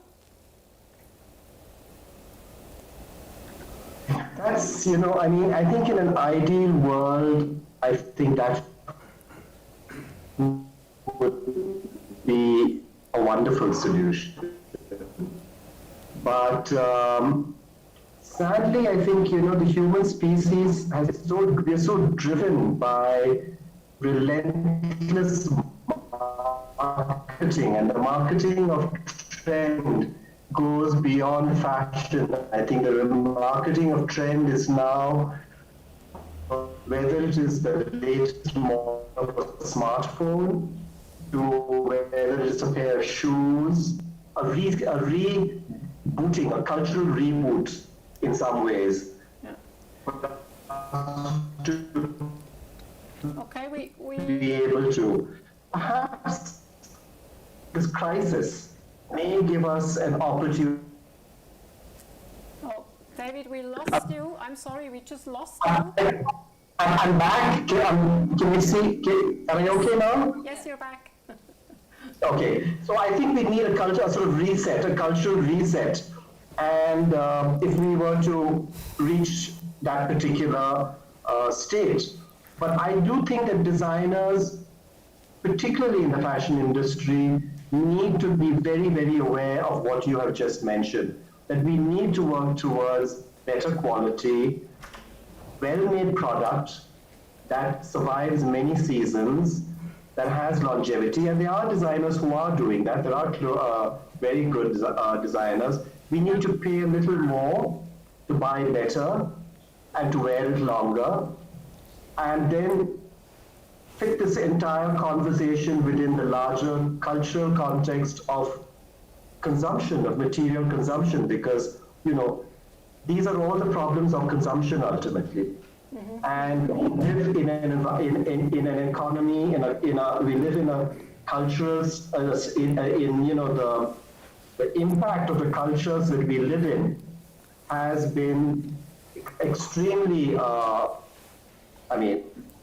really the opposite of beneficial. I mean, it's really had very bad effect on all this. I mean, it's a deeper question that I think may even need to be addressed philosophically. Exactly. This this recipe to consume more sustainable. In fact, this recipe was formulated in the classic modernist thinking. I mean, the universal design, the idea that one design could fit all in order to make the society more democratic in a way. This in fact is kind of a modernist thinking, but we all know this thinking underwent fundamental critique as well, because who is deciding on this universal design, and shouldn't we make or try to produce in a more individualist way? So maybe this last question goes to Nina. How to overcome the downfall of mass production in terms of normatizing the objects? Is there a way that advanced production techniques can deliberately free us from this one-fits-all idea and be sustainable as well? Yes, there is a possibility that these production solutions will be quite important in the future, but it will only be a part of the solution, of course. But there are a lot of research projects looking at this so-called Losgröße 1, so that the small piece which is produced for a price which normally would be produced in a mass production.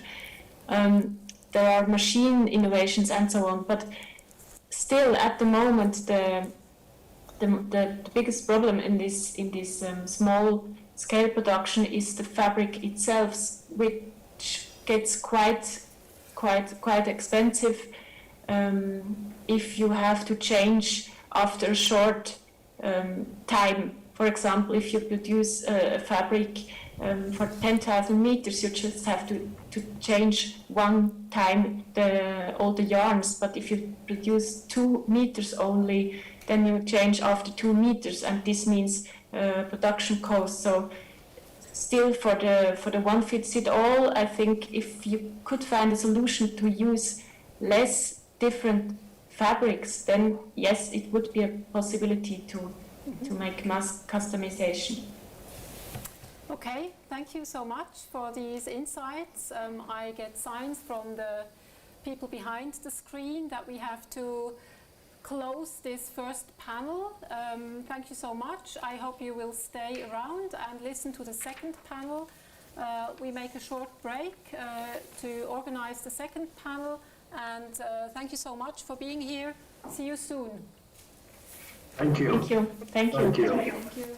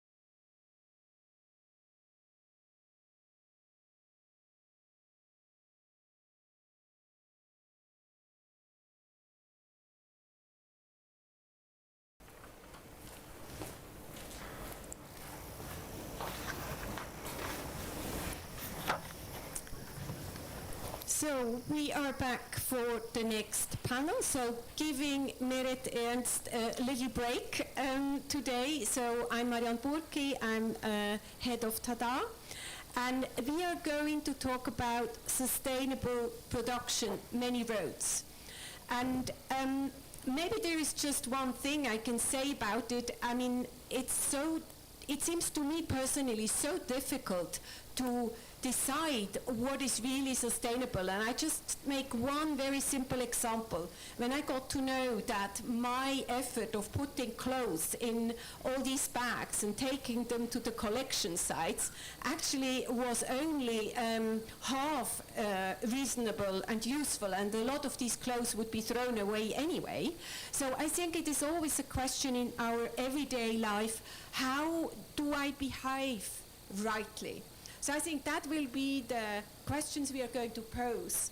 But I would like to introduce our panelists first. So a very warm welcome to Andreas Haidasch, who will afterwards also give us a little inputs in this theme. Andreas Haidasch has been working in textile trade for many, many years. And he is an independent entrepreneur between Germany, Austria, and Switzerland. And so he has been a consultant of many markets in different materials, not only textiles. And certainly one of his big specialities is cradle to cradle. So he will give us insights into this. Then I'm also very happy to welcome Joanna George. So she is project manager at Moda Lisboa. And Moda Lisboa is dealing a lot with sustainability, so I'm sure, Joanna, you are going to tell us about it. So she has a master's degree at the Royal College of Art in London, and then she joined Alberta Ferretti design team and worked with many other brands as well. She taught classes in design process. She has been working at Arts Institute of Bournemouth, ISART in Castelo Branco, ETIC in Lisbon. At Moda Lisboa, she coordinates the association's various projects and is working very closely with the creative director. She is responsible for the international program, so very warm welcome to you also, Joanna. Then I would like to welcome Christophe Cuberan. So Christophe Cuberan studied industrial design at the École, at the University of Art and Design in Lausanne. So he likes to connect industry, academia, and research. And he really is very interested in creative processes as a catalyst for innovation. He currently teaches at the MIT and at École. And his work has been presented in many renowned institutions as Centre Pompidou, Design Miami, Salone del Mobile. So Christophe is here as a product designer. And I think this is very important to know because he will have a different perspective because he's not so much focusing on textiles, but textiles among other things. So, and then we have Vinh Nguyen. So he is a resident of TaDA, and Vinh has studied also product design and at École. He is working in a variety of also independent initiatives, so moving between many materials, among this also textile, but also very much interested in food. As he is between Vietnam and Switzerland, or Vietnam and Europe, so he has also very particular developed a very particular practice there. So I think we will now go into the matter, and I ask Andreas Haidasch to tell us about what shall we do with this sustainability theme. The floor is yours, Andreas Haidasch. Thank you very much for the introduction, and good afternoon everybody from Cologne in Germany. We have seen so many interesting projects during the morning that I'm now a little bit, honestly, I'm a little bit shy to talk about negative aspects of the textile world, but it is a part of the world, and I promise you I will try to end with an optimistic outlook. Somehow textile and clothing do not seem to get along well with sustainability. Let me start with a brief look at the first 3 German Google entries for the keyword textile industry. The first article, of course, comes from Wikipedia and contains the historical and conceptual presentation. Already the second entry comes from the German Federal Environment Agency. It means the textile clothing industry is one of the most important consumer goods industries in Germany. The industry is strongly influenced by the globalization of the markets. The process stages of textile production, which cause particularly heavy environmental pollution, are the cultivation and production of raw fibers and textile finishing.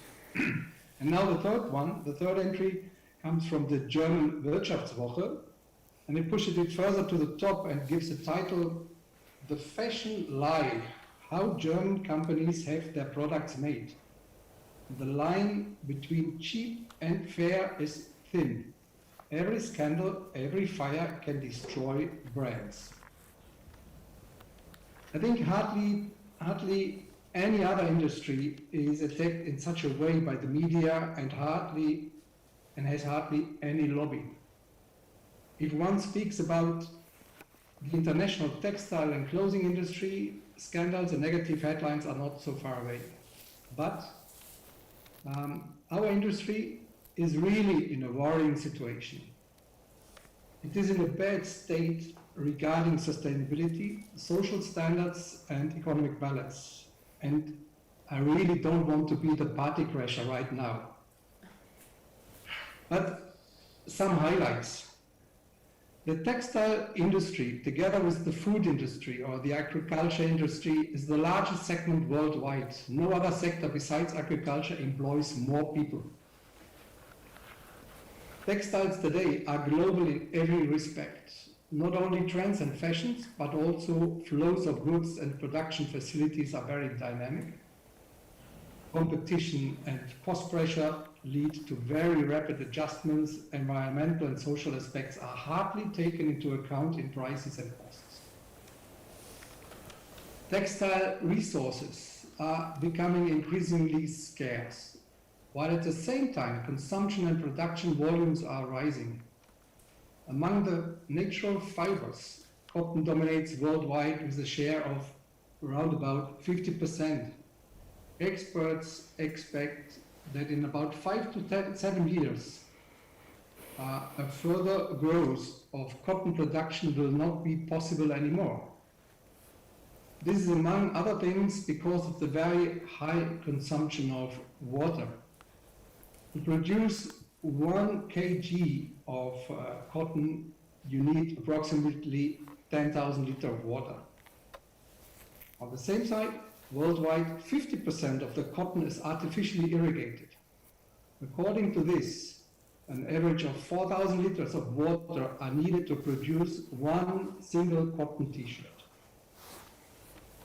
From a purely economic point of view, China, as the world's dominant player in the cotton business, is facing a serious crisis of its business model, exactly because of that. In the field of synthetic materials, mostly oil-based, such as polyester or polyamide, the limits of growth are even further away, but here too, the resources are limited. Less than 1% of all textile waste worldwide is returned to the cycle. That means textiles, garments worth more than $500 billion are thrown away every year, ending as landfill or they are burned every year. All this is really scaring, and now it is time, I'm sure it's time now to change and really change. And there are also hopeful developments. The ecological and social consequences of the described scenarios, like water consumption, use of chemicals, labor standards, and so on, are evident. But it seems that it is above all threatening economic setbacks that are now bringing movement into development. For example, the Republic of China is now one of the most active researchers in the field of recycling of cotton products. Environmentally, policy reasons must really be questioned, but when the systematic economic growth in one of the strategic sectors of this country is threatened, a will to change seems to become apparent. Similar also for India and other parts of the industry world. In addition to this form of economic pressure, the influence of consumers is also important. The demand for good products is increasing, still more in the Western countries, but a global trend is also visible. Sustainability is becoming an important purchase argument when it comes to the relation of a product or service, especially for younger generation. Here are really opportunities for companies.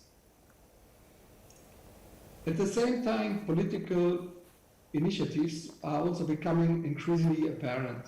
The EU Commission's Green Deal is currently the most prominent example. The European Commission has definitely recognized the great potential of the circular economy. The new Circular Economy Action Plan 2020 even addresses the textile industry directly, identifying it as a priority sector for the future work of the European Commission.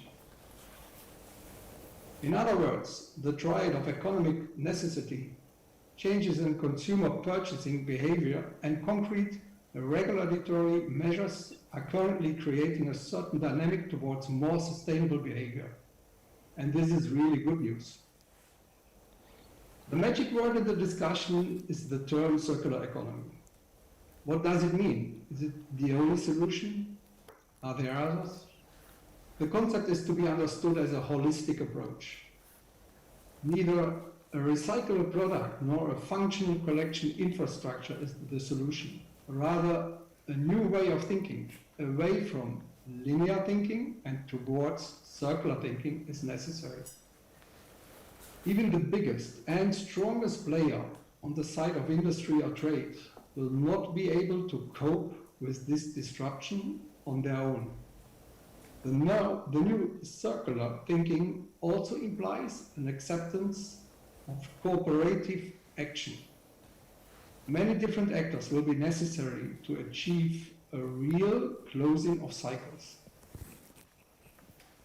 I am myself in the lucky position to participate in several projects on the topic of closing the loop, and I can assure you that it adds completely new aspects to textile work.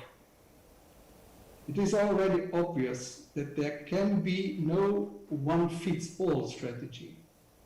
Products, functions, business models are too diverse, and they should remain so. Now, some critical remarks on the recycling concept. Recycling is not sustainable and positive per se. Making bags and backpacks from used truck tarpaulins looks like a cool concept, and the products look cool, that's right, but the tarpaulins have never been produced for this application. They contain plasticizers and heavy metals, which certainly fulfill their purpose in use as a truck cover. But when used in a second life, indoors, they are highly dangerous and certainly identified side effects. To produce textile products from PET bottles, from used PET bottles, looks like a great solution at first sight. But even PET bottles have never been designed for this application. That means PET bottles contain highly toxic antimony, which is released during the recycling process. Antimony is considered carcinogenic. In addition, it is precisely the PET fibers that produce the well-known microplastic particles during processing and later when worn and washed. You know that these particles can be found today in fish, but also in human muscle tissues. Late effects are known. It is quite stupid, however, that the conversion process of PET bottles into textile materials can only happen once, and thus the requirements for repeated recycling cannot be met. Representatives of the traditional linear economy like to point out that these effects are misdevelopments to discredit the whole idea as greenwashing. I myself have thought in these cases better to take a small step than to do nothing at all. Today, I think decidedly different and more consistently. A small step with good intentions look good, but a step in the wrong direction is a tantamount to continuing as before. It's simply not enough to make a little less of bad things. You have to do the right things and then to do it as much as possible and necessary. But then, what is really right and wrong in the textile sector? This is not a simple answer. But there is one thing on which there is an agreement today. A really good sustainable product must be developed and designed as such from the very, very beginning. In addition to the aesthetic and functional design of textiles and clothing, the so-called eco-design must play an equal important role. In addition to his other skills, a designer must design an article in such a way that the materials used are treated with respect and the loss-free feeding into a cycle at the end of the life cycle is possible without any loss of quality. I admit that the challenge for a designer is greatly increased by this additional component. The requirements for aesthetics, functionality, and saleability should and must continue to be met. But there is sometimes helpful to question things they are actually taking for granted. Today, the widespread opinion is still that natural materials such as cotton or silk are sustainable, while synthetic materials such as polyamides or polyester are only plastic and therefore have no place in a sustainable product. Clearly, a so-called natural material can become highly toxic through refinement or coloring and thus unsuitable for any recycling. Conversely, a carefully developed and produced synthetic material can be added to the so-called technical cycle almost forever. Finally, after having mentioned some rather critical and pessimistic aspects, I would like to give a positive and motivating outlook. The concentration on responsible and sustainable production and consumption has begun. It will no turnarounds and it will rather pick up speed. There are already many companies, influencers, organizations and consumers around the world who are involved in the concrete planning and implementation of solutions. The textile sector, the development of new materials such as vegan leather from cacti in Mexico, the development of new dye stuff in Switzerland and elsewhere, new finishing processes such as water repellent function through chintz finishing instead of toxic tensides, but also new business models such as remanufacturing and reusing. There are many different ways and alternatives that can be taken to achieve a circular economy. I myself have been producing climatizing upholstery fabrics for various applications here in Switzerland for the last 10 years, using the so-called cradle-to-cradle process. Here I was able to experience at first hand that it takes a certain pioneering spirit and willingness to take risk to bring a more than 100-year-old company on this path. But cooperating with many dedicated suppliers and partners, our designers and technicians have been able to produce technically and fully recyclable fabrics. Today, this technology is distributed worldwide by licensed partners. But the most important thing was the feeling that one can take part in something really meaningful and sustainable. The concept of cradle to cradle is easy. Don't create waste. Do not generate waste, not during production, during use or after use. don't consume less, but do the right things. Increasingly, textile companies around the world are following this path. In this area, Switzerland, Austria, companies such as Wolford and Kalida, but also Napapiri was recently certified with gold level, as well as brand companies such as Trigema, CNA, Auping, and several others. It is interesting to note that most of the companies have started with part of their collection and are now in the process of changing their entire range. It seems to be worth it. And please keep in mind that the cradle-to-cradle procedure is certainly one of the most consistent methods. Completely transparency is expected, especially from upstream suppliers, and all results are scientifically verified. So I am confident that a functioning recycling economy can also solve many of the problems of the textile world, and at the same time provide an opportunity for creative approaches. I invite you for the opportunity to participate in this exciting process. Let's start. Thank you. Thank you very much, Andreas Heitasch. Well, I was getting really a bit scared and depressed also because, I mean, what can I do? I need to use clothes.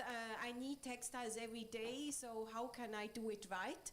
But you mentioned something which makes me now go directly to Christophe Guberon, because the designer was asked, you know, like how things should be designed. So, Christophe, I wanted to ask you, how do you deal with questions of sustainability when you work? How can you deal with it even? I mean, as everyone mentioned, it's kind of a complicated topic, and there is so many different answers. I will try to give my answer as a designer product in my office. And first, I really see a design as a discipline of innovation, and I think we need to take a leading role into this transition in more circular economy, and to choose also a company that are open and that understand the problem. That's my responsibility. My task as a designer, it's also to rethink the production process, to rethink the way that we use material, and also to explore what technology has to offer it. I think when I have to design a product, also I have to pick up the right material for the right use. And often when I speak with students and they ask me what could I do or what should I do to be more sustainable, in my point of view, for a designer product, our responsibility, it's also to create a design that can last over the time. And that's our responsibility, to not just follow some trend. A good example, for example, today we are sitting on a chair that it's a classical Swiss chair made from Aluflex, and it's a 1943. And it's still impressive for me how they use the finesse of the back in the wood. But also, in my practice today, I see the opportunity to define a new generation on form and function of an ecological and sustainable product. And I really see that as a challenge for our generation of designers. But so you would agree that actually it will only work if designers are very closely included right at the beginning of the process, because this is one thing that I understood is really very imminent. Definitely. Yeah, that's why I try to put myself in academia, between even the department in design, between innovation and product design. You will be surprised how much these people don't speak in the same company sometimes, and you have this innovation department that came with new idea and new process, and when the designer tried to design with, sometimes he didn't really understand the process. And for me, it's really something that have to come together, you know. And that's why at MIT, I think we also work closely with company to try to understand the challenge, that it's a huge challenge, but bringing these people together, I think that's what really interests me, and not like thinking in, you know, like splitting area, but really connecting and see the production of a material, the production of a product as a global system when you produce food, why not producing material at the same time? Yes, because I think sometimes when you are not so much in this business of design, it's very hard to imagine that the designer is not there right from the beginning, because one would think, you know, something is shaped in a certain way. But we hear that now very clearly. But let's go to a product directly. So, Joanna, Modalis Boa is dealing a lot with questions of sustainability, and I think you agreed very much to Andreas Haidas in very large measures, because how do we find a way out of this dilemma, and what does Moda Lisboa do for it? I mean, where are the challenges for you if you want to be sustainable? So tell us about it.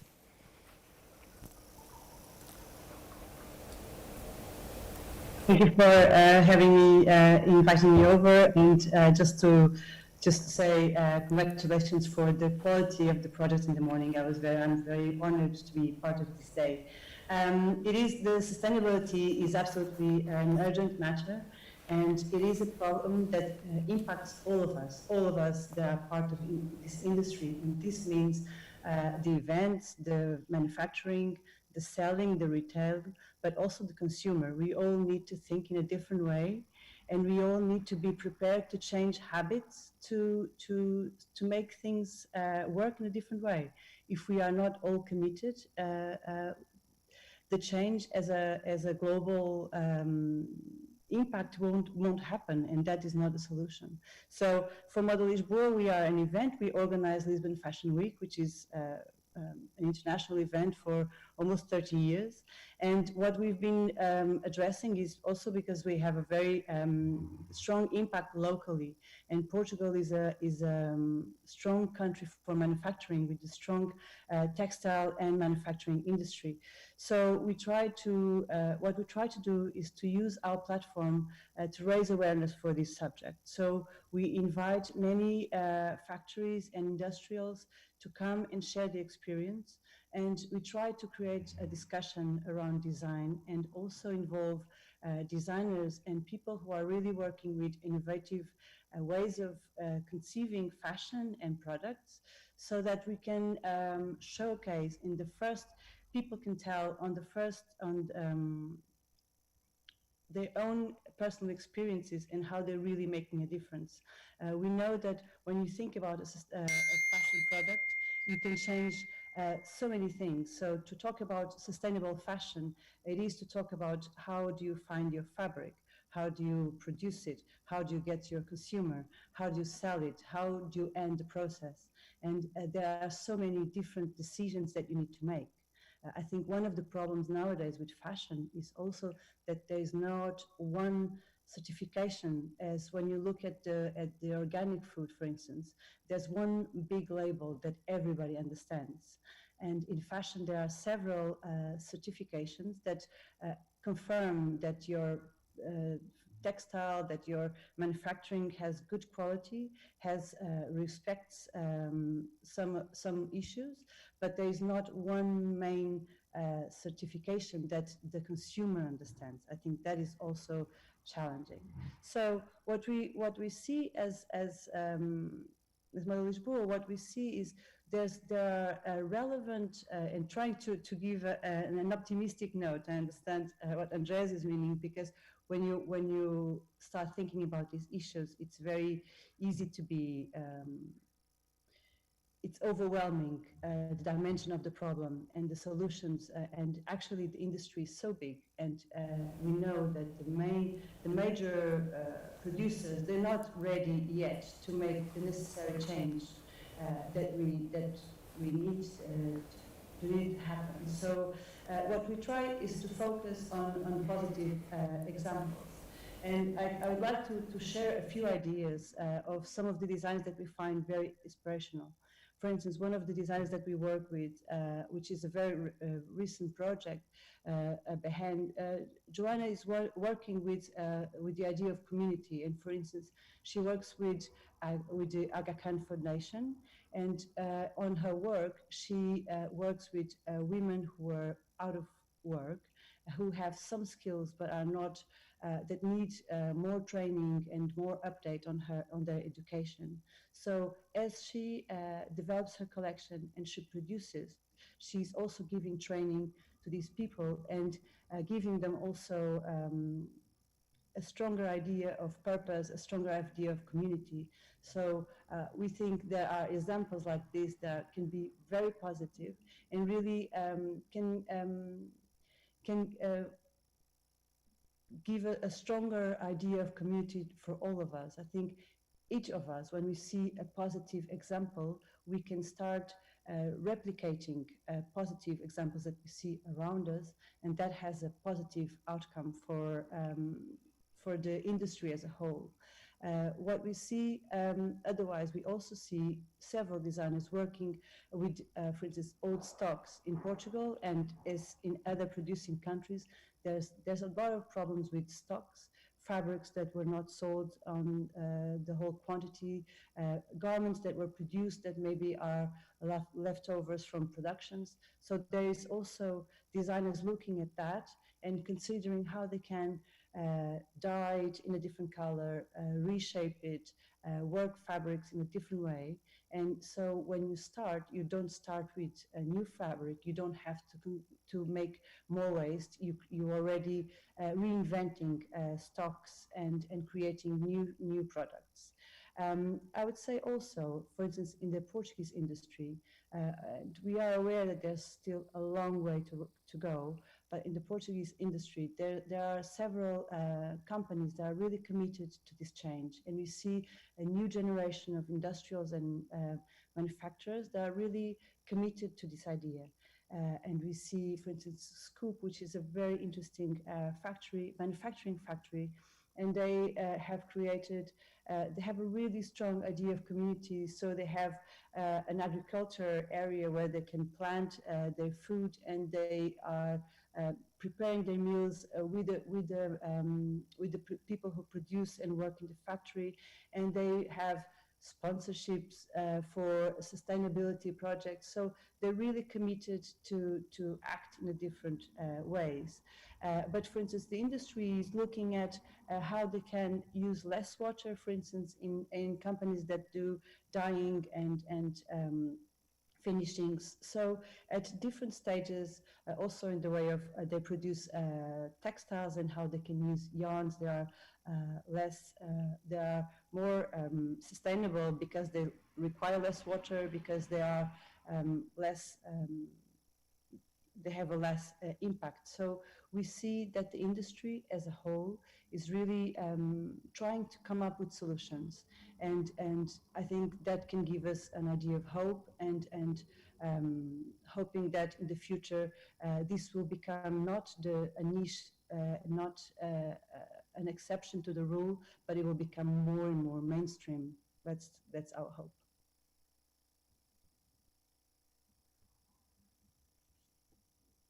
I mean, there is hope, but of course the big challenge is certainly for the big enterprises which are driving, of course, also the whole market, which cannot change so fast. But I would like to go back immediately to design again, and I would like to ask Vinh, because now when I picked up one of the solutions, you said like there's a lot of designers also picking up waste or leftovers or whatever, and we have been talking about this kind of stuff, Vinh. So how do you approach sustainability in when you start to design something, when you do your research? Yeah, so for me it takes really different shapes depending on the context, but yeah, as Joanna mentioned, it's also one of the project I presented this morning, the screen printed fabric at Textile Druckerei. I used leftovers from Schöller, so that's also one of the way I'm trying to deal with sustainability, using natural fibers. But yeah, I have to admit, in Switzerland there's a big struggle also. When I was talking with Urs from Brubo, there's this kind of paradox of with the globalization. He also sent all of his weaving jacquard loom in India, and he's making this test, like, you know, so he's also shipping the test from India to Switzerland, but at the end there's also this question of he's also producing with his weaving loom here, but then also the yarn is not coming from Switzerland. So this thing is for me also a big question mark.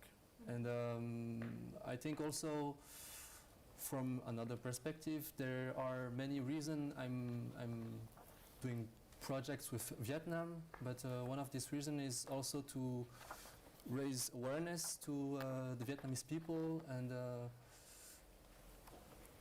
to raise awareness of the richness and the heritage that this culture has. Because it is in fact more profitable and much more easy to make a plastic injected basket than to make a woven basket. And yeah, it's also all of these handicrafts and these crafts are disappearing, and for more industry and more production and more waste and more plastic. And yeah, it's also a reason why I'm trying to work with Vietnam. Yeah, I think we also talked about like local production or looking around what is really here. So if I can go back to Andreas Haidasch, you know, if you think about this cradle to cradle, is it important in this system to use local products, like if we would not use so much cotton but really try to change to linen? This is something we read in the recent times. So where do you situate this this aspect of because I think what we have heard is really we have to start somewhere. So would that be a good moment to start? Of course, that is a positive aspect anyway, but for the cradle-to-cradle concept, there is not only the view on the product, but also, for example, energy consumption. And energy consumption can also mean different things. If you work on with a solar roof on your factory, then it makes sense to do that locally, for example. But if you have to transport products around the world, then that is definitely a disadvantage. So producing locally can be an advantage, but it's not the only solution. It's like I said before, it's a holistic approach. We have so many different aspects you have to have in mind, but it's positive anyway. So, Joanna, for you, or what if you look again at your work? What would be your first priority of what you would start to change, or what you are changing in the way you work? For us, and for me at Model Lisboa, as I deal with many designers and I deal with many partners internationally and locally, what we try to do is really to impact people and to raise awareness to this subject. So to really convey that we can all make the change. So designers can think in a different way, and we are trying to get more partners internationally so they have more tools. For instance, one recent partner that we are working with several young designers that can measure the sustainable impact of their brand. And that is, of course, it is a communication tool, but it is also raising awareness. They have to state all the steps of their process. So talking about the distance between the yarn that they produce and the fabric and the factory, and analyzing the different aspects of their production. And also that every step really makes them more conscious of what they're doing right and what they could improve, and makes them more committed. And also what we find is more and more everybody's looking for sustainable brands. It becomes something a little bit like, oh, you're not looking at the other important values of a fashion brand, you're just looking at sustainability. On the other hand, becoming that trend, it also makes every brand to really start to address the questions and to embrace the change.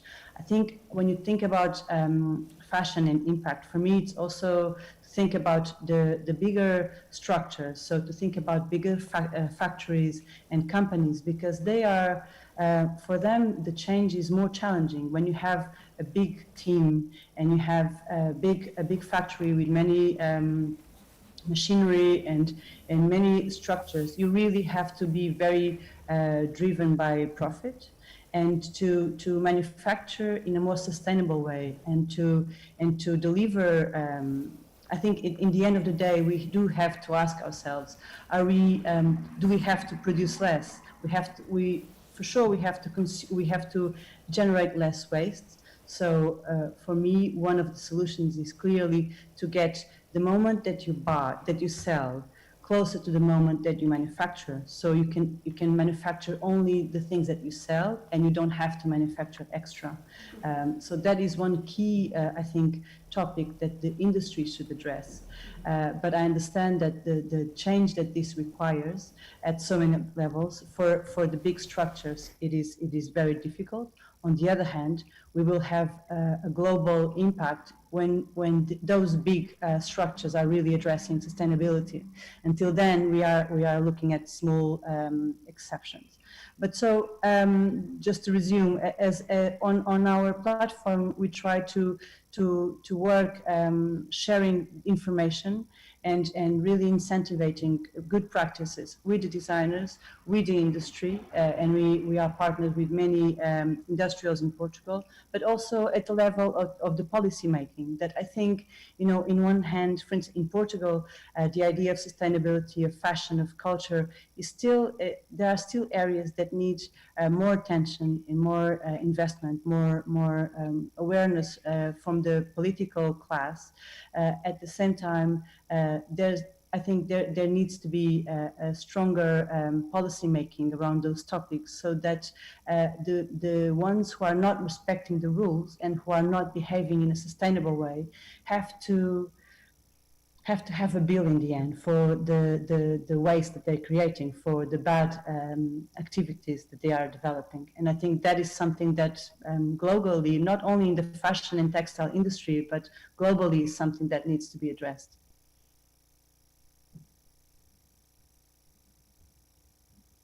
Have to be taken, a lot of also small steps, but I don't know, I would like to come back to you, Christoph, again, because you're also working and teaching at MIT, and I always have this imagination that like research and everything might bring you maybe to exactly these steps and these things, these findings. What is, I mean, how sustainable can research be if you are in a kind of institution like MIT? How are you impressed by what this kind of institution does? Is it a contribution or not to sustainability? I mean, yeah, I think in general I'm really impressed when an office or when a lab can push an existing material, let's say as a wood, and push the propriety of the wood. That's for me really interesting, and that's what also I'm collaborating with the self-assembly lab, using like cellulose fiber to try to play with this quality and try to shape with this quality without using glue, for example. Another interesting aspect, of course, it's what happened with the digital manufacture, where we are speaking about doing less waste, and that definitely additive manufacturing something that really interests me. I just think we went to a kind of a wrong way, maybe with this resin that we use, Formlab, like a lot of companies, they came with a new material with this technology, and I hope we're going to slightly change the direction to work more in additive manufacturing with more natural material than just bringing a new chemical. And that also brings me to another approach from research, and if I listen to Suzanne Lee, for example, with Biofabricate, that I think she brings an interesting aspect, that we used to wait for the company as BASF, DuPont, bringing a new innovative material. And I think if I'm looking at MIT right now, it's more about startup and small company and people with investor, designer, engineer, bringing this new company with new material, maybe Ecovative, Mogu, and Modern Mado. And I think that's what I see, especially in US, that this innovation come from more like a small, or from research than really from the old chemistry company. It's interesting that you, it's interesting that you bring in this question of material, because we received from a visitor from outside a question for Andreas Haidasch, that he, Sajad Ketrapal asked, how soon can new biomaterials be introduced into the mass production industry? Also considering how much testing all of this needs. So this is a question for you, Andreas Haidasch. Difficult question, or not easy to answer, because in general it is not the solution for sustainability problems. Again, here it is important to check the product, to check the source of the product and the quality of the product. But in general, there are a lot of projects worldwide running with around biopolymers, and definitely we have to check it and to see the opportunities. So also a long way to go there, and as we are in these long ways, I would like to go back into the small ways, and I go to a more personal question to you, Vinh. So what is, I mean, you are a designer, you a product designer, you are developing a lot of different kinds of projects, but what is most taking your mind and your interest at the moment? What are your priorities when you choose to work on something now? Yeah, for me, I never produce, I never went into mass production for any of my products. But also, yeah, I think an important aspect would be to, as I'm a young designer, I'm also free of all of this paradigm of the industry, and redefining also the way that we behave, we consume, we produce more locally, more, yeah, sustainability is also part of the process, and yeah, that's there's not really, because I'm working on so many fields, and there's not really like one only important thing that I'm thinking of, but also what I said before about raising awareness, maybe in Vietnam, because there are people, they have maybe less access to this kind of information, and also it's not maybe their priority to think about consuming less or buying, as I said, a woven basket versus plastic injected thing. So it's also about showing to these people how things can be made differently. So it's also all about information, and not just say, oh, it's too complex to even deal with it, but try to find out where to deal with it. So I'm shortly wrapping up this roundtable, so I would also like to ask these personal questions to Joanna and to all of you. So what is your personal priority? Where do you start in your life with sustainability?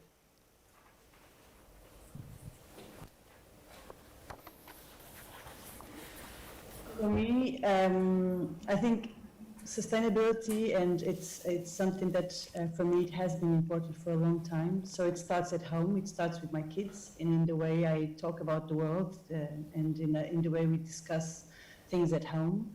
And in a way, I think every time I go into a new project, it's taking a little time to consider how I can do things in a different way, and I can do things that have less impact to the world, and that can create more buzz around this subject around others. So as an event, every time we start, we try to reuse materials, we try to have better partners that have best practices in terms of suppliers, in terms of how we use water. For instance, we used to, for instance, in terms of fashion, we have very big teams and backstage and models when they all used to have normal waters, and now everybody is having tap water and we have partners with the local suppliers. So it means that every project you do, no matter which area you are working, you can change habits and you can you can share. I think sharing your experiences with others. It's also a way of creating. Having others having the same habits you have, and making it easier to implement on the daily life of all of us. That is what I'm committed to. So really do also something in your events. Really think about it, not only talking about these big firms, but do something in your events. So Christoph, the same question to you. I mean, what do you do personally? Where is your priority? To stop a little bit maybe, and it's the perfect time to stop to produce or to create objects and to think a little bit more, to take the time to come maybe here to have a discussion with some other people, sharing ideas, learning a lot. And especially I think right now I'm doing a project related to the book of The Unknown Craftsman from Sotsu Yanagi, and I really like this approach where he was describing the problem of the transition between craft and industrialization. And now I see a new question between the industrialization and the next industrialization. And my idea, my project, is to take time to look at all the possibility that digital manufacture can bring back some aspect that we used to have as a craft, like tailor-made, localism, producing, I mean, all this aspect that Sotsu Yanagi mentioned and that we kind of lose to mass production. And that's a project that I'm doing and looking at Swiss industry to see how we can collaborate. That's very interesting because we see now the interconnecting of our roundtables. Also, when we talked about sufficiency and when we listened to David Abraham, you know, there is this kind of limiting also the number of production, the kind of production, to all these things. So the final word, the short, if you can make a short statement, Andreas Haidasch, what is your priority, personal priority in sustainability? If you can make a short answer to this question.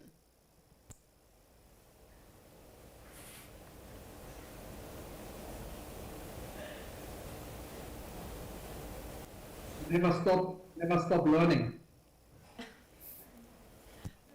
Okay, that's a cool statement. So I think that's what we do here, and I think we hope we can contribute with TaDA to this. So I want to thank you all very much for your interesting input, for your thoughts. I wish we could talk much longer now, but we will move on also to the next panel, but I'm sure we will continue our discussion at some later point. So thank you very much. It was a pleasure. Thank you. Thank you. Thank you.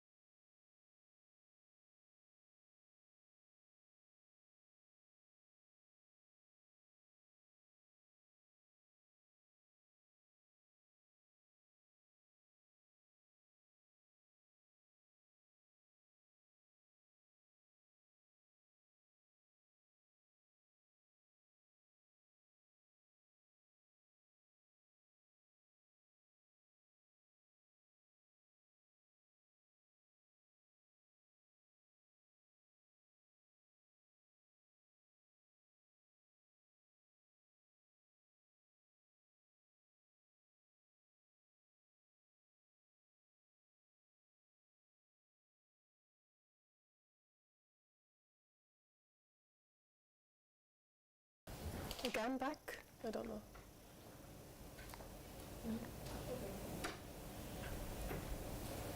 Musst du das zuerst? Oh no. Nice. Sorry.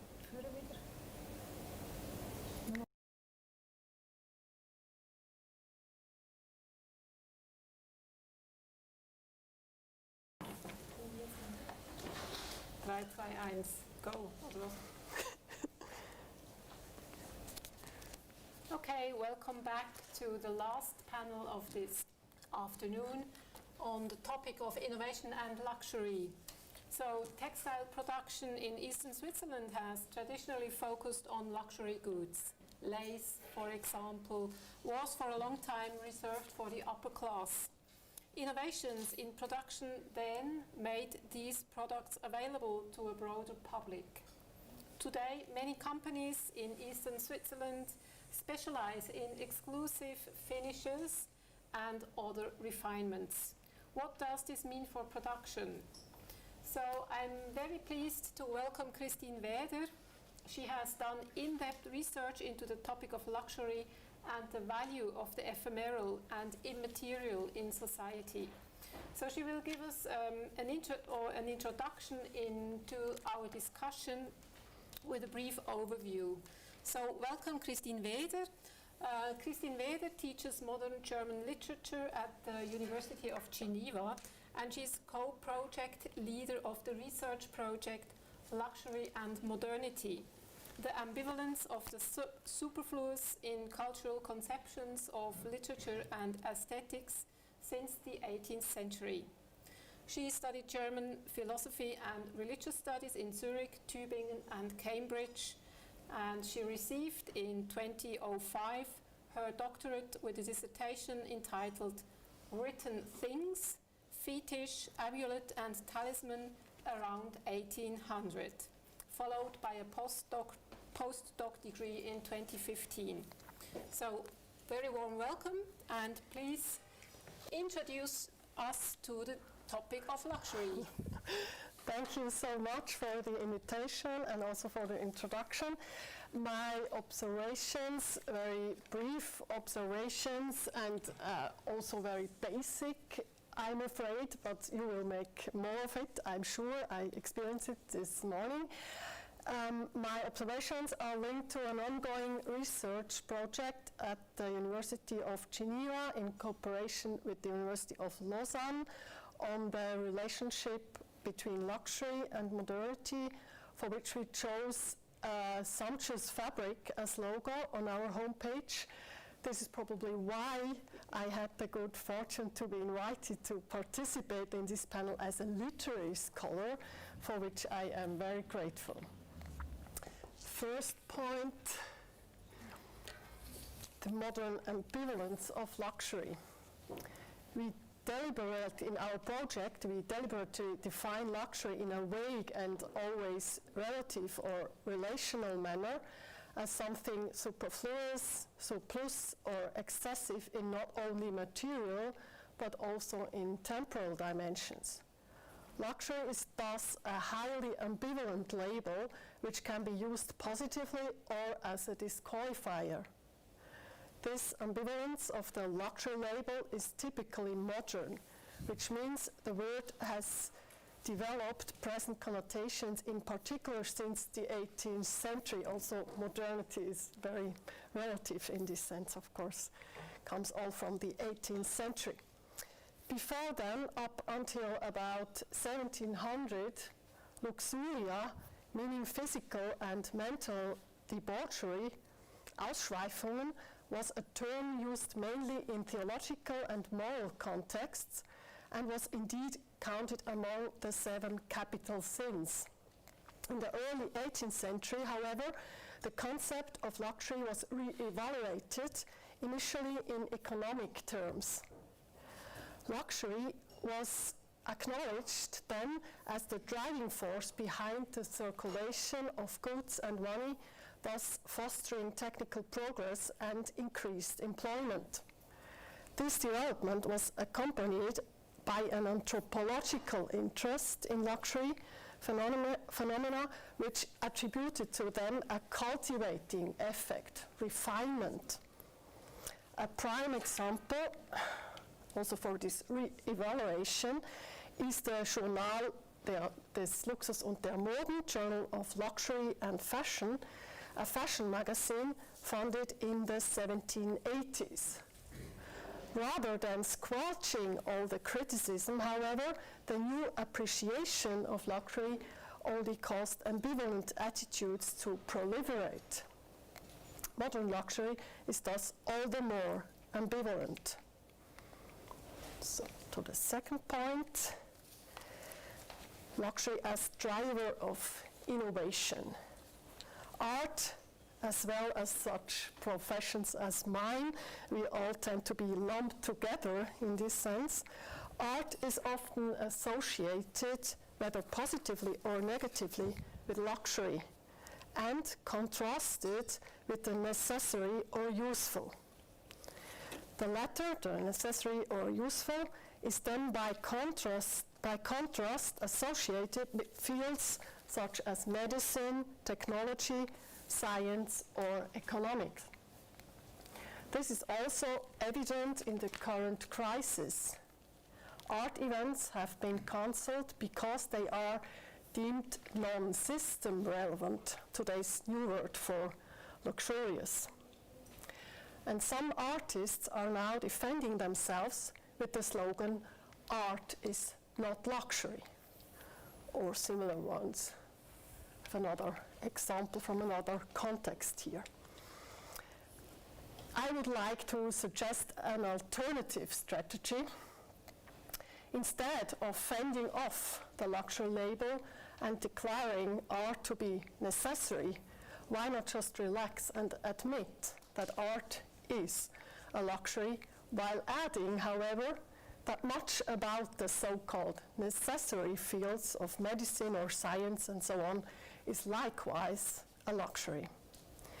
This means, first of all, that the necessities of life should not simply be seen as the opposite of luxury, and that the luxurious should not merely be subordinated to the necessary by modifying Bertolt Brecht's statement, "Grub first, then ethics," from the Threepenny Opera to read, "First comes food, then art."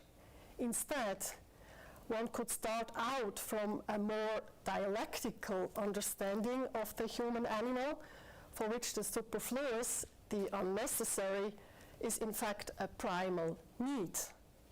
This is the view taken, for example, by the philosopher Hans Blumberg, who sees humans as being driven from the outset and even in situations of scarcity or poverty by the principle of superfluity, the principle of luxury. Man adorns himself even in the deepest misery, he writes. According to Blumberg, even the innovation of the upright gait, also der aufrechte Gang, is a luxury, because perceiving what is far away from oneself, something that does not yet have an acute necessity, always involves an excess of effort.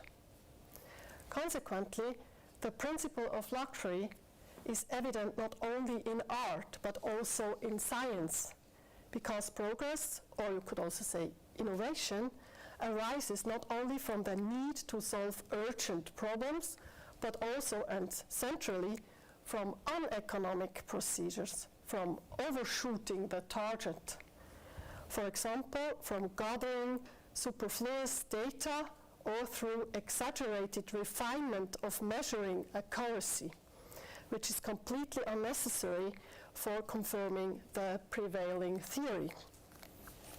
Luxury thus proves to be a driver of innovation, also in fields beyond art, such as science. Briefly to the third point, art between luxury and sustainability. Luxury relates not only to material aspects, but also a temporal dimension. Many people today say that for them, the real luxury is time, I'm interested in a special kind of temporal luxury, ephemerality or fugacity. And this is another form, quite the opposite kind of that kind of temporal luxury. We discussed much more about it today. That temporal luxury which needs really a lot of time, like slowness, slow food, slow production. Ephemerality is, in a sense, the opposite, but also a kind of temporal luxury, I would say. In this sense, one can speak of ephemeral fireworks, for example, as a particularly luxurious form of art. They sparkle for just a few moments before vanishing into nothingness. This luxury of fleetingness stands in direct contrast to sustainability. And yet the chosen example demonstrates that even such luxury is not simply the negative counterpart to the positive value of sustainability. Art, especially, can be fleeting and celebrate transience. Art plays on both sides of the opposition, I would say. It is admittedly a possible and of course also a traditional function of art to counteract the frailty and fleetingness of life by capturing and immortalizing it in lasting depictions. This function might be fulfilled, for example, by images that immortalize volatile fireworks. I have two examples here. One might even see every material work of art as sustainable in this sense. Every picture book, sculpture, etc. makes art reusable, recyclable by others later on.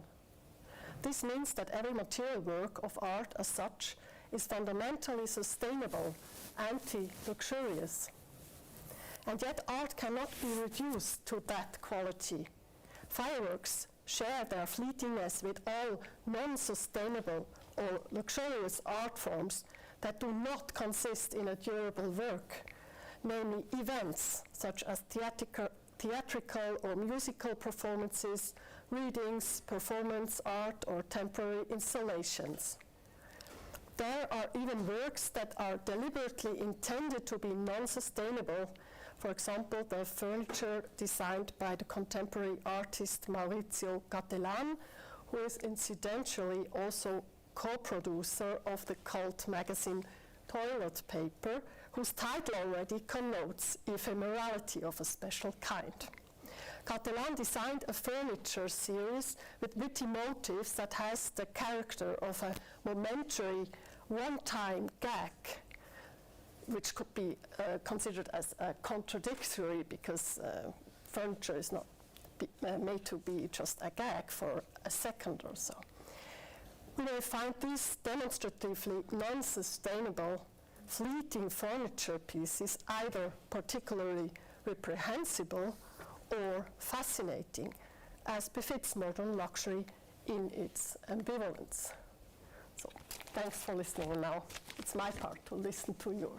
Thank you. So thank you so much, Christine, for this very precise reflection on luxury.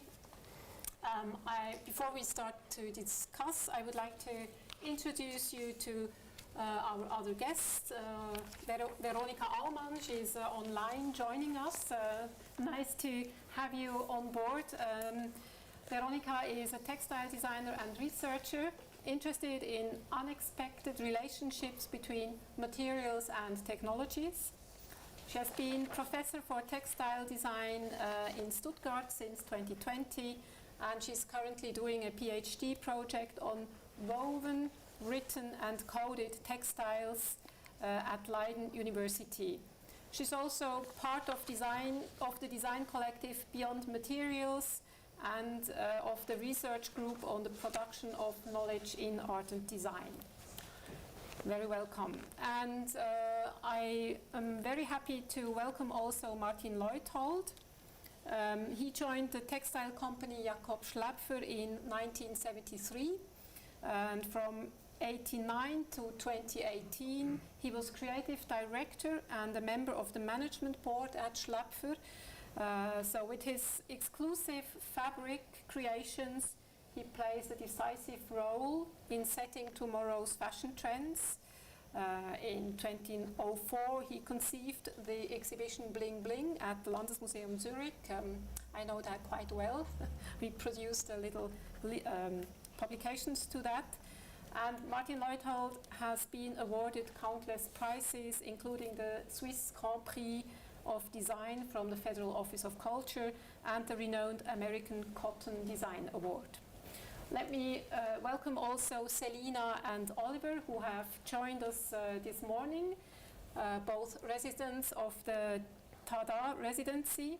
Selina is an artist and textile designer. After her studies in Berlin and Paris, she worked in various corporations and carried out research at ETH Zurich, amongst others. Oliver is a media artist, specializing in electronic music and sound technology, and he's a co-founder of various organizations that create real and virtual spaces. Both have a shared interest for multiple sensory perceptions. They have shown us in detail what that means in the morning. So let me maybe start with this ambivalence of luxury that Christine told us out of her research. I think this is a shared notion we all have. So luxury as something we really like or we experience day to day or someday to someday on the one hand, and on the other hand this slightly negative feeling towards luxury. I don't know, Veronica, do you share such negative feelings towards luxury? Yes and no. So in a way, I would say, like, it has the connotation, at least the luxury, that it's only for the rich, if to say it so. But I think we could, and I hear that from the talk right now as well, that we could try to democratize luxury in a way. I mean, and that might be a way to make it only positive. Okay. In a way, the luxury. Okay, so the democratizing luxury, could that be a possible way? Martin, you have a whole career in luxury goods. What do you tell us when we say luxury? We do have slightly negative feelings about luxury. What's your stance? What's your approach towards luxury? Well, for me, is luxury still something who doesn't grow. Mm-hmm. It has to be rare, and for me, status symbols are not luxury. Mm-hmm. You always have to create something new. It has to be seductive and rare. Mm-hmm. Seductive and rare? Seductive and rare. That's your notion of luxury? Yes. So, yeah. So you wouldn't agree with the possibility to democratize luxury? Well, in a way, I do. Okay. It's maybe my last word I say about that, about luxury, is sustainable. Mm-hmm. As long as you concentrate on one-off piece and no mass production. Mm-hmm. Mm-hmm. You cannot create or produce luxury on the customer-driven thoughts. Mm-hmm. When we can withdraw luxury products, temptation, but admire it,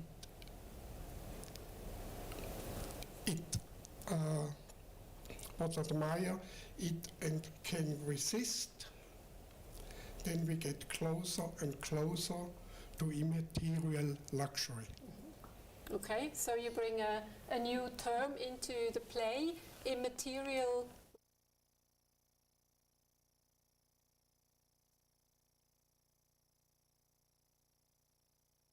Could that have something to do with the temporal aspect of luxury? You just mentioned this.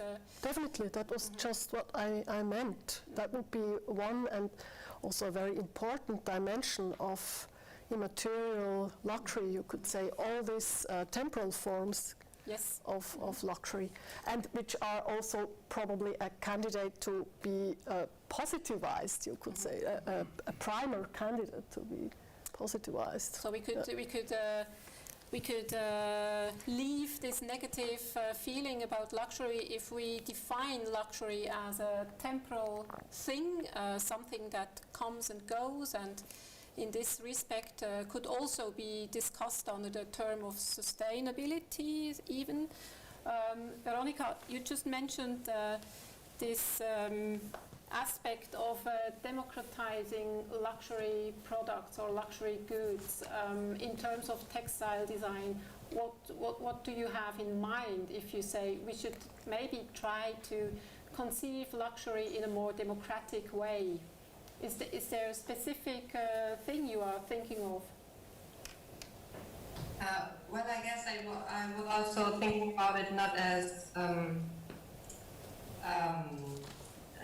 thing, like as a textile or something, or as a good, but as in terms of, well, actually I then would really find luxury, or that's what I would try to do, perhaps with saying, could we use certain values that and that point them out to be luxurious, actually.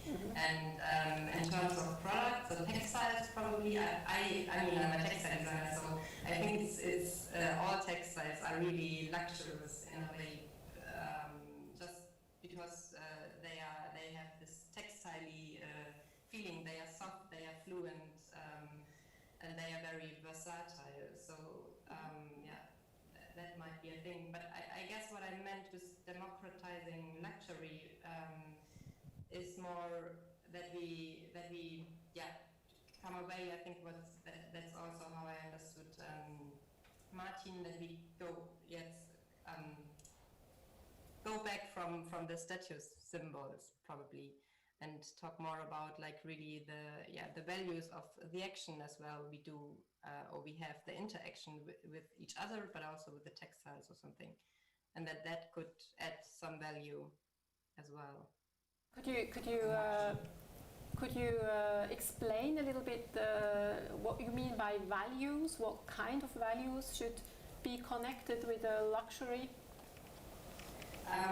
For instance, if you come back to the sustainability talk we just had now, I think that's a big part of it. Also, it could be luxurious that we know where our products come from and who made them and stuff like this. And it doesn't have to be that there's no mass production at all anymore, but I think we could shift probably at least some of the values to make sustainability as well part of luxury products in a way. So this maybe comes down to knowing more. So if we know more about production processes and supply chains, we could better assign values to products if we stick to products for a while. So this knowledge is also very valuable. Could that be also one of the values you just mentioned? Yeah, I guess that makes sense. I think so too. We have the possibility, and this is the nice thing, we can create and produce luxury things with any kind of materials. And what is more valuable, 1 kilo of gold or 1 kilo of stone? I rather have 1 kilo of Michelangelo. This is from Adolf Loos. He wrote this, and I think this is really nice. Yeah. It depends what you are doing with the material. Exactly. So the ascribing values has to do with defining luxury or luxury goods for that respect. That is quite clear. So as you just mentioned, context is key. So if we are living in a society that values artistic expression, for instance, then a kilo of Michelangelo is much more valuable in terms of cultural values than a kilo of stone. But if we do something with the stone, if we could solve a big social problem with a kilo of stone, then it would change the value, but it would be maybe as luxury as the Michelangelo. Okay, so but that's exactly what Christine was telling us a little bit, that definition of luxury is kind of shifting in society, in history, and coming back to you, this negative aspect of luxury. You pointed out that this goes back to one of the Todsünden, of the sins, luxuria, something that our ancestor really described as something evil, as something bad. Do we know why that was the case? Why is Christian ideology or philosophy so negative about excess, about luxury?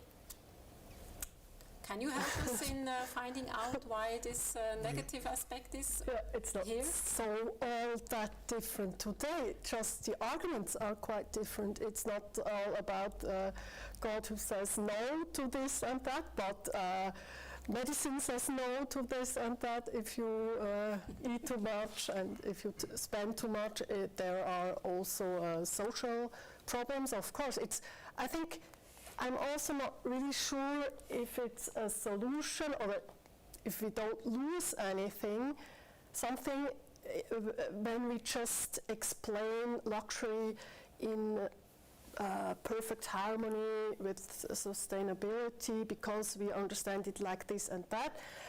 I think that the sound, also really the sound of the word, of the term, is still dubious, and it transports all this history, you could say, which is also renewed in our times. I mean, it's always a little bit... So it's maybe also the history of transgression, of something too much to be healthy, too much to be sustainable, too much to be good for society, too much to be good for nature or our living conditions. So this history of transgression is kind of reflected in this term luxury. And that's, you say, this is also maybe the reason why we still are a bit reluctant to say luxury is just good. And this modern ambivalence you showed us is still very much in our thinking if we think about luxury. What I think is quite interesting in your proposal is that you showed us that luxury is also kind of fueling innovation, and maybe this is a question to you as designers and artists. So what does luxury mean in your work? Could you relate to that statement that luxury has something to do with innovation?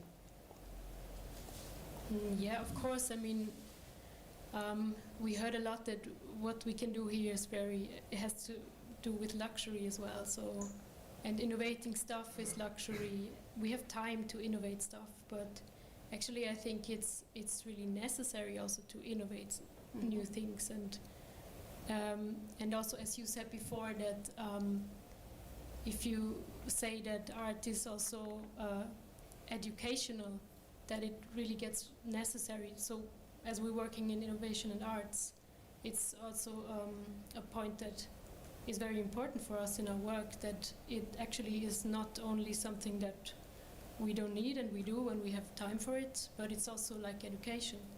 So, yeah. That's something. Okay. Okay. Yeah. So Maybe Martin would add to that? I agree with you. Luxury is always linked with innovation and investment. Handmade, machine and technology is required, always. And I think this is one of the nice parts we have here at TaDA, that we find all these different things on this east part of Switzerland, innovation, technology, handwork, and you using this. I really appreciate that. What I picked out of your statement, Christine, is the notion that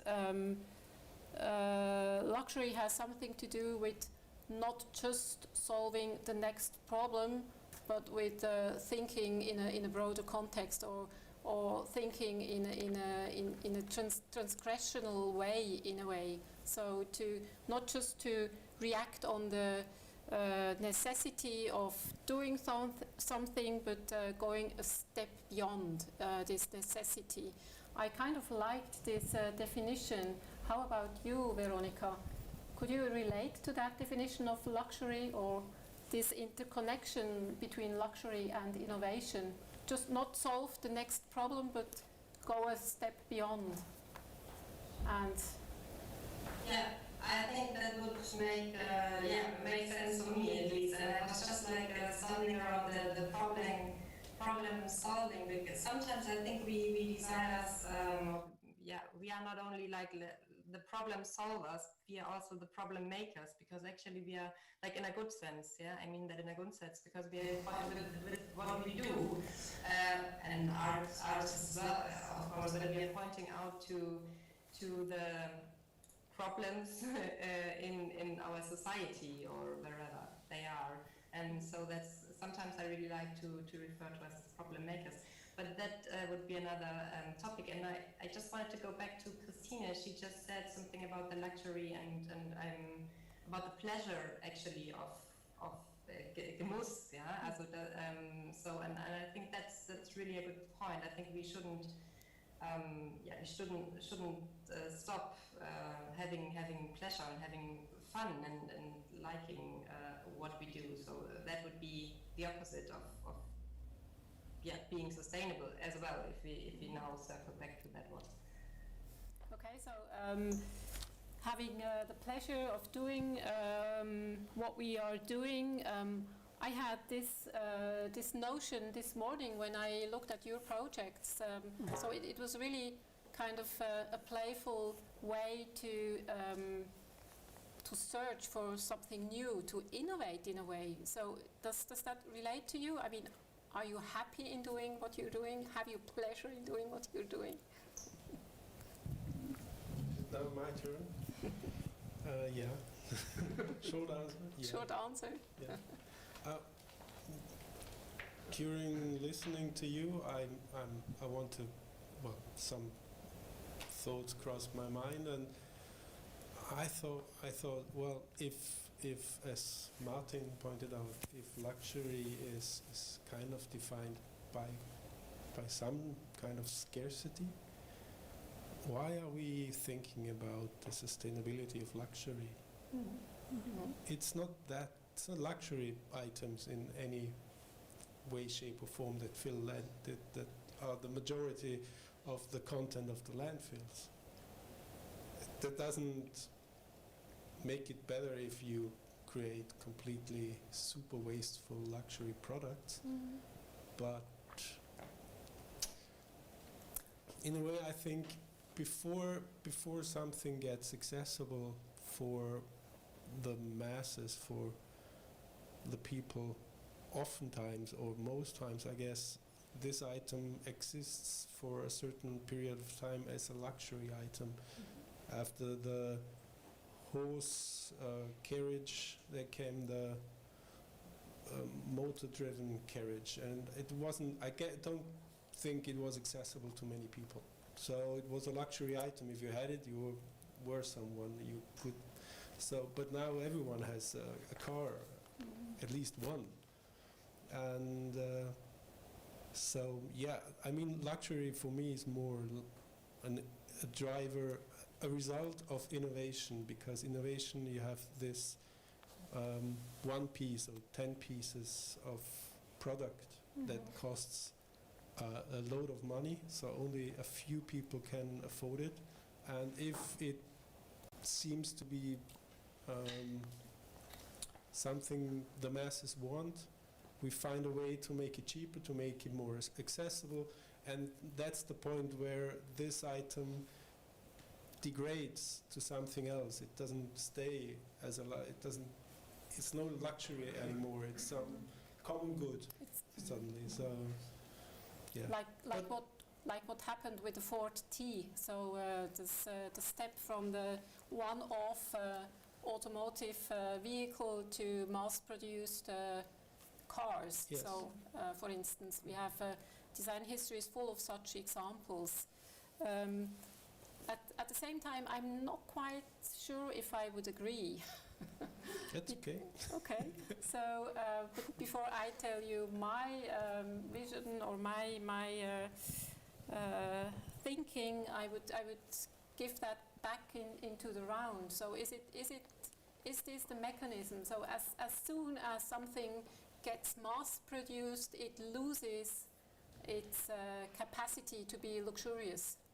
Is that true? Do you agree on that? No, but I think we redefine our luxury products all the time, so they constantly change. So what we said before is also that, like in terms of sustainability, like we can redefine our luxury products right now. Let's say, okay, I really want to know where everything is produced, as Veronica said, and it's really luxurious for me to know where my clothes are from and how they are produced and are they in good quality and stuff like that. I mean, so I guess we're just constantly redefining the term of luxury, I guess. Yeah.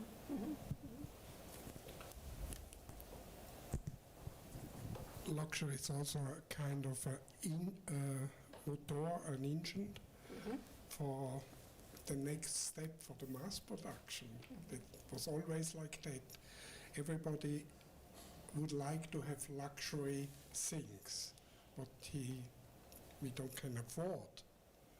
But if something is outstanding, the industry goes along this line and start producing these things in a more valuable price, like the cars. Yes, exactly. Yeah. So we had we talked about fast fashion, which is a great example of what you are just describing. I would like to come back to this question of the interconnectedness between luxury and sustainability. We had the talk before with Andreas Haidasch, and he mentioned the cradle-to-cradle theory. And one part of this theory is, if we look into nature, we see luxury. We see excess. For instance, if we look at the tree, all the blossoming.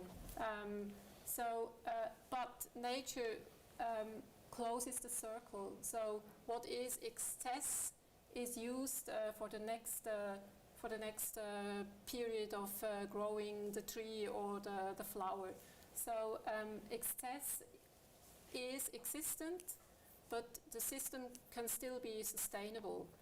And my question would be, how can we bring this excess, which luxury is bringing to us, into a more sustainable system? Is that possible? Could we conceive a system that is, on one hand, excessive and sustainable as well?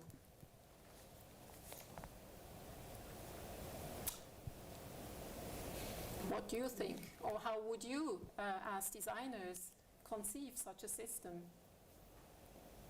I mean, this is the 100 million question of today, I know, but still we could try to sketch out one possible solution in a way.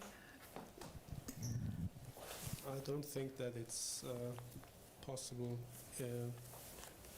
I don't think that it's completely possible. I think that it's possible for some goods. Other goods, I don't think so, because we have the problem that they only, for example, food can only grow in certain areas, and then we have the problem of distribution. So, and we have the problem of good seasons and bad seasons. So sometimes we have too much, sometimes we have too little, and that's something we won't get rid of, kind of. So that's a problem we have to deal with in a way. Other areas where we could face more sustainable approaches, could approach more sustainable means, would be going into the direction of Industry 4.0 or into the maker philosophy. So I mean, at the moment we are at the very, very beginning. So we have some people have 3D printers and do plastic stuff with 3D printers. It's fine, but I think that's the first step to make this technology accessible and producible. And then we find other materials we can print that are more sustainable, that are more ecologically friendly than this kind of plastic we are using now. But this step we are taking now might be ecologically a bad step, or environmentally, from the environmental perspective. Yeah. But I guess it's a necessary step to go in a more wastefulness, whatever. Society. Less waste. Less society. Wasteful society. Yeah. Okay. Okay. I like this sketching out of the question. Would you like to add on? Okay. I was just trying to. We also have to learn to resist. Okay. Certain things. Okay. We have to learn to resist. Could you elaborate on that? Well, I think this is kind of future of this driven population who is money driven, and I think we have to come back to another ground. So, I mean, there are concepts. I mean, the less is more movement, or minimalist movement, or living on minimal supplies. I mean, this is also a kind of living which could be connected with luxury, could it? Yeah, just a really minor remark, because it's interesting. There is also even advertisement, which could not be really expected to do that. An advertisement for luxury watches, probably you know it, saying that you never buy. You know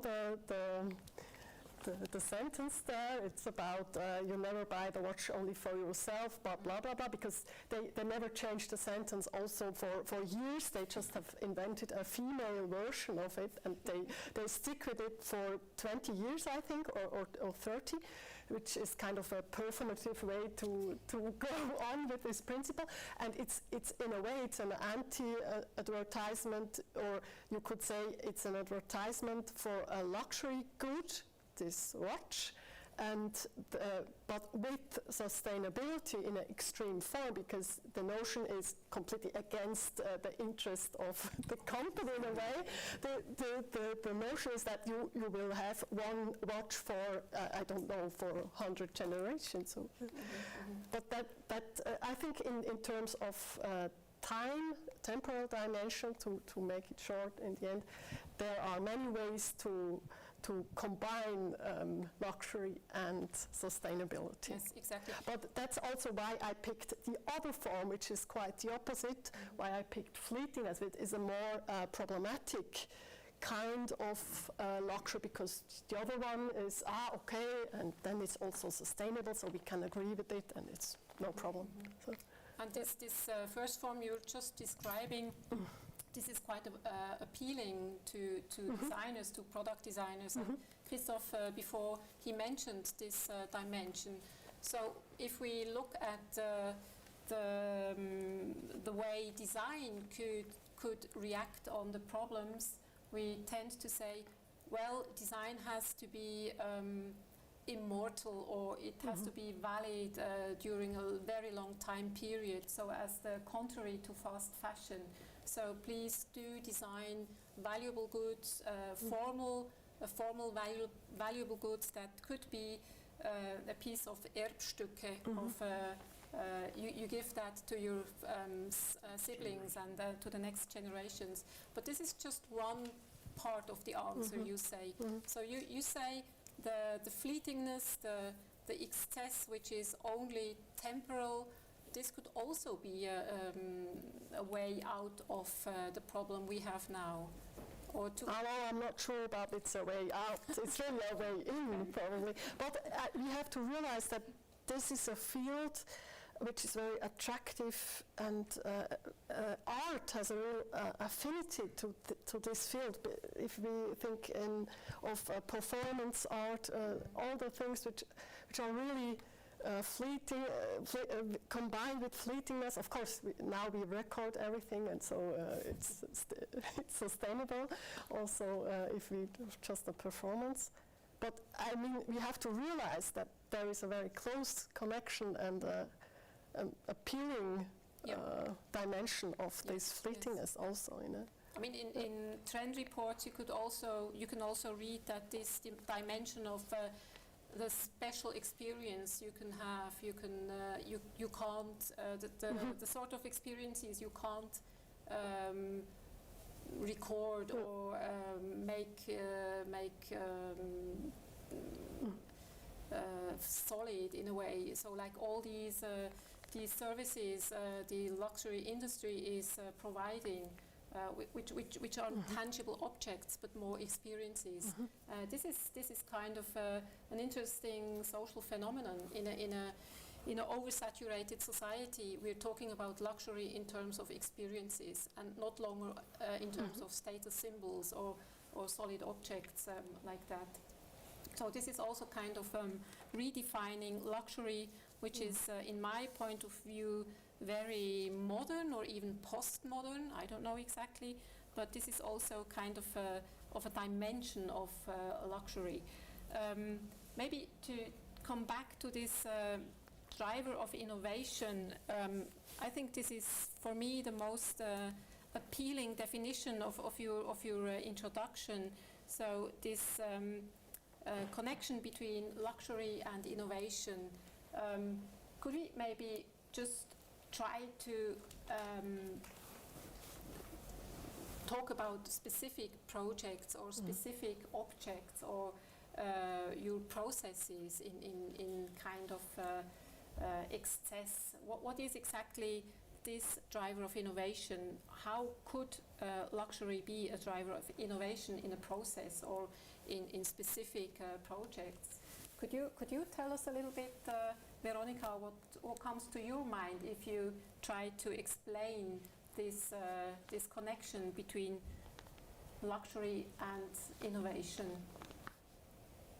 Yeah, maybe it makes sense to get back to the time aspect as well. We talked about the temporality or the very long-lasting products, but also when Selina and Oliver were presenting their work this morning, they talked about the Sonic Rock project, and I think they made a very innovative step as well, and that is like making this big capacitive sensor.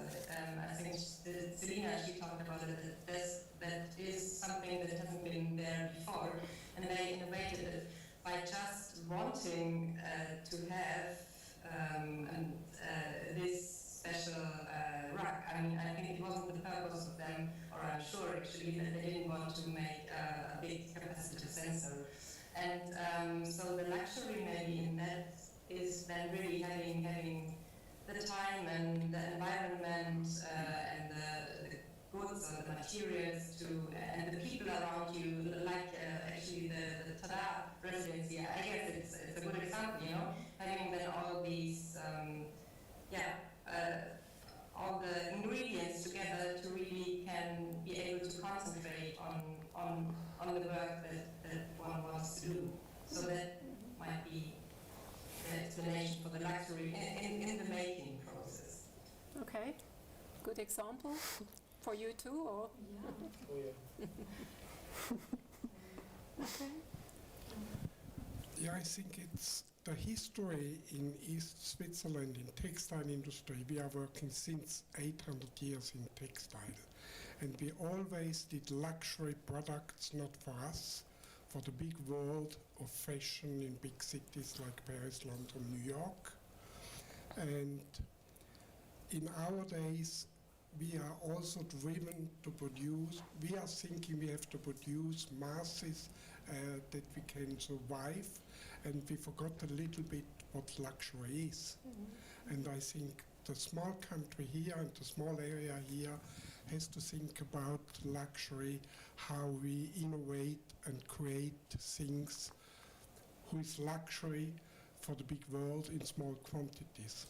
And in these each 800 years, we had each 100 year to find a new technique or a new material to survive. Everybody was picking up what we did as luxury things, and they produced the mass in America with the cotton or with the embroidery now in China, and in our days we have to do something else. So, but this maybe poses also the question of social justice. So, who can afford luxury and who can't afford luxury, or who is dependent on this process? You're just describing that that the mass production steps in and makes available all these luxurious products. I mean, we can't discuss about luxury without this social question, I would say. And bringing back sustainability into the field, I think we are very much obliged, especially in a society which has is an affluent society, to think also about this social question. So, what is luxury to us is maybe just a poor need for another, and vice versa. So this goes back to the question of social or responsibility of the design. If we decide to work in a field where luxury is important, how do we cope with the social question? I know this is a difficult question, but sometimes we have to ask it. What are your reactions to it? How do we cope with that dark side of the luxury industries also?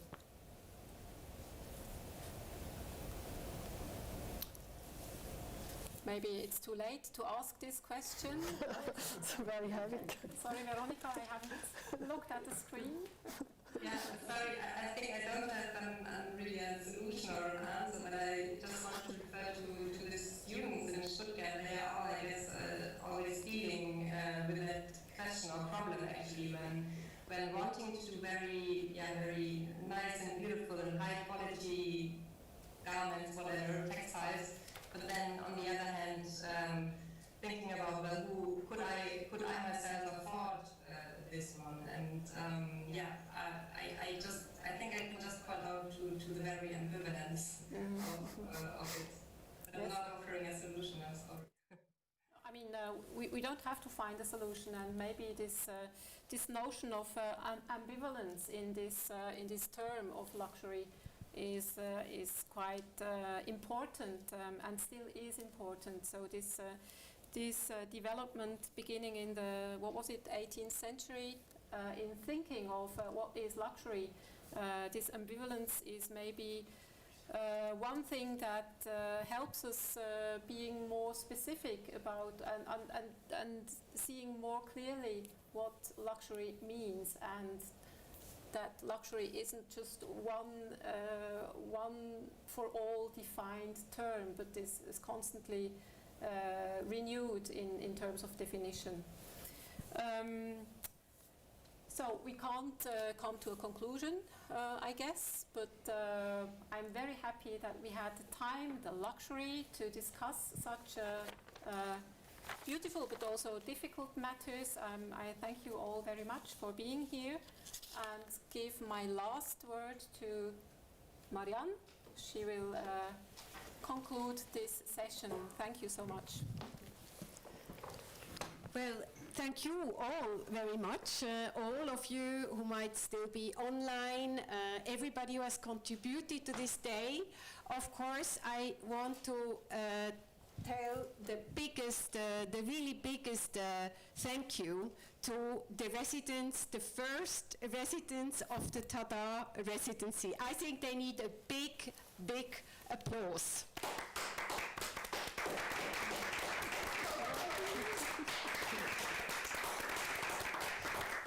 I'm really amazed what has happened in these 3 months, and it certainly has stimulated me to think differently about things, also to think about the themes that we were now talking in the afternoon, and I'm so much looking forward to continue these discussions and go deeper.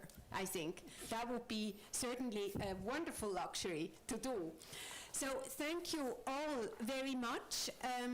I want to also thank Martina Luki, who has done a great work today. This is really wonderful. And maybe we should disclose to all our online visitors where we are. We have been on a former industrial area the whole day, so the Saurer Areal, now the Zick Areal in Arbon.